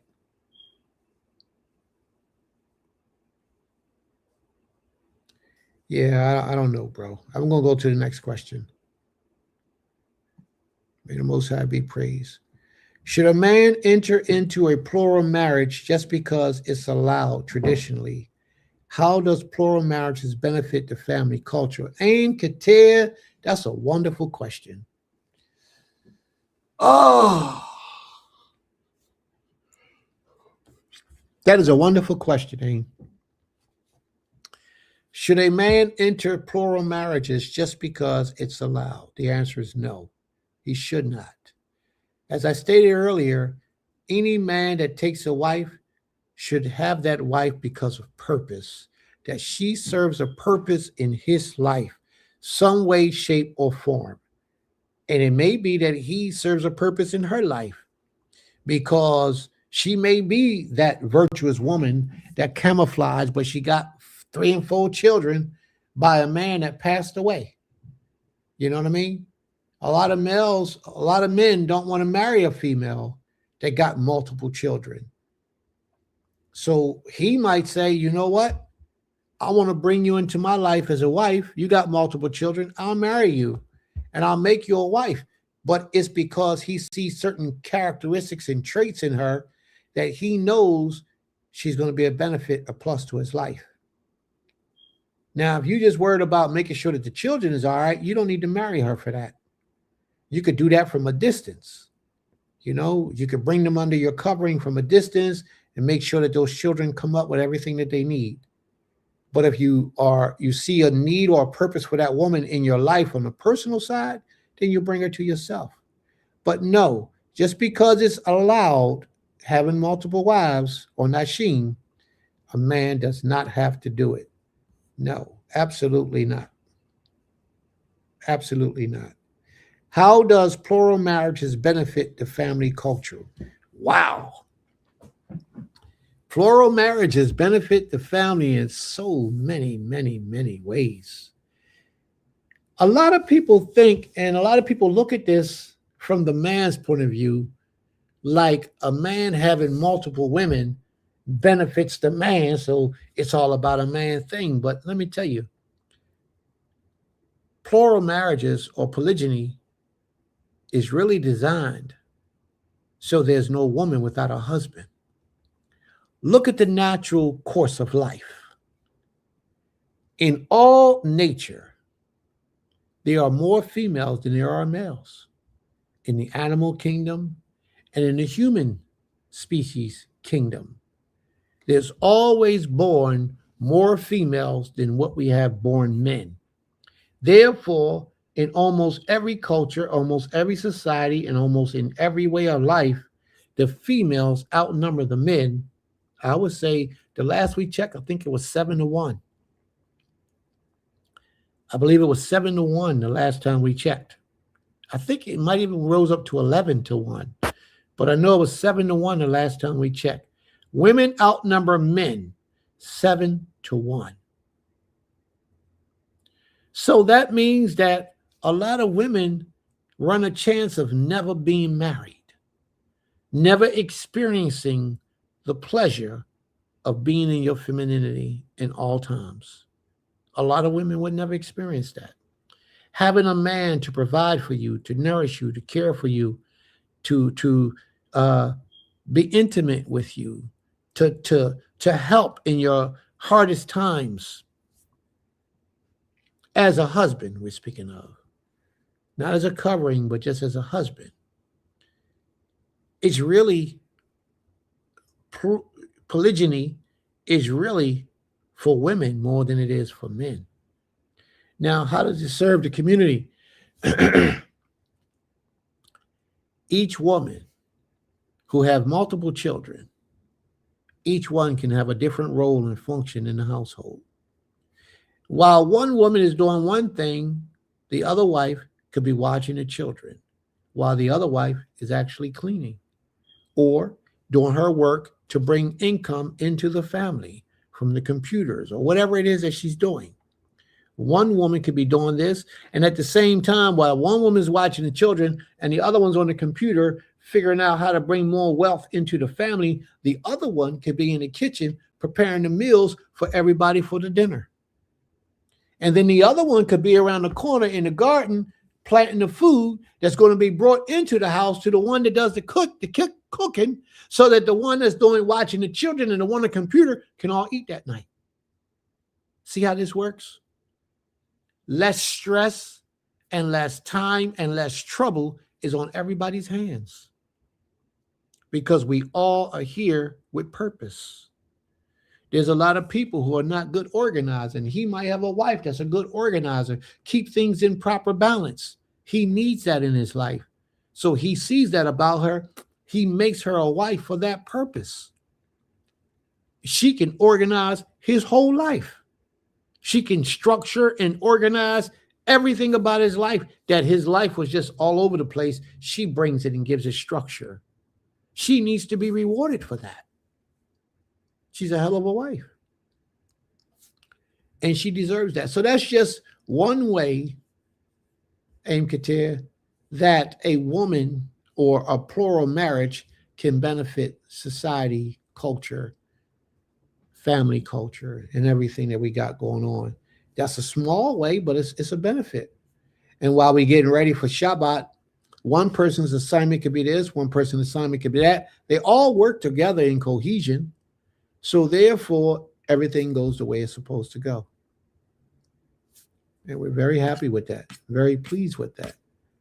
And we just have to learn that these type of things are the things that we need to use to structure in our lives.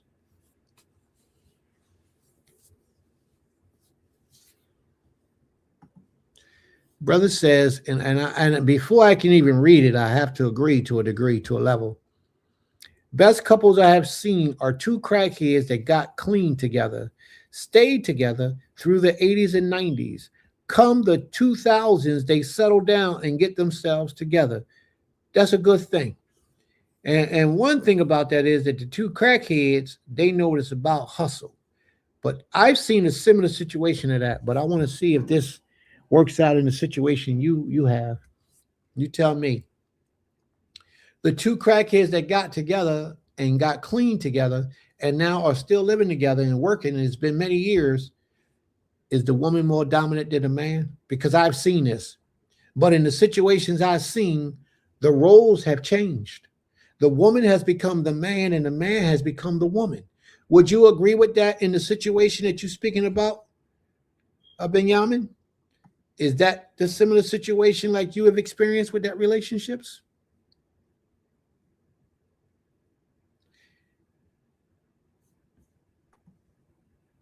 They seem to be mutually agreeable. Okay, if that's what it is, so be it. The situation that I seen, it was different. No clear sense of leadership, but mutual respect. Wow. That's not what I've seen, but okay.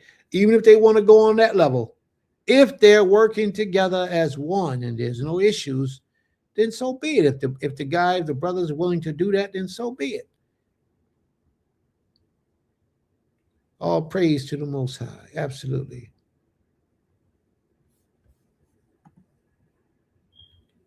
Yeah, I'm here. Okay. Would you talk about what it was that was asked of you? You brought up a question and I didn't quite understand what you were asking. Aim Katir says, here's an exception. Some women spend part of their working life in their masculinity trying to make it big, and before they know it, they are 35 and 40 years old. I personally knew a virgin who got married at 40. Wow. Yeah, I know one that still ain't married. And I think she passed 40. She's probably about 46, 47 now. And she still ain't married.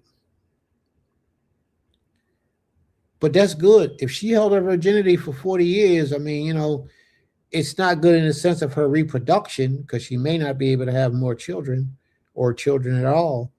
And every woman should want to have children, but every woman don't. But if she maintained her virginity for 40 years, that's a beautiful thing. May the Most High be praised. It was in response to a comment that Benjamin put up. Okay, my apologies, bro. That's probably why I couldn't understand.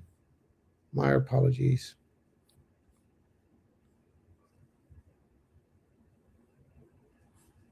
Wow. She got married at 40 and had 2 boys?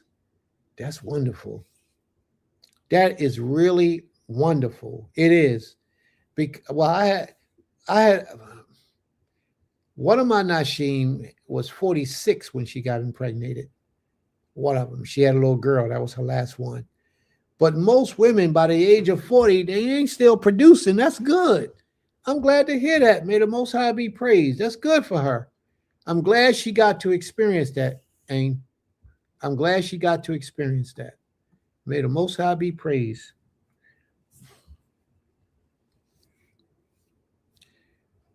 She says, Sister Renee says, yeah, my cousin was like that.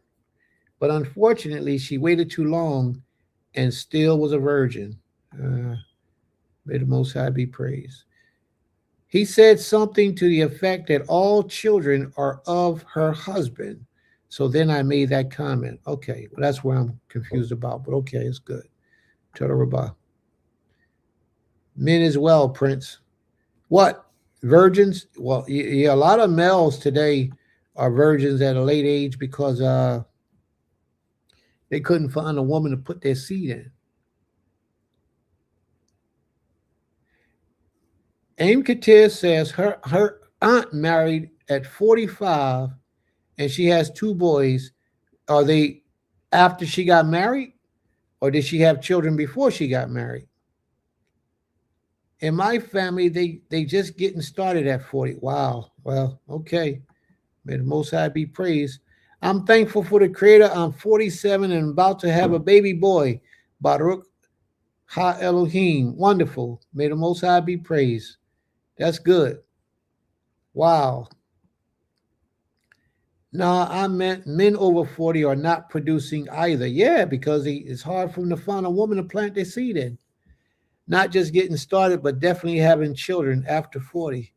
May the Most High be praised. And she had her children after she got married, and she got married at the age of 45. That's remarkable. The Most High is good. She got a lot to be thankful for, a whole lot.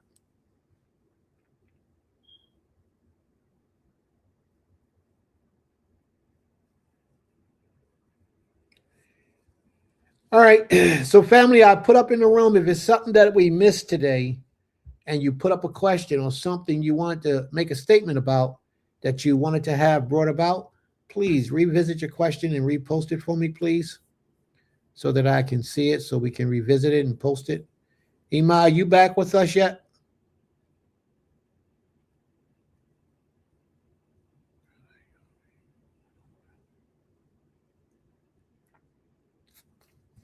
Kane.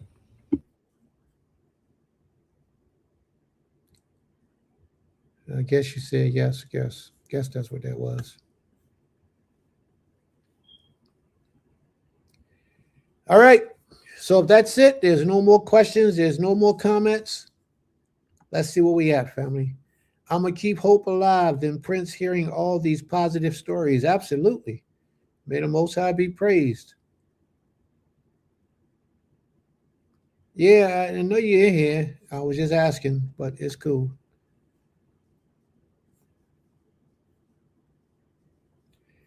Okay. Any other questions or comments, family?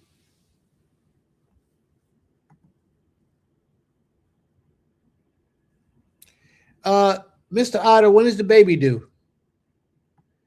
When is the baby due, Mr. Otter?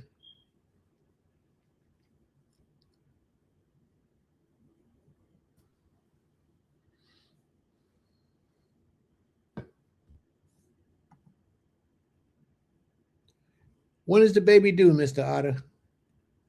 March 29th. All right, well, you let us know when it happens, man. Let us know when it happens so we can welcome. You know, it's a big thing whenever we have children, and we need to do it like our lives depend on it, you know, especially if this is your first child. I guess you're saying it's your first child. Is that right, Mr. Otter? You saying it's your first child? At 40, how old you say you are? 47? What you say, 40?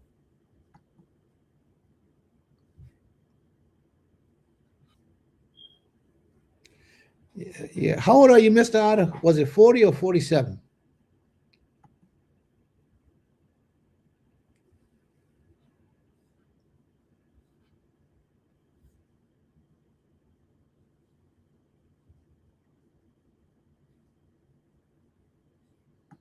$47.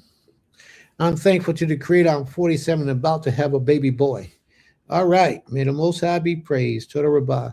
But don't matter if you're producing a baby. Let's do it. No, I have 2 boys and 1 girl, and I'm 47. May the Most High be praised. Son of my elder age feels great. Okay, keep it going. Well, I'm 39 and 3/4. I'm 39 and 3/4, so you keep it going, bro. Old head. Keep it going, old head. Keep producing. All right. Okay, let's see what we got. It has truly been a blessing to fellowship with those that are really seeking to really be acceptable and pleasing in the sight of the Most High. Let us keep and enduring. We are almost home. Yeah, we got a little way to go. Creator willing, we get there. May the Most High be praised. There you go, Prince. Shabbat Shalom, Kwam Yisrael. Shabbat Shalom, my brother. Shabbat Shalom. May the Most High be with you. And if you like, share, and subscribe, you know, we'll be back, Creator willing, next week at 11 o'clock. And you're always welcome to come.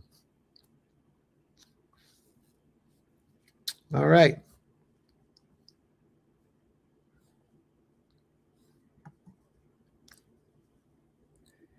Baruch Ha Elohim, Shabbat Shalom, L'Kol. Love y'all.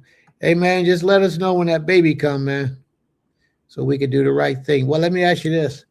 Are you having a for the Moel to come and do the circumcision? Are you going to have a celebration for that when that time comes? And if you do, please let us know and invite us down and we'll come. If you have a celebration for when the baby is getting circumcised, let us know. May the Most High be with you as well. Shalom, shalom.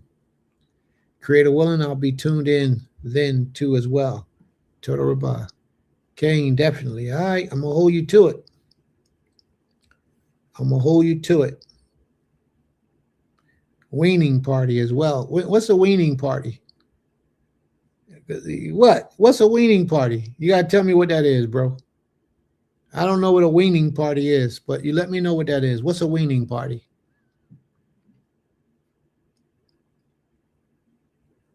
You know, I'm going to tell you this. This is where I got this principle from. And this is what I like to do. When the Amish would have a new family member come into their family, or the people would get married, you know, and have a celebration, all the Amish would come from all around to fellowship and gather with that new family, either on a new birth or a new wedding. Everybody will come together and build and be together and, you know, have a good time. And what they would do is when a person would get married, the Amish people will all come together and build them a house from the ground up on whatever plot of land they got. All Amish people will come together, put their skills together, and build those people a house. And we have to get into the mindset of things like that, because that's what our forefathers did, not them. We did that. They got that type of stuff from us. But these are the type of things we let go.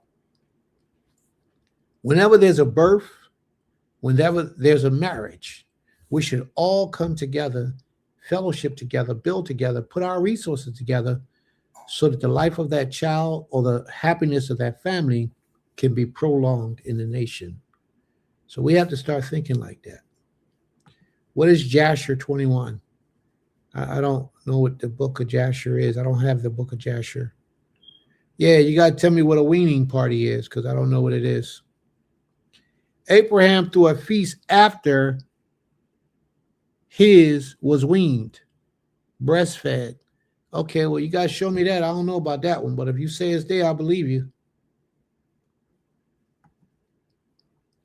Weaned from their mothers. I understood the principle of what he was trying to say, but I didn't know Abraham had a weaning party. So now y'all teaching me something. Thank you. Genesis 21, verse 8. All right, let me go there. Genesis 21, verse 8. Genesis 21, verse 8. And the child grew and was weaned, and Abraham made a great feast the same day that Isaac was weaned.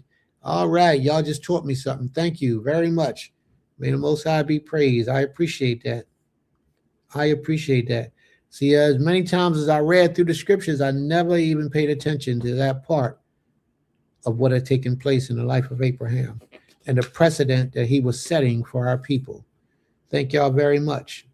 I appreciate that. Now I know I got to start having weaning parties. Weaning parties. Okay. Iron sharpens iron. There you go. Iron sharpens iron. May the Most High be praised. Toda Rabbah. Any other question or comments, family? Are we ready to close it out for the day? Ain't no way we're going into our lesson for the day. We're going to the other lesson next week. Yeah. Repent and turn from your idols. Let me see if I can change the name of this. I'm going to go see if I can change the name, but they ain't letting me change it right here. Well, let me see. Hold on. Let me see what this does.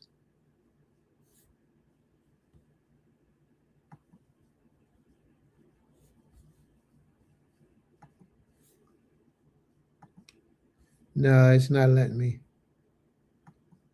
It's not letting me change the name, so I can't change the name yet. I'm going to see if I could change the name later, though. But next week, we'll be picking up where we left off at today.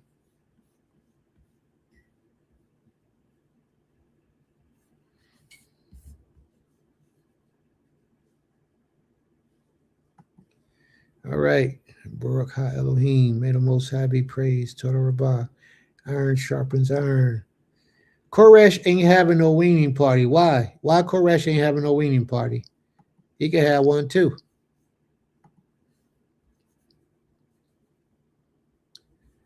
He can have one. Oh, so my question during the weaning party was this.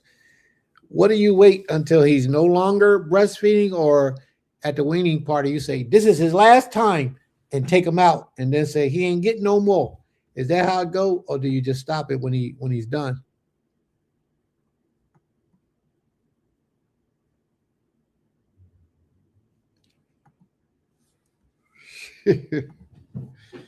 May the Most High be praised. Toda Rabbah.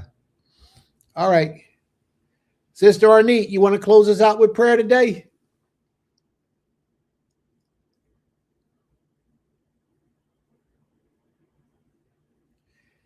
Are you able to close us out with prayer today, Sister Arnett?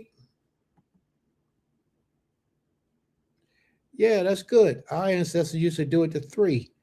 But if you do it to 2, that's good too.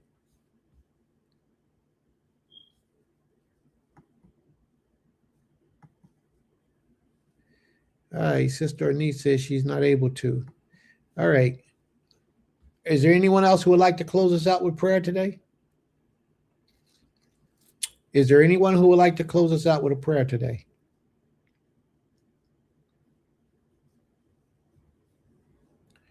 All right, nobody standing up. I don't see nobody standing up. So I'll do it. I'll close us out with prayer today.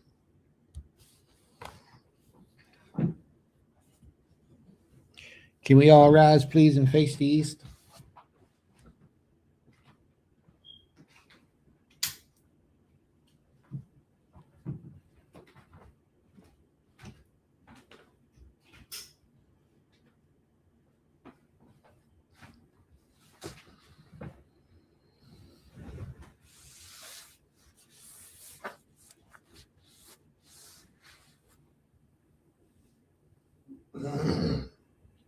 All hail the Most High King of all creation. Abi, we coming to you at this time, Father, asking for permission to approach unto your throne.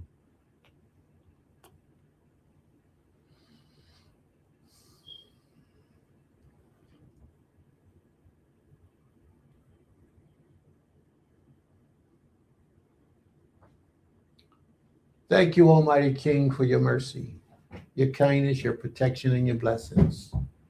Thank you for helping to heal your people, Yisrael, from the hardships, the heartaches, and the hard times that we have experienced.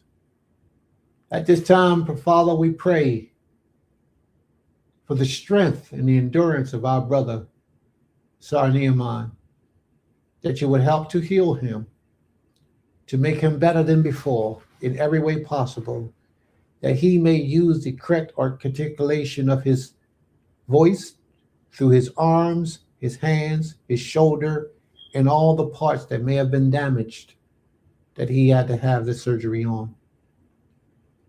Allow him, Father, to be greater service to your people, to yourself, and to his family than ever before.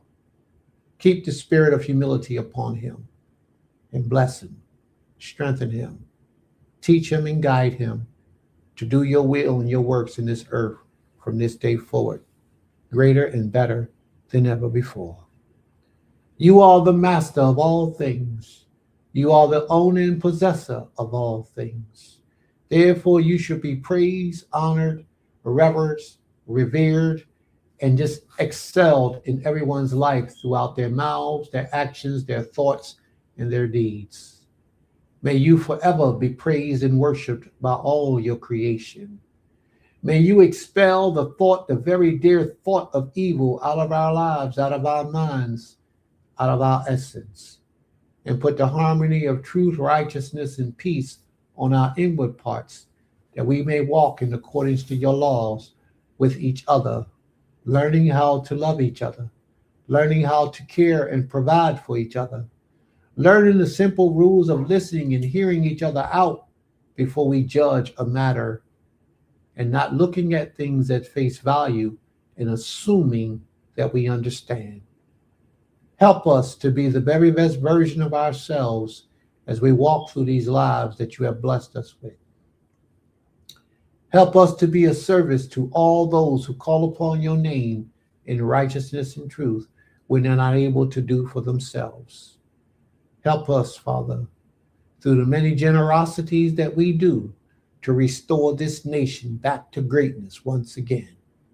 For thou art our liberator, thou art our king, thou art our savior, protector and guide, and thou art the trust and the salvation of all Yisrael. That every knee may bow and every tongue must confess that there is no power like you in all the creations, not in the heavens above, nor the earth beneath, neither in the waters underneath of the earth. Truly, you reign supreme. You and you alone sit on the throne and cast forth excellent judgment to all of your creation. Unto thee, O great King, we pray, and we lift up our voice as one man, and we all say, Toda Abi, Abi, Toda Rabbah. Thank you, Father, for hearing our prayers.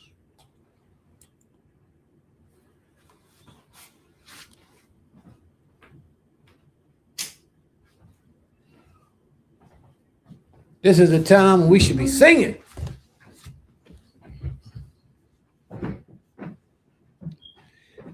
In the motherland, in some cultures, family comes together to help the groom build homes for his bride and future children. Absolutely. And that's what we need to be doing right now. Only thing is about that building a home, that brother want to stay in New York. He don't want to go nowhere. He want to stay in New York. I truly, fully enjoyed this beautiful Shabbat day. Toda Rabbah family, may the Most High be praised. Toda Rabbah, you got it, sis. May the Most High be praised. Toda for the backup and lost but found, Baruch Ha Elohim. May the Most High be praised. All praise to the Most High. All right. Who else? Who next? Who next? Who next? Huh? Who next? Shalom to you all. Strength and courage. May the Most High be praised. Torah Rabbah. All right. A profound class. Okay. May the Most High be praised. All praise to the Most High. I got you. May the Most High be praised. Kazak way shalom. Strong and what? Amatz. Truth. Is that what you're saying? Strong and truthful? Strength and truth? All right. Toda Rabbah. Toda Rabbah. I'm glad you all enjoyed the class today. And Creator willing, the next time that question is asked, how these classes help to benefit your life and your walk toward the Most High, maybe you'll be able to bring some of that out. And maybe we could talk about some of the stuff you got out of the class today. All right. May the Most High be praised. Toda Rabbah. Come on, brother. Give us a translation of this. Strength and amatz. Is that supposed to be truth? Amet? Is that what it is? Amatz? Other than that, I'm not sure what amatz is. So please help us. Help us to understand.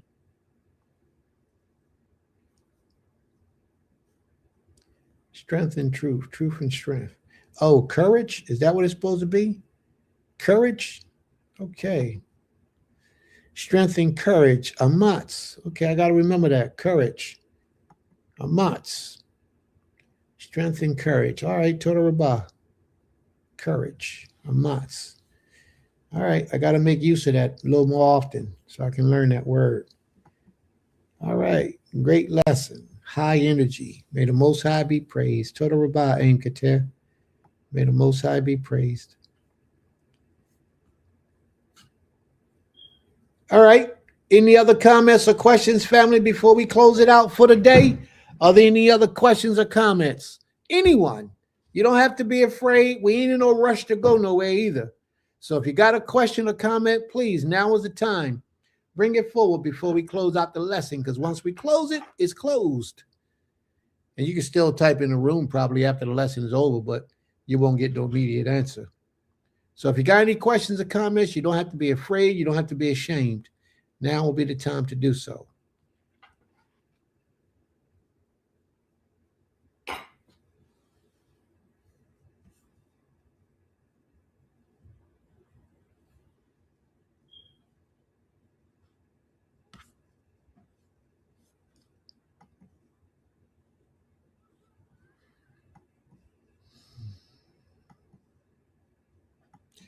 All right, so we're going to assume that there are no more questions today. No more comments. We're going to give you a few minutes and then we're going to close it out. May the Most High be praised. Thank you all for coming in, spending your Shabbat day with us. I pray that the words of my mouth was pleasing to the Most High and that He allowed the meditation to rest upon your soul and help you to draw closer to Him in righteousness and truth. May the Most High be praised from everlasting to everlasting. Toda Rabbah. Shabbat Shalom Lakim.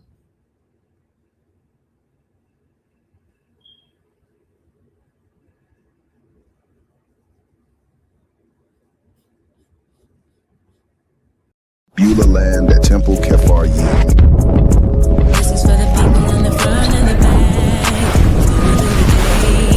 Had a lot to do, you know you got a lot on your plate. We are Beulah Land at Temple Kefar Yim, a community, a school, a family of faith working to build something greater together. Our mission is simple but powerful: to restore, to teach, and to grow. Here at Beulah Land, we bring together the vision of Temple Kefar Yim with hands-on action. Stop it, you got it, yeah, you got it. Through our Goshen Hebrew Academy, we teach our children the Hebrew language, history, and principles that ground us in our faith. We celebrate Shabbat services and holy days with joy, keeping our culture and traditions alive for generations to come. Our work also reaches beyond the classroom. We focus on community growth, agriculture, training, and safety, building a place where families can learn, worship, and thrive. The name Beulah Land comes from scripture, representing covenant, renewal, and a people restored to their land and purpose. That is exactly what we are doing here, restoring faith, culture, and community life. But we can't do it alone. If our mission speaks to your heart, we invite you to support us. You can give through Cash App or PayPal at Build Yisrael, or learn more at www.GoshenHebrewAcademyTempleKefaryim.org. Feel free to contact us at beulahland@templekefaryim@gmail.com. You can also subscribe to our YouTube channel and even become a member to stay connected and help spread our message of faith and restoration. Change up in a minute, as fast as change clothes after cleaning.